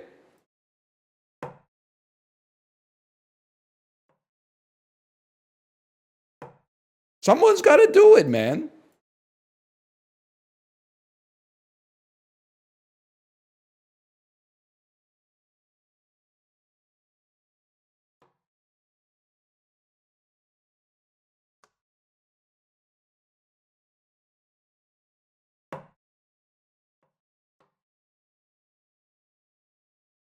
They're not calling out, but they're calling fault. No, we haven't served in this unit yet.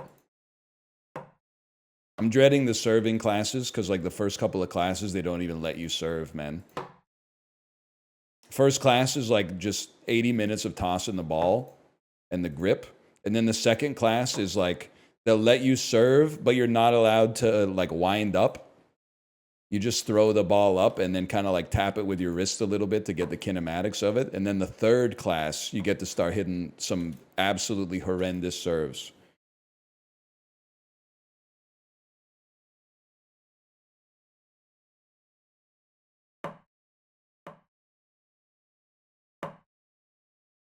Well, 46, huh? First day of gooning class when they just show you the grip for 80 minutes. I know, man. And then you're like, what? All I'm gripping, no boom? What's the point, man?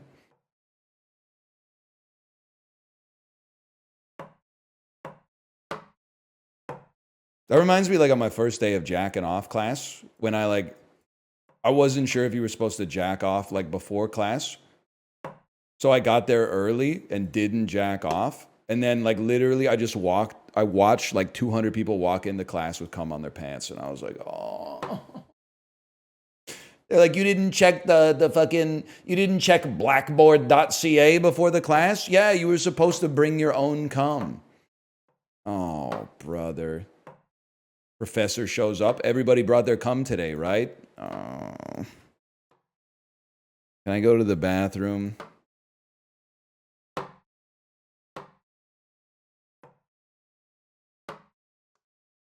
Shit pisses me off, man. What are you talking about? You guys ever take the Plants for People class at Queen's University Biology Department? That's how I found out that castor beans are extremely poisonous. I actually did. Twice, yeah. It was a pretty hard class. And also, he didn't put the lecture notes online as of 2009. So you still had to fucking go to the class and write all that shit down in your 5-star notebook, man. Also, there were like 2 times where I went all the way to class and there was just a note on the door where the professor was like, I'm not coming today. See you on Wednesday. I was like, damn, this dude's doing it fucking old school. That's an old school academic. He's just like, I don't feel like working today. Fuck off. Good try. Good try. He started putting them online in 2010. Brother, that's a year after I took the class. Oh. Fuck. Probably because his Rate My Professor was like 1.2 stars. Everybody was like, this guy doesn't put the notes online. It's 2009. It's time to start putting the notes online.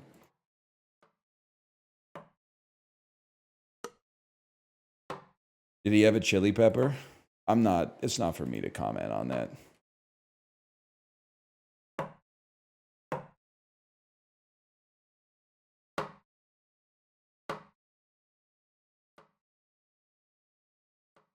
Would any of your professors remember you? Okay, fucking Thanos ass dialogue. Probably not. I mean, these were like pretty big classes. Some of the classes, like, I did okay, but, you know, I'm sure when you get, like, you know, 200 students coming in annually, it takes a lot to remember specific ones. There's a few professors that I remember for sure. Good ones, too, by the way. I definitely remember... and he was a good professor, but this is the lasting memory. The professor who, when I wrote the exam in senior year, was like, hey, why are you here writing the exam? You didn't submit your final paper, so you're going to fail the class no matter what. And I went, actually, I did submit the final paper. And he said, I think I would remember that. Anyway, good luck on the fucking exam. So I wrote the exam, did fine, and then like... a week later, he told me to come to his office, and he was like, oh, hey, I found your final paper. Good job. And I was like, thanks for the fucking heart attack, dude. Otherwise, great professor, but that an almost unforgivable administrative mistake. That one was crazy. But I don't get that anxious for tests, so I just kind of locked in, I guess.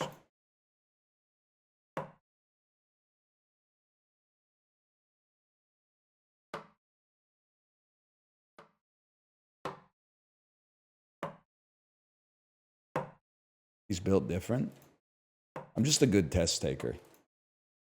Like this is a really mean-spirited story. But I think it was like my intro to JavaScript class or something. Like, no, it was my first Java class. So I was a grown-up. I was like 27 or something. And then we had the exam, and it wasn't a hard class, right? But then like a girl in the class, like 15 minutes into the exam, like broke into tears, and the teacher had to come over and talk to her, and she was like, I don't think I can do this. Like, I'm too nervous. And then the teacher was like, okay, maybe we can like schedule like a private makeup exam or something like that. And then she had to leave. I was like, damn, I was literally staring at a question that's like, if your program is gonna use a number, what data type should you use? Int or string? I'm not sure. Listen, I hope she's doing all right, but this was not like an intimidating sort of test. She obviously had something else going on, which is fine, but did you get it right? I don't know. Probably, if I had to guess, but it's been a while. I was like, number is a word, so I would use a string. She works for Doge now. Those who can't do fucking fire or whatever.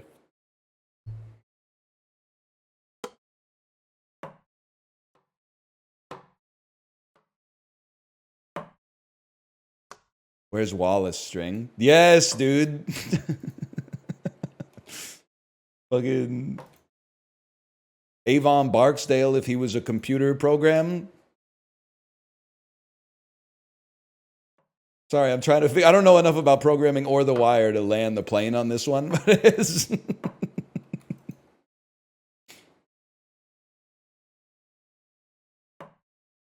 Avon Barks.dll. That might do it, man. That might do it. Who's Stringer Bell?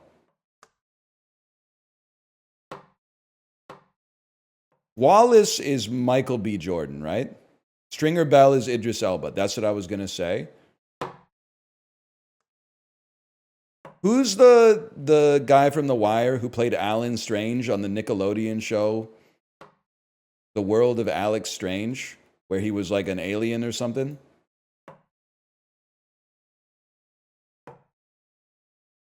You guys don't know what the fuck I'm talking about, huh? Okay, 1 second. Alan Strange, Nickelodeon. The Journey of Alan Strange. Yeah. R.J. Smith played Alan Strange. Man, you guys really don't know shit about this, huh? It ran for 3 seasons from November 1997 to April 2000. R.J. Smith.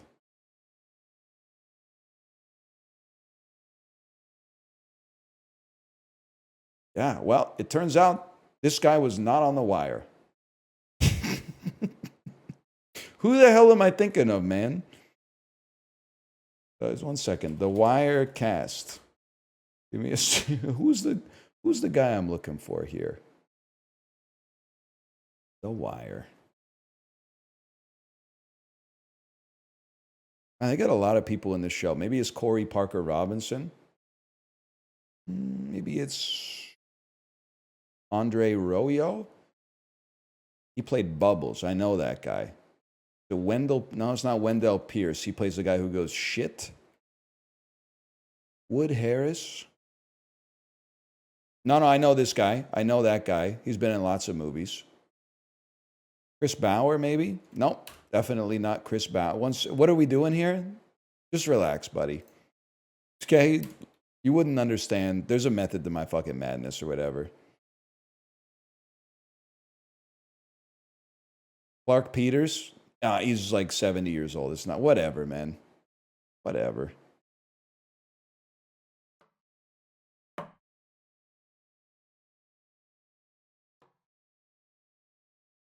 Kind of an encouraging performance today, though. We had a couple semi-close ones. My cousin was the quarterback at Queens while you went there. He has the same name as you, so I imagine you were friends, right? Yeah, I was really popular with the football team. They loved to pull down my pants and glue my butt cheeks together and then force feed me Metamucil until I exploded.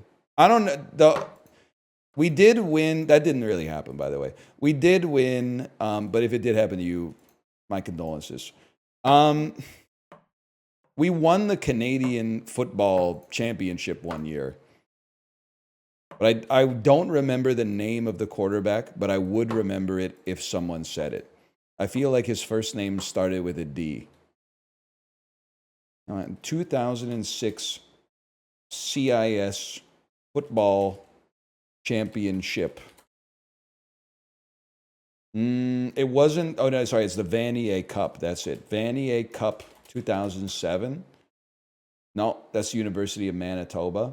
Let me. Give me a second here. Vanier Cup. You guys fucking with the Vanier Cup? There it is, 2009. Danny Brannigan, all-time goated football name. No disrespect, University of Calgary. Fucking frauds. You lost 33-31 on November 28th, 2009. Get owned, buddy. Get owned. Oh, man. Danny Brannigan mogged you. He has his own Wikipedia article, man. That's crazy. I don't want to say it's sad because I think it's nice that they got that time in college to like play sports. But every Canadian college athlete's Wikipedia article is like, they set records that have never been touched in Canadian university history. They were released from their tryout with the CFL literally like 2 weeks after graduation. Like it's as soon as they entered like I don't want to call them real sports leagues, but as soon as they enter like professional sports leagues, they're just like, buddy, go work at Royal Bank. Like, you're not cut out for this lifestyle. We got NCAA, like, washouts coming in. What the hell is a Golden Gale? I'll be real with you, buddy. I went to the school for 4 years. I don't have a fucking clue. It's something Scottish, I think.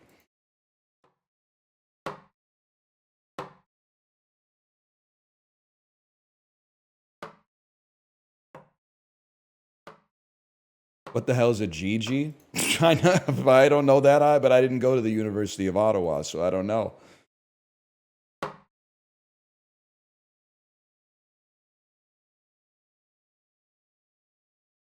Are you the most famous person from your graduating class? No, no. Because I don't know if she graduated the same year as me, but we were definitely in school at the same time. Celine Song went to the same university and graduated probably 2010 or 2011. The writer and director of Past Lives. I don't know her. Well, her movie was nominated for like Best Original Screenplay, Best Picture, and she was nominated for Best Director. And it's a 5-star on Letterboxd. It's an amazing movie. Is that why you love it? No, man. I love it because it's an amazing movie. If anything, I kind of wanted to hate it because, like, you know, we're like the same age and went to the same school. So, like, for her to make something better than I've ever made pisses me off because I'm like a broken person. But, like, it fucking clears that. It's that good, man.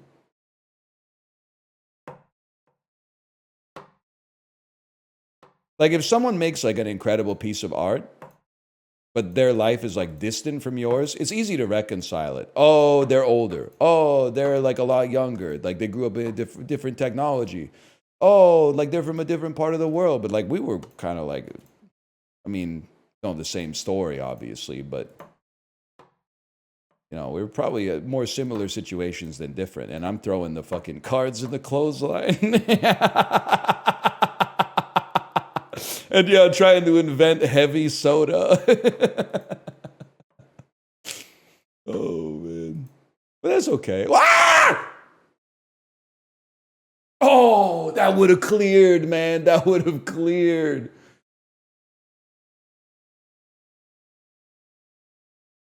Heavy soda could work. I really needed that. I needed that right there. That's huge, Cope. I needed that.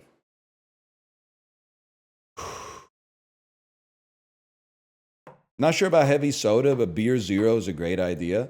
Dude, I can't believe nobody's picking up Beer Zero yet. An alcoholic beer with 0 calories would be like one of the most popular beverages on the planet. It doesn't, stop telling me it exists. Non-alcoholic beer exists. Alcoholic beer with 0 calories doesn't exist. Alcohol has calories? Well, that's why you need the fucking R&D department, man, okay? That's like, I'm not saying you can just, they don't have the shit ready to go. They're going to need to do some fucking research and development, okay? Like your ass, when they invented Coke Zero, you were probably like, sugar has calories. Yeah, well, they just invented something else that makes shit taste sweet, man. Surely they can invent like a sorbitol that gets you drunk. You could have a Heineken Zero and a benzo. Okay, Gen Z boss and a mini, fake tan hands and a hoop type cadence.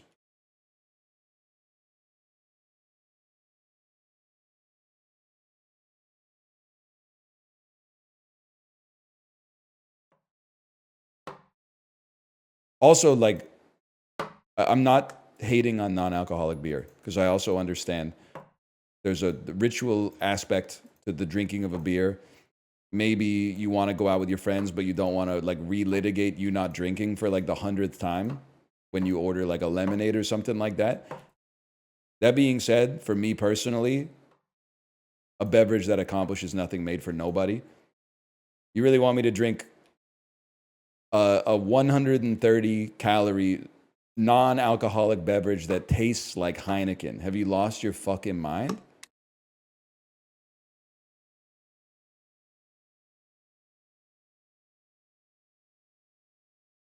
I will take the kicking back 0 sugar soda, please, from Western Family.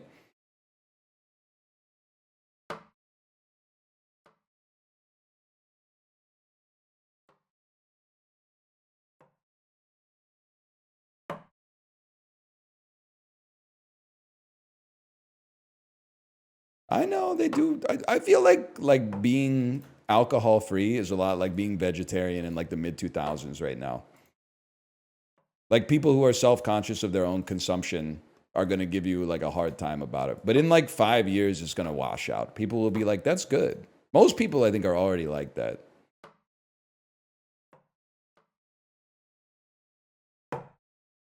Actually, you're not wrong. Maybe a non-alcoholic beer might go crazy after a long bike ride.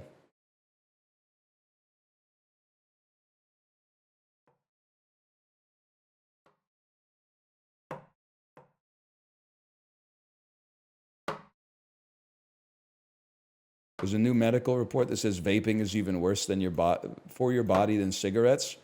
That's probably funded by Big Cigarette. You believe that shit? You believe scientists?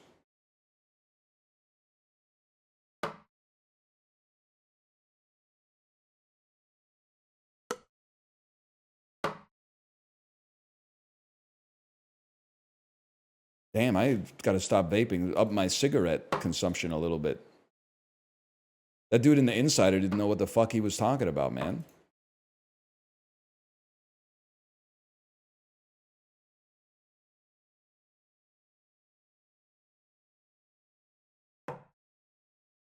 Who funded the study? I believe it was performed. Oh, they gave me another chance. Okay. I believe it was funded by Dr. Philip Morris.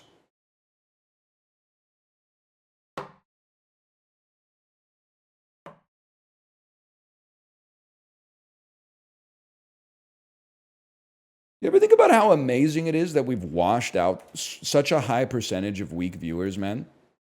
I guess it's like bad from a business standpoint, but like, I haven't seen a single comment as we were approaching like the final 20% of the stream today. I haven't seen a single comment that's like, wow, he's really been at this for 5 hours. Like it's, people just get it now. They're like, yeah, it's going to take a while. How long? Nobody knows. Nobody knows, man. Still early. We're so fucking early.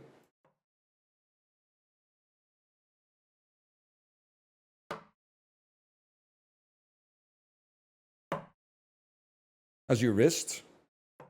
Not too bad. Not too bad, honestly.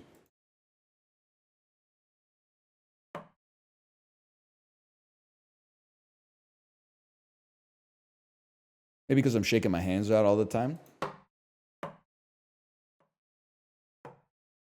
What's your strength rating as a viewer? Strength rating. My strength rating. Like Dragon Ball Z style?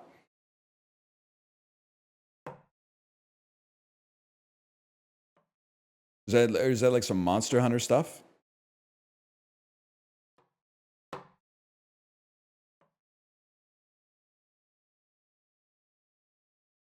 It's RuneScape. Ah. Not like I know anything about any of the other games that I mentioned, to be fair, but...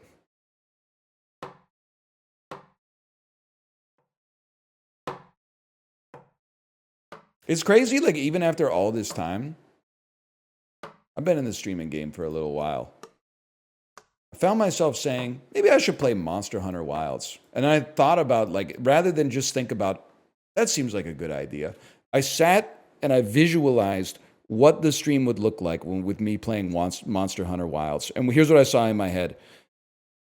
Me being overwhelmed by the number of mechanics in the game, me playing it on PS5, everybody in chat asking why it looks so bad, me saying I'm playing it on PS5, them saying why didn't you buy it on PC, me saying my PC is old and I wanted to make sure it could capture at a reasonable frame rate, 4-hour-long argument about like having not upgraded my PC yet, somebody coming into chat going, I know he hasn't gotten there yet, but when you fight Mecha Gorgonzola, make sure you cut off its gills last. It'll give you the highest chance of getting the carve you want. And I just, after like 45 seconds of that, I was like, the choice is clear. We will be playing Trickshot Simulator today.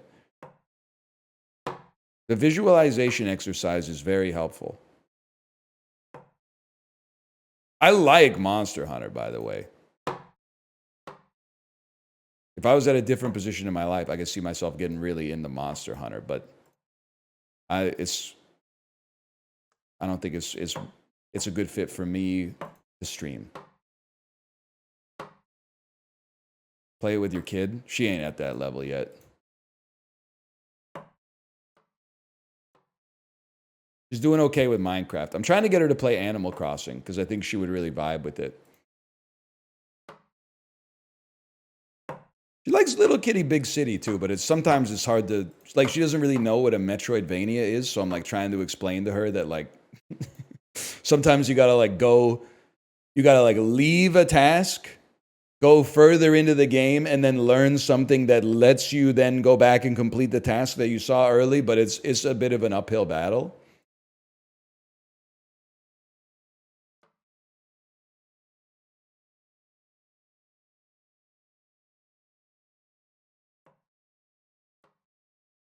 But she seems to really like the idea in Animal Crossing that animals will come live on her island, and if the animals are ugly, she can tell them to leave. And I swear to you, this morning she asked, if I don't like the animal, can I push it into the river? And I said, no, or the water. And I said, no, you can't push him into the water, but you can tell him to get out of there, and they'll give you a new animal.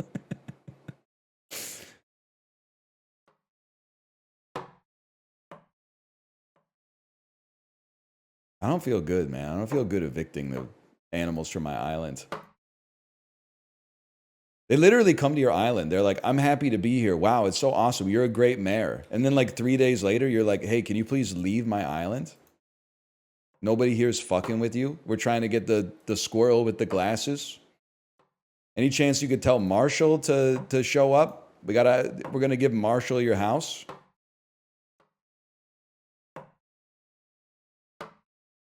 Your ugliest sin, please go to hell. Tomo, are you okay? I wasn't talking to you, Tomo. Are you all right?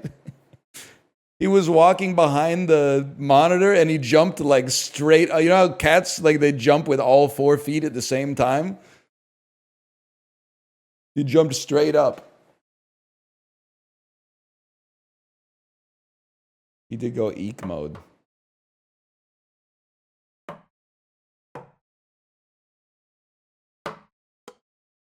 Oh, you pissed him off? Dude, he pisses me off every day. I love him. I would do anything for him within reason. Please read Chib's message. Okay. Slash user Ghibli. You see what he's saying in here. It's going to sound really bad, but let her be a bully for a while at school. Some of the nicest people I know were horrible bullies and ruined some lives. The guilt changes them. I believe, I half believe you. I don't want my daughter to be a bully.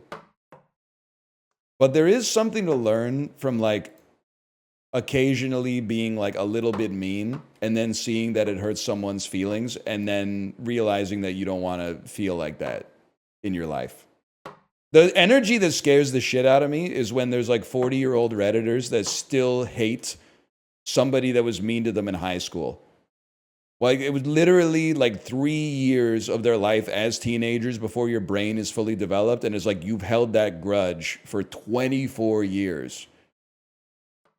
And they're always like, they'll say some like fucked up shit. Like, yeah, he tripped me in the hallway, but like 8 years later, he overdosed on opiates. So I guess we'll see who the real loser is now. And I'm like, buddy, he fucking died, man. That's a tragedy. That's a disaster, man. I don't care. Well, listen, there's levels to this shit, right? Like, if they were, like, beating your ass, you don't have to forgive them. But if they were just, like, kind of a dickhead, I think you got to get over it. You don't have to be, like, Facebook friends or whatever, but...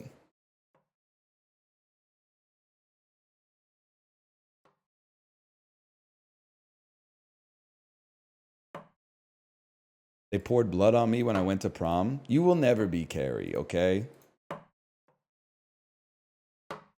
Nice try.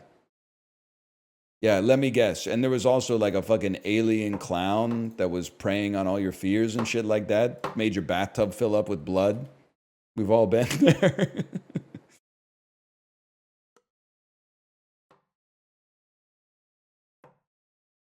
They're all gonna laugh at you. That's a movie. I mean, an album. Ghibli, I think you're kind of real for that, man. Kind of real for that. Also, like, I have to start, well, kind of. I have to start reconciling with this because I'm actually, like, I'm not LARPing having a kid. Like, I have a kid in school now.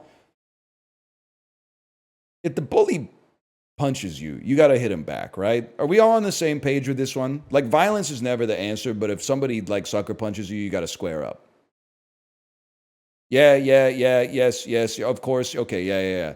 Because I grew up in an era where, like, I wasn't really bullied, but my mom was like, there's never an excuse for violence ever. Like, if somebody hits you, go tell a teacher. But I think, like, even as a kid, I was like, I'll do it, but that doesn't really make sense to me. I think you got, the older I get, the more I'm like, I think you may have to throw hands once.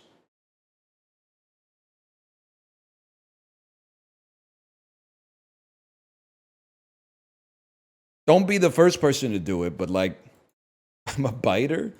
Well, if you're not the instigator, I think that you can't really fight dirty. If you were minding your own business and somebody started some stuff with you, yeah, I think you can.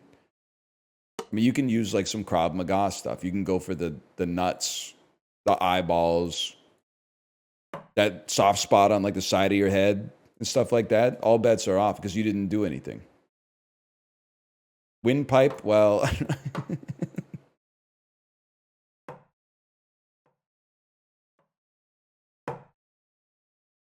I didn't say that, just in case this clip ends up used against me.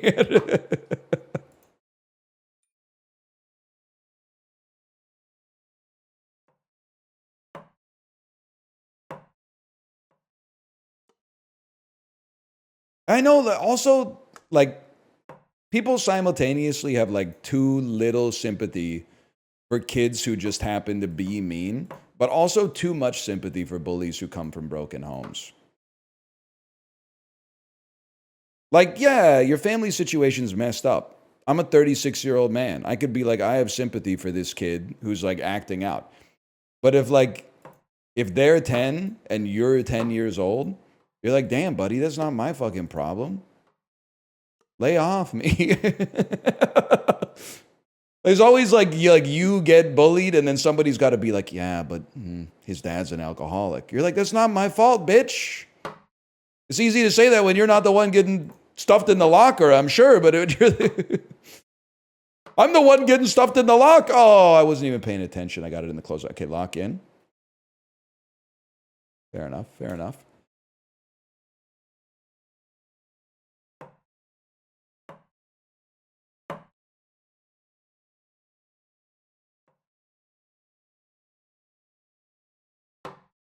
And they swirly your hair away. True story, man. True story. Then, like the kids who were mean to you, well, anybody else a millennial? The kids who were mean to you, when Facebook starts popping off, start adding you as a friend on Facebook. No, fucking Matt P. I'm not gonna add you as a friend on Facebook, dude. Enjoy life in Inverary. I'm out that bitch. I'm 20 minutes away by car. We're not getting into a poke war, bro. I fucking hate you.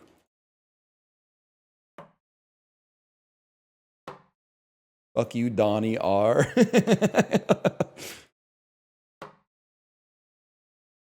You know what? You know how it goes, man. My dad was juror 10. That's fucked. You shouldn't be saying that shit. Your dad said some out-of-pocket stuff in that documentary.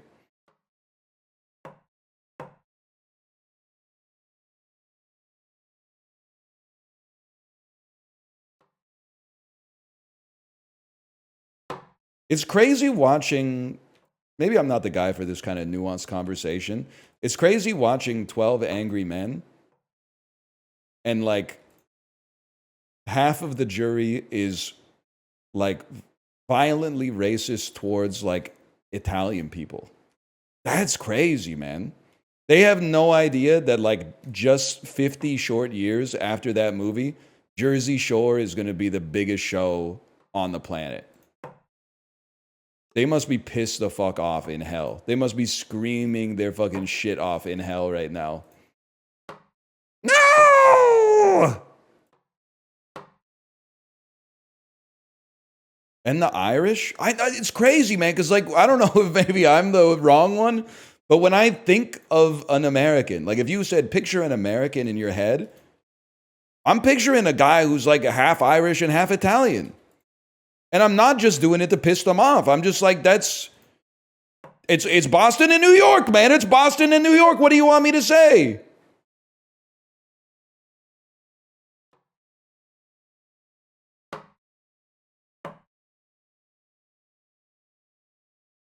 Anyway. One day I'll have, like, a cultural identity, man.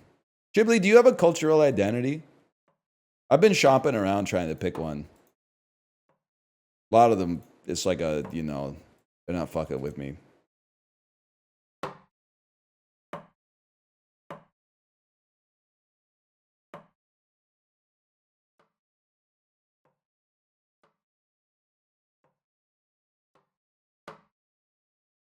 Yeah, no, I don't think I really fit in with Korean culture, but, like, I think it's because I never made an effort, but also, like, I feel patronized all the time. Because I don't know, this is more of like a, if you've ever taught ESL in Korea type bit, this might strike you as very real. You'll, like, be in Korea and you'll buy something at a store, and then you'll say 감사합니다, and some people will freak the fuck out. They'll be like, oh my God, you're, like, the smartest person I've ever seen in my entire life.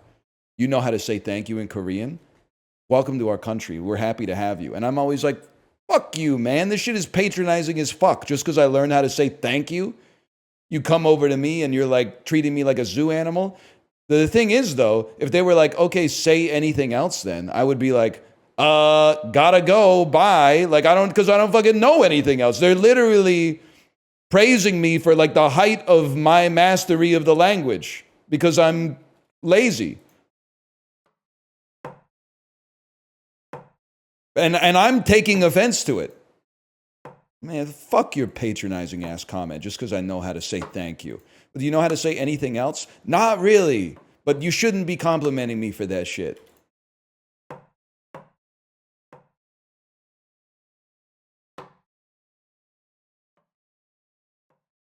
You're the asshole? Yeah, no, I know.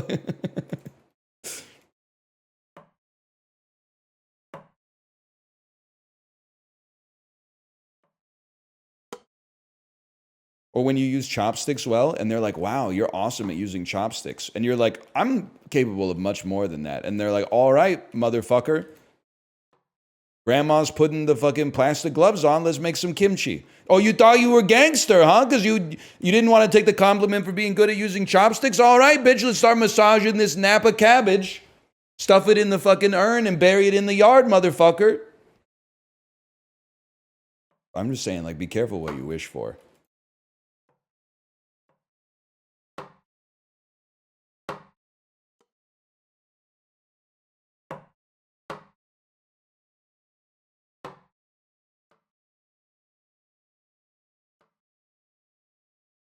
They got 2 fridges, bro. They're not using the yard. That's true. They do have 2 fridges. I know that fucking kimchi fridge reeks, man. Because we have kimchi in our normal fridge. And when that shit starts to get sour, it's till the room stinks, man. That's one of those things. I think if you have it like in a cellar or something like that, it might be dangerous when you open it up, right? Aren't there stories of like people opening up the root cellar to get some potatoes out, and then there's just like no oxygen left in the cellar, so when they walk in, they just die?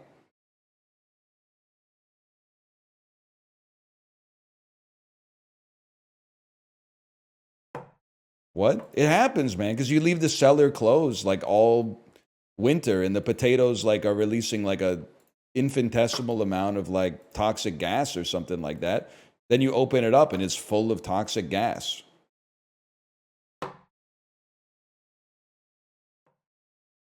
That doesn't apply to kimchi? How would you know? Fucking molecular gastronomy, Heston Blumenthal of Korean cuisine, ass, fucking J. Kenji, Lopez, alt, motherfucking, what are you talking about? There's some, it's releasing smells, and smells means there's chemicals, and chemicals means it's not air, or it would just smell like air. So I think that there's a risk. You're telling me if I shoved the room full of fermenting kimchi and then left it for like 2 years in an airtight fucking room and then opened the door, there wouldn't be a risk? Come on, man. Come on. Ratty Boy 3, hand washer.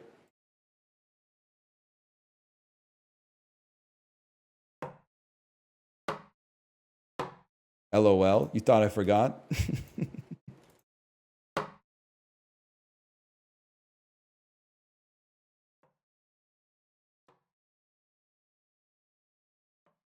What should I name my child if I want him to be a bully? Snecko I is like Nathaniel. 50% chance bully, 50% chance bullied. Brad, yes, man. Brad is a great bully name. What the fuck? Was that username Nathaniel?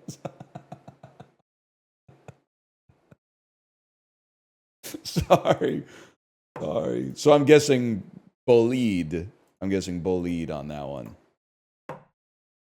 Sorry, I didn't mean to bring up bad memories.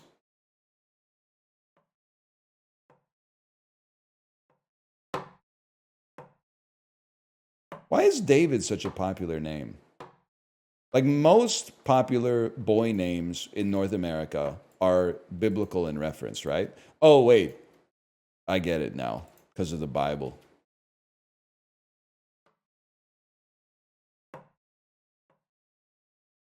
Yeah, that's fair. I told you I don't know shit about the Bible.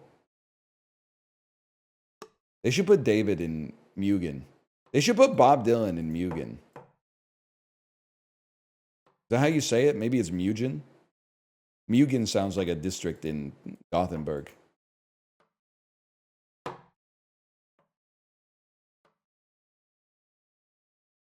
What's his alts? It depends what costume you're wearing. Bob Dylan, like pre-1968, is definitely that loud-ass fucking harmonica. There's no doubt about that. Bob Dylan, like 1968 onwards, is that loud-ass harmonica, but he's dressed like a cowboy.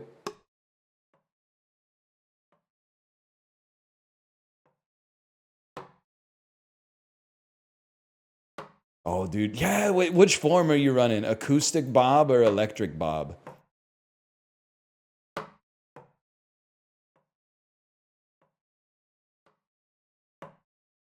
Or wiggle wiggle bob?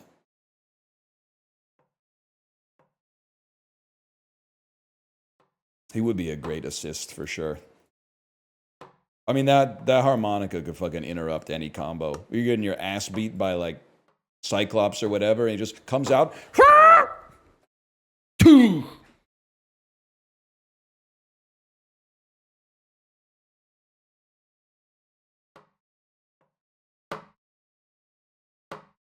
does too a little bit. Say that again. Octua biopic would go hard, man. Say that again. Hang on. Say that one more time.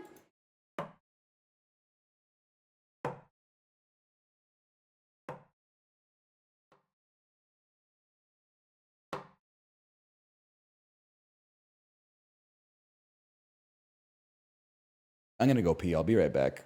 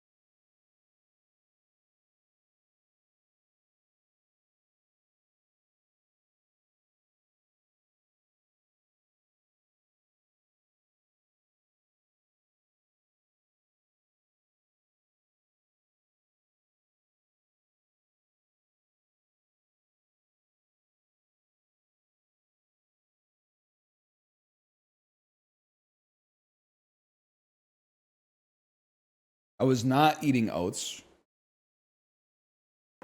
For your information, I've stopped eating overnight oats. I now eat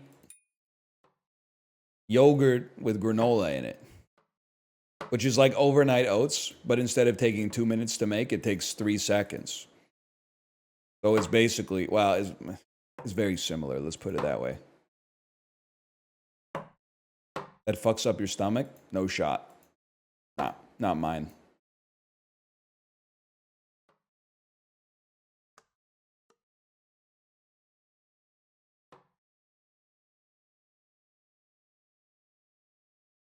You got an iron stomach? Not even close. Probably have diarrhea once every 2 weeks for no reason that I can discern. I'm sure my body knows what's going on, but it doesn't feel the need to, like, let me know. But it's like self-resolving. Same. We could talk about it, you know.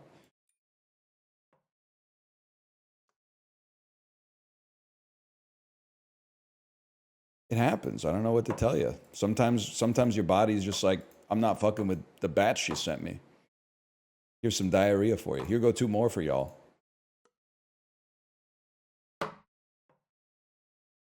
Can I tell you something? I'm not doing this to be gross. I swear it to you.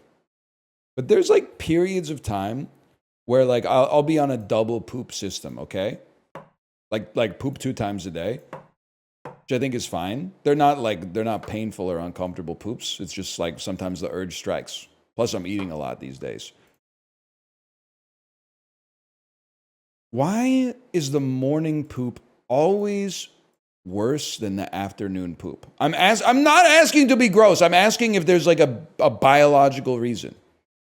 There's never been a world on a 2-poop day where the morning poop was like goated and the afternoon poop was horrible.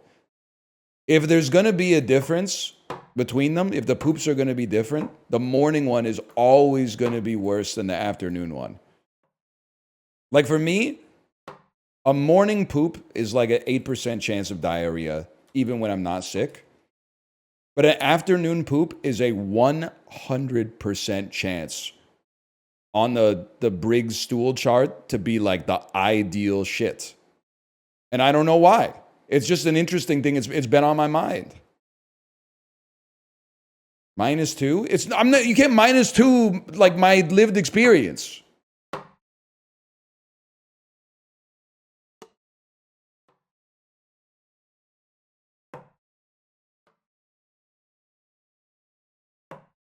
I just did. I'm asking maybe there's like some gastroenterologist or something out there. Like I was saying, I should say there's not many situations where I have to poop in the afternoon. It's more like the poop in the afternoon is like, I've got 15 minutes and I think I could poop. Let's knock this bad boy out. So maybe it's like the one in the morning is a necessary poop. You're cleaning the pipes. So maybe that's where you get out like some of the riffraff. And the afternoon poop, your body is like, oh, this is nice. I didn't know this was coming. I'm going to make it the best first impression I can or something. Yeah, it's like the prerequisite versus elective poops.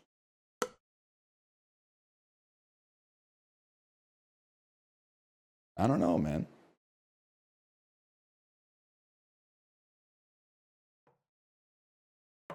If you eat wings at night, it's a guaranteed poo volcano at 3 a.m. Well, let's get off the poo subject, especially poo volcano. It's not like my favorite two words pushed together. It's got a certain, it's evocative, that's for sure. Before you -2 me, I'm going to start with the thesis, and then I'm going to, in this 5-paragraph essay, explain my seeming clickbait message, okay? Chicken wings, one of the most overrated foods of all time. Now, what are my points? My strongest point is that, first I'm going to steel man it. It's not like they taste bad.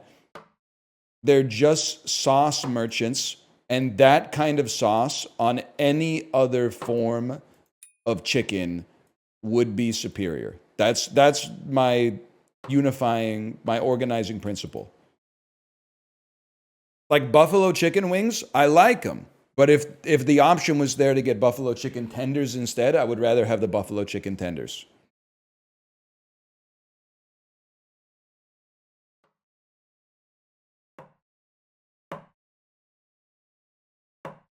Okay, don't hit me with 8 question marks. I think it's a simple premise to understand.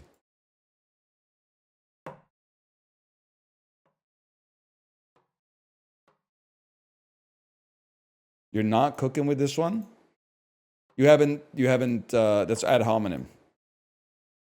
You haven't refuted my base premise. It's different meat, though. Are wings light meat or dark meat or something like in the middle?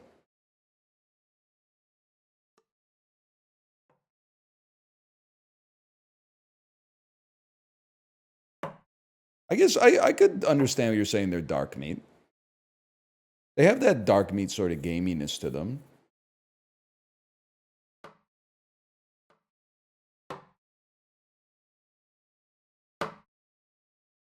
Like they taste more like a chicken thigh than a chicken breast.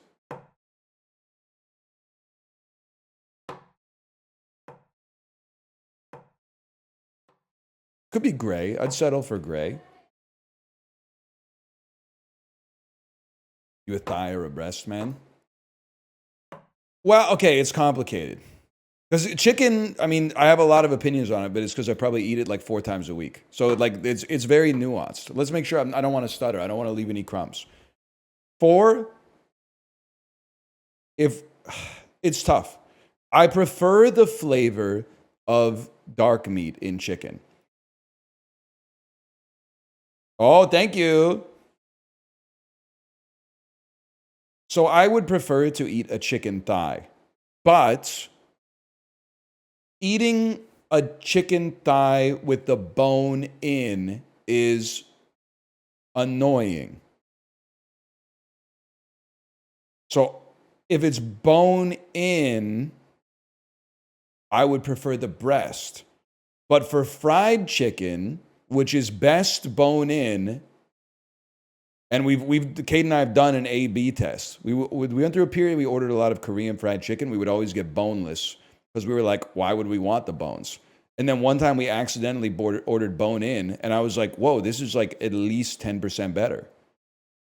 It turns out the bones add a lot to the fried chicken experience. I had no idea. But if we're talking about fried chicken, I'm a drumstick maxer. I'll eat any part of the chicken fried within reason, but the drumstick is the prized piece of fried chicken, in my opinion.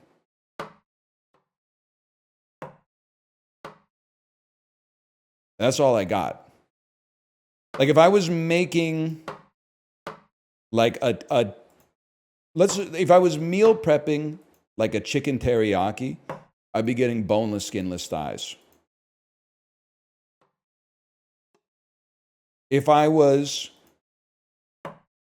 like frying some meat for a once-off dinner, I would be getting boneless, skin-on thighs. What the fuck was that? Anyway, I forgot what I was talking about.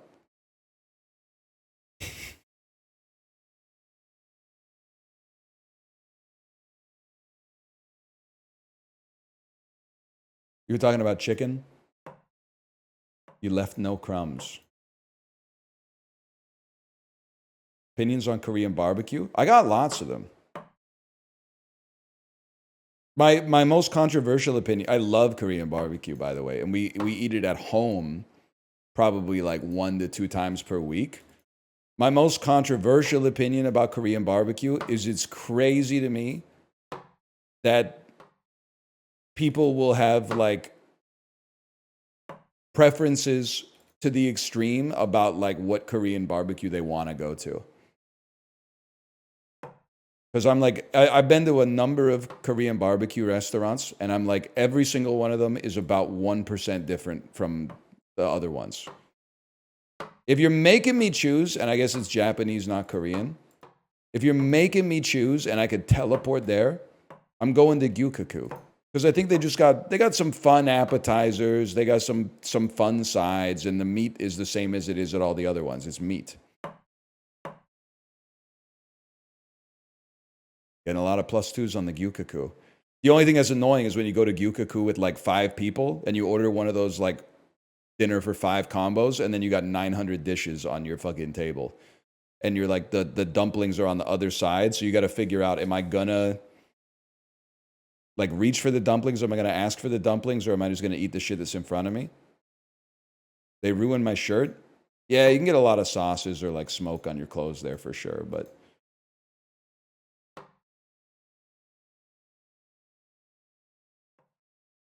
I love Korean barbecue. Best cut? I'm an LA Galbi guy. Anybody here live in Los Angeles, in Koreatown? They not like us, man. They not like us. I like LA Galbi. I mean, I like it all. I love LA Galbi the most, probably. Pork jowl, pretty fucking good. Pork rib, sure, man. I'm not against it.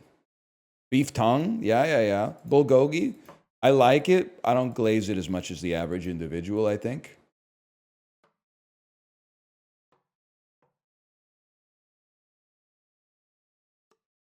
How did that not make it, man? Makjang? Nah, first off, you're a real one. Secondly, nah, I'm not fucking with Makjang. It smells like gasoline, tastes like melted plastic from the fruit roll-up. I respect it. I respect it. You're a real one if you're ordering the Makjang. I don't like it. I don't like the Makjang. I don't like any of the balls. I don't like the choke ball. I don't like the dock ball. I don't fuck with any of the shit at H Mart that says like steamed pork hock. I'll leave that to the ajushi.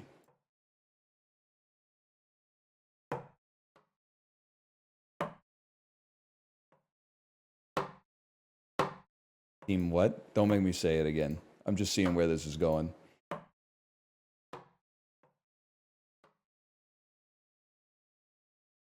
Ghibli, you still here? Let's talk, man. I might be here for a bit.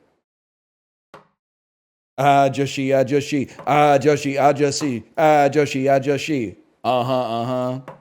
Wrinkly face. Glued to his phone. Sorry. You know what I'm talking about? You seeing that shit? Can I ask, are there any Ajushis in the chat? Can I ask you a question? Why are you always walking like Morpheus in the H-Mart? You know? I don't see anybody else walking like Morpheus in the produce department of H-Mart. But like 1 in 3 Korean men over the age of 55 is doing the fucking arms crossed behind the back, grab their own elbows, and then like they're the fucking inspector of produce at the grocery store. Always just walking around like picking up radishes and shit and then putting them back down. What are they doing, man?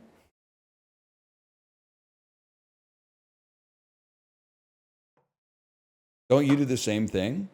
Oh, when I'm trying to fit in. I do Morpheus walk on occasion, yeah.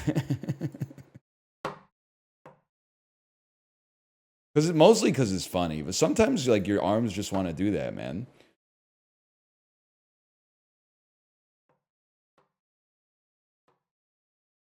With the toe walking and everything? Well, that's automatic, man. That shit, I don't know how to turn that off.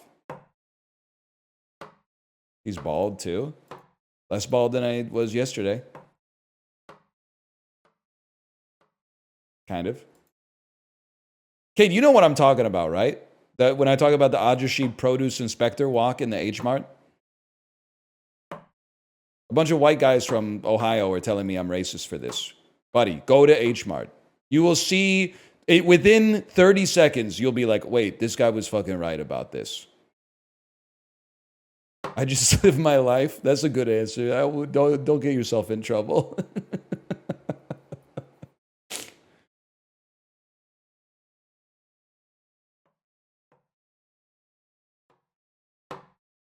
The hell is H-Mart? It's a Korean grocery store chain, man. But it's like a big grocery store. It's not like it's not one of the tiny grocery stores where like 2 people can't go down the aisle in opposite directions. No disrespect to Kim's Mart in East Van. You're doing your thing, and I appreciate that. It's just sometimes it can be annoying when I want to get to the furikake, but somebody else is trying to buy some onigiri. I gotta like wait for them to clear the line. TNT or H Mart?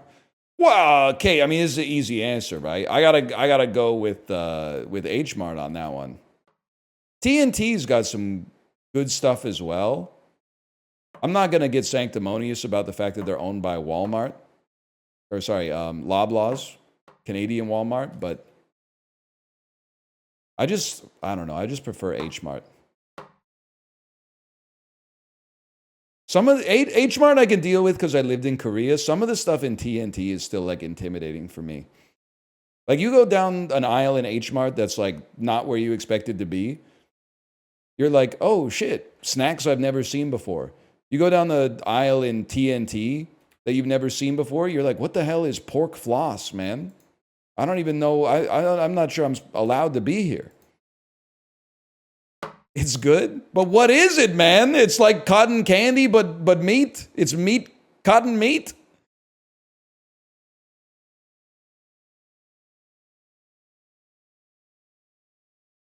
Not even close. Turkey ass. It's shredded pork you put on rice. Oh, okay. So it's like pork bonito or something. Well, I guess that's more like flaked, but maybe I should get some, man.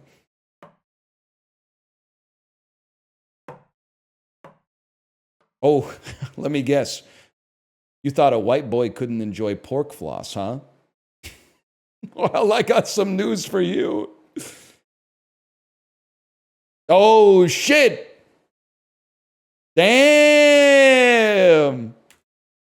You ain't ever seen a white boy eat pork floss like this before. You're not white or a boy? I am white, okay? I can't deny. Look at me, man. I might be 10% Chinese. The 23andMe hasn't come in yet because I think the board is like trying to do like a hostile takeover of the company or whatever.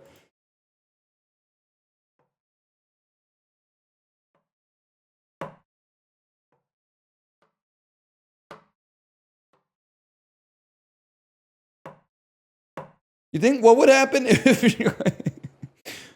23andMe is the one where you spit into the vial, right? And you send it to them? What would happen? I'm sure it's happened. Has anyone ever tried just like putting like dog saliva in it and then seeing what kind of results come back? I think that'd be fucking sick to open up your 23andMe live on stream and be like, what the hell? I'm like 75% Cocker Spaniel.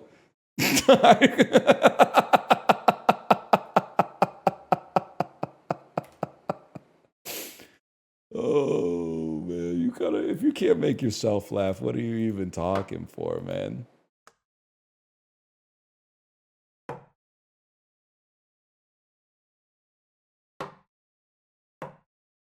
Oh, man.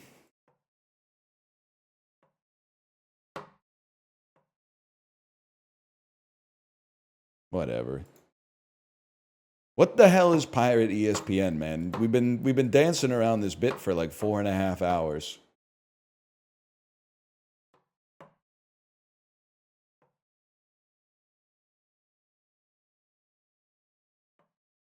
It's so good. What is it, man?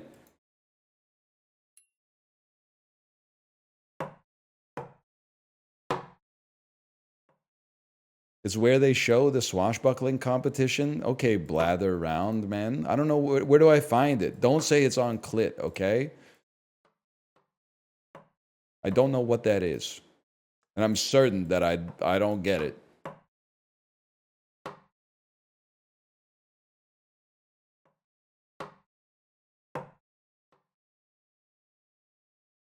Let me see here. Get your clips ready. I don't even know what this is. Is this from Apollo's stream? It is. Okay, let me take a peek at this clip.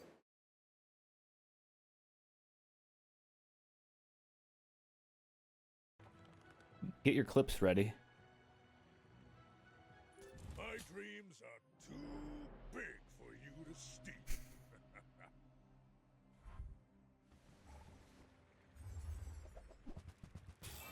Well, yeah, okay, at 20,000 shield, yeah, okay.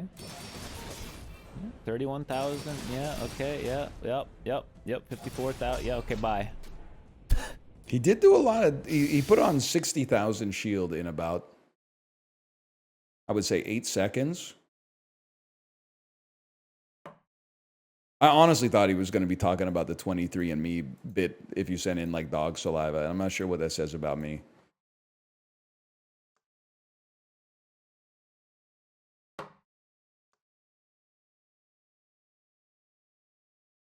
I'm playing the Bazaar too. I was about to play the Bazaar. I was about to change my stream category to the Bazaar because I love this patch so much because Vanessa's OP. And I'm kind of goated with the starts these days, even though it falls off in the end game every single time. Then someone in chat said, this is why you should always be toxic. Someone in chat said, please no Bazaar today. And I said, you got it, bud. And here we are 5 hours later with Trick Shot Simulator.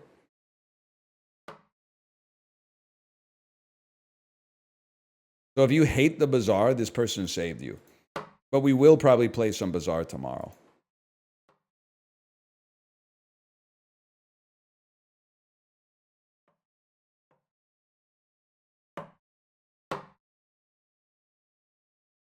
When are we gonna do Backshot Simulator? I don't mean to be glib. Isn't that shit like easy? Like, don't you just sort of...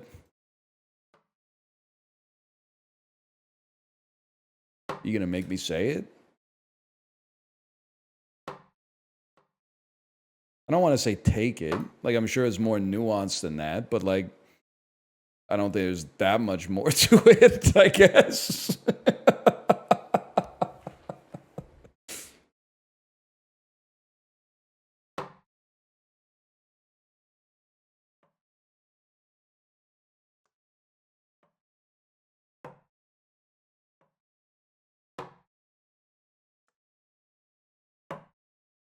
Yeah, just put the dick in the ass, bro. That's what I'm trying to say.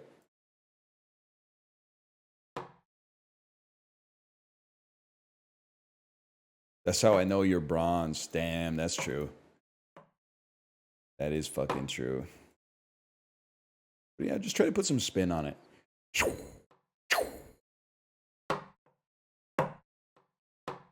Woo! Y'all don't know how long I've been waiting for this. I'm about to make a name for myself. That's what he does, right? Something like that.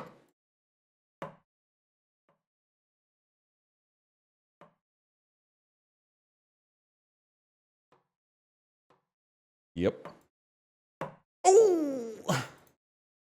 Pelotoners, what are we watching on tomorrow's ride?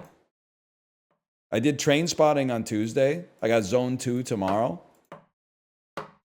What are we watching? Could watch Pearl. Probably not going to watch Space Jam.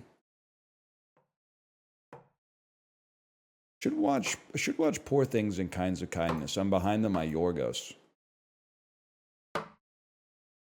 Train Spotting on the Peloton, kind of crazy. Yeah, although I really liked the movie, I would not recommend, sorry to play the hits, but as I stated yesterday, not the best movie to start your day off with from 6:10 in the morning onwards is Train Spotting.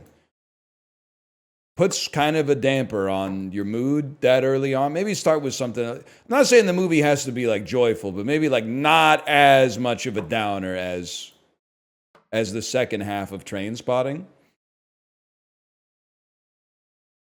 It's my favorite movie. It's not my favorite movie, but while watching Train Spotting, I could totally understand this being someone's favorite movie.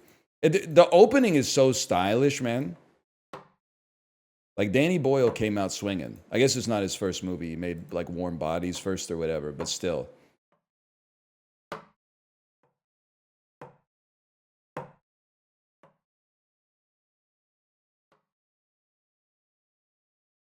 Not Warm Bodies, sorry. Shallow Grave. My mistake. It's another two-word death-related word.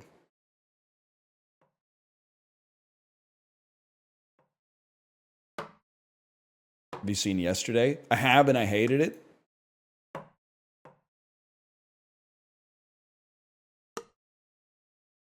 I really, really don't like Yesterday. But I'm pretty excited for 28 Days Later 2, The Bone Temple. Maybe it's 28 Days Later 3, now that I think about it.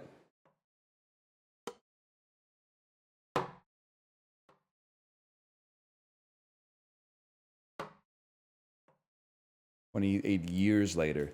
28 years later. What is that? A story about me finally getting this trick shot done?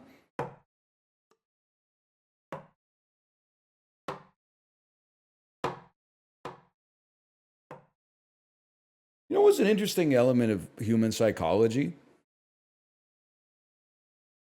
1995 was 30 years ago, but it doesn't feel like 30 years ago. 2055 is 30 years from now, but it doesn't feel like 30 years from now. Like 1995 feels like 21 years ago, and 2055 feels like 100 years in the future.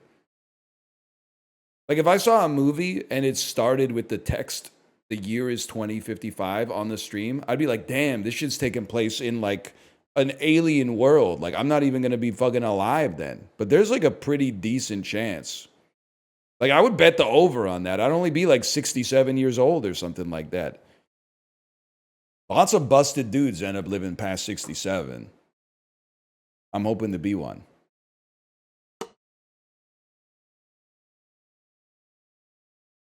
You know what's another interesting thing to think of? And I don't mean to make anybody, I don't want to ruin anybody's life. But like, do you ever, so average lifespan for a man in Canada is probably like 77. I'm 36. So I'm like basically approaching the halfway point. But do you ever think about like the fact that you have to kind of like adjust that based on the fact that like when you're a kid, a month feels like as long as a year feels when you're an adult? Like, is it possible by 36, given how fast time seems like it's moving, that by 36 you've actually like lived 80% of your life? Even if you have another half in terms of the years to go? Yeah, it's like, it's the opposite of RuneScape, man. Or Pokemon Go. Isn't it like in RuneScape, going from level 98 to 99 requires like more experience than going from level 1 to level 98? This is like going from year 1, like I'm 1 year old, to year 2 must have been like fucking crazy. Like that shit must have taken, it took a lifetime essentially. But now, like, I'll be like, because I was going through like documents looking for accounting shit. I was like, damn, this shit's from like 2021. I don't know if I have any memories from that whole fucking year, dude. The shit just goes, it just flies by, man. And like I was there the whole time.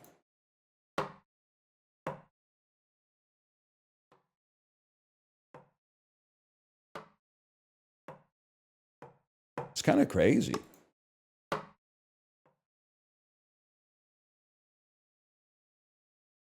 The tweet that people who were 45 in the year 2000 are now 70 made me feel really old. Well, that'll also, like, it'll fuck with you as you get older, too. I mean, you might be my age, but for anybody who's not. Because, like, when you're the first, like, 20 years of your life, when you see an old person, they have been, like, old for the whole time that you've been alive. But, like, if you live long enough, you'll watch, like, people who were 40 turn old, like, slowly in front of your face. And then you're like, damn, those motherfuckers who were 70 when I was 5, they weren't always 70, man.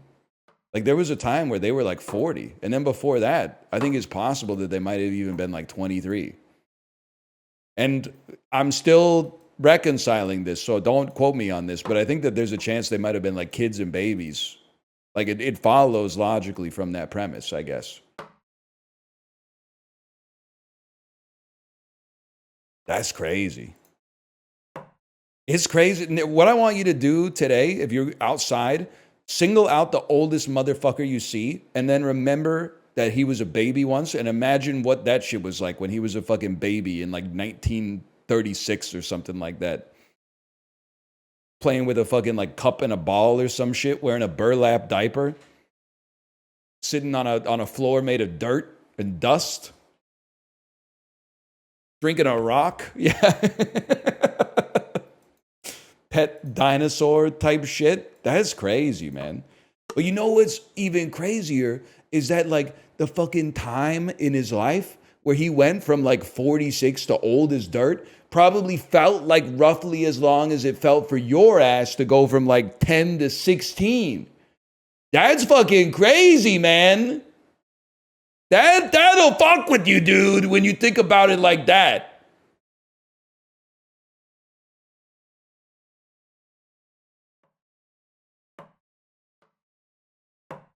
I'm logging off.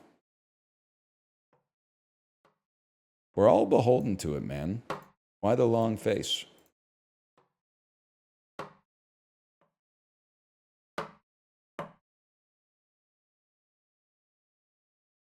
On your bike then, lads. Yeah, go to work.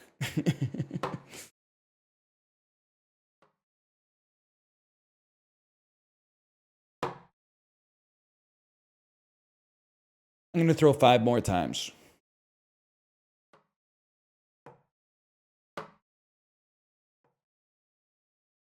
Okay. We try again.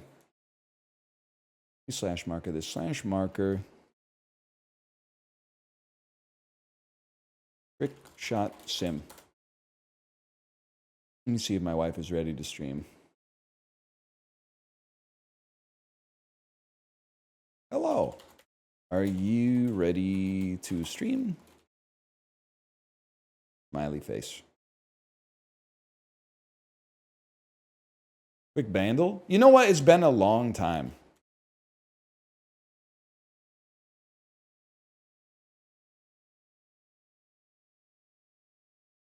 And not now, please. Bandle. 2003 with 1 billion views. Please don't be something that they only know in Europe. Because this shit sounds like it's right in like the Hoobastank, the Reason era.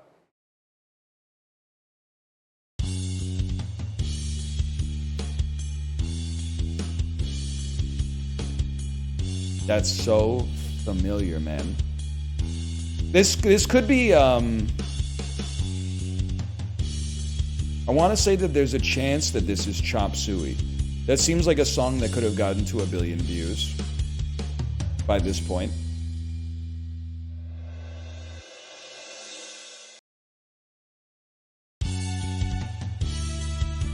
Never mind.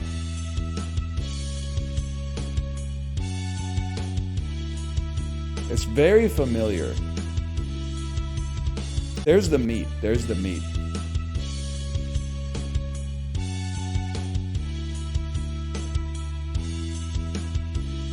Like right in that Evanescence corridor. I'll try it. I'll try it.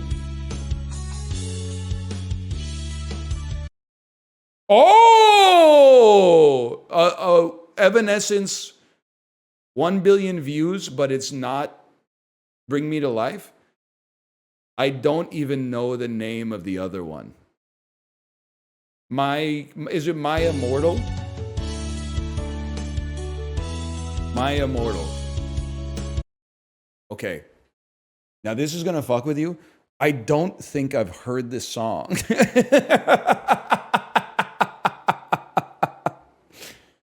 I know a second Evanescence song. I know Going Under. I'm going under, drowning you. I don't think I know this one though. It just had a certain Evanescence kind of character to it.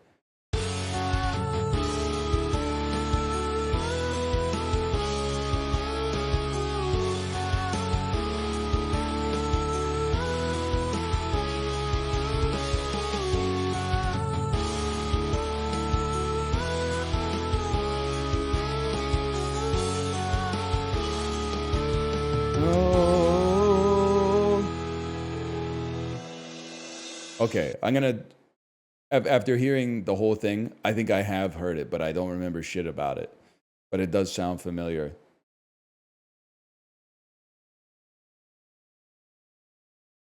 Our training manager uses this for the safety/crash compilations. I would be out of a job so fucking fast, man. Because that shit would make me laugh so quickly. I honestly, this is fucked up. If I was at a funeral and the song that they played as like their last song was like some Evanescence shit, I couldn't go to the funeral. And that's not fair to them because it's like their life. They should play whatever they want, but I don't think I would be able to hang. Unless they died like as a teenager, and then I would be like, that's like, sure, Evanescence, go for it. But like if an old person died and at their funeral they were like, we're playing this song by Evanescence, I would be fucking freaking out, man.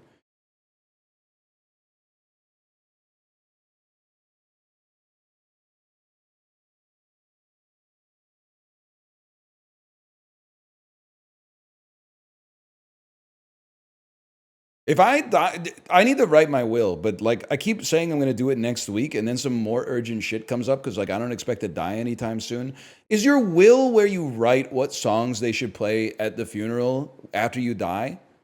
Because like I I don't really know what songs I want to play at my funeral, but there's like a few that I don't want to fucking hear. Okay? I'm going to haunt your ass bigly. Kate, are you listening? You might be live already. I'm going to be haunting motherfuckers left, right, and center if they play Louis Armstrong, What a Wonderful World at my fucking funeral. That shit is like, that's like when you die without having told anybody what song you want to hear, is they play Louis Armstrong, What a Wonderful World. My grandpa played that song. Yeah, mine too, bitch. He didn't know he was having a heart attack that day, so they just fucking went with option one or whatever. But like, I'm telling you right now, no fucking Louis Armstrong at my funeral, okay?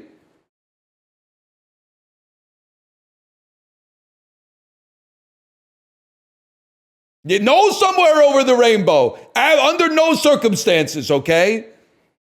And don't, if my mom outlives me, don't let her play like my favorite song when I was like 8 or some shit like that. I've got a lot of area under the curve since then. I do not want to subject the whole audience to like The Thunder Rolls or Standing Outside the Fire by Garth Brooks, okay?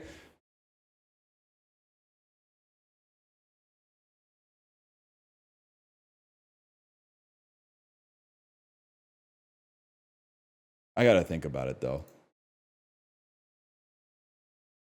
Crazy Frog it is. That'd be fucking sick. You can speak at my funeral. You ever think about that? Who do you think would give your eulogy, Dan? I've been thinking about that. Is it like a wedding? Like if somebody close to you dies, maybe this is too Larry David coded. But like if somebody close to you died and you didn't get picked to give the eulogy, would you be a little bit offended? I think I might be a little bit offended. It's not important, but I think I might be a little bit offended. I would be like, I yap for a living, and this person was like a close relative. You should have tapped me on the shoulder for the eulogy. I would have knocked that shit out of the park. I would have brought it in gently with like an affable anecdote that exemplified the character of the deceased, and then gotten a little choked up telling some emotional stories about like what they meant to me. And then I would have brought it back at the end with the fucking crowd pleaser story, and people would have been laughing and crying at the same time. They would be calling it the best funeral of all time.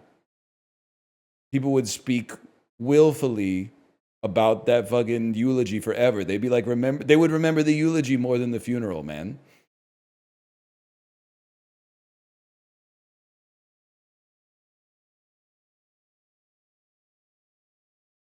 Anyway, I think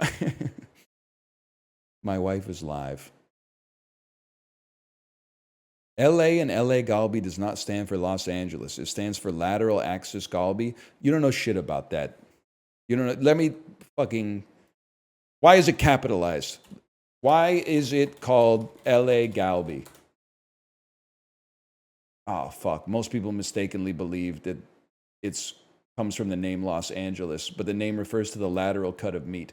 Okay, well, where was LA Galbi invented? City of Los Angeles. The most likely theories is that the cut originates from the Korean diasporic community in the city of Los Angeles, United States. That's confusing, man.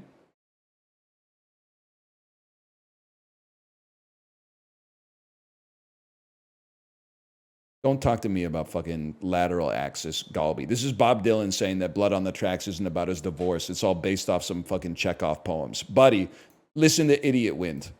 The fuck are you talking about, dumbass? Anyway, okay, I'm going to send you over to my wife's stream. I'm going to go eat some lunch. Enjoy yourself for the rest of the day. I'll be back tomorrow. Later.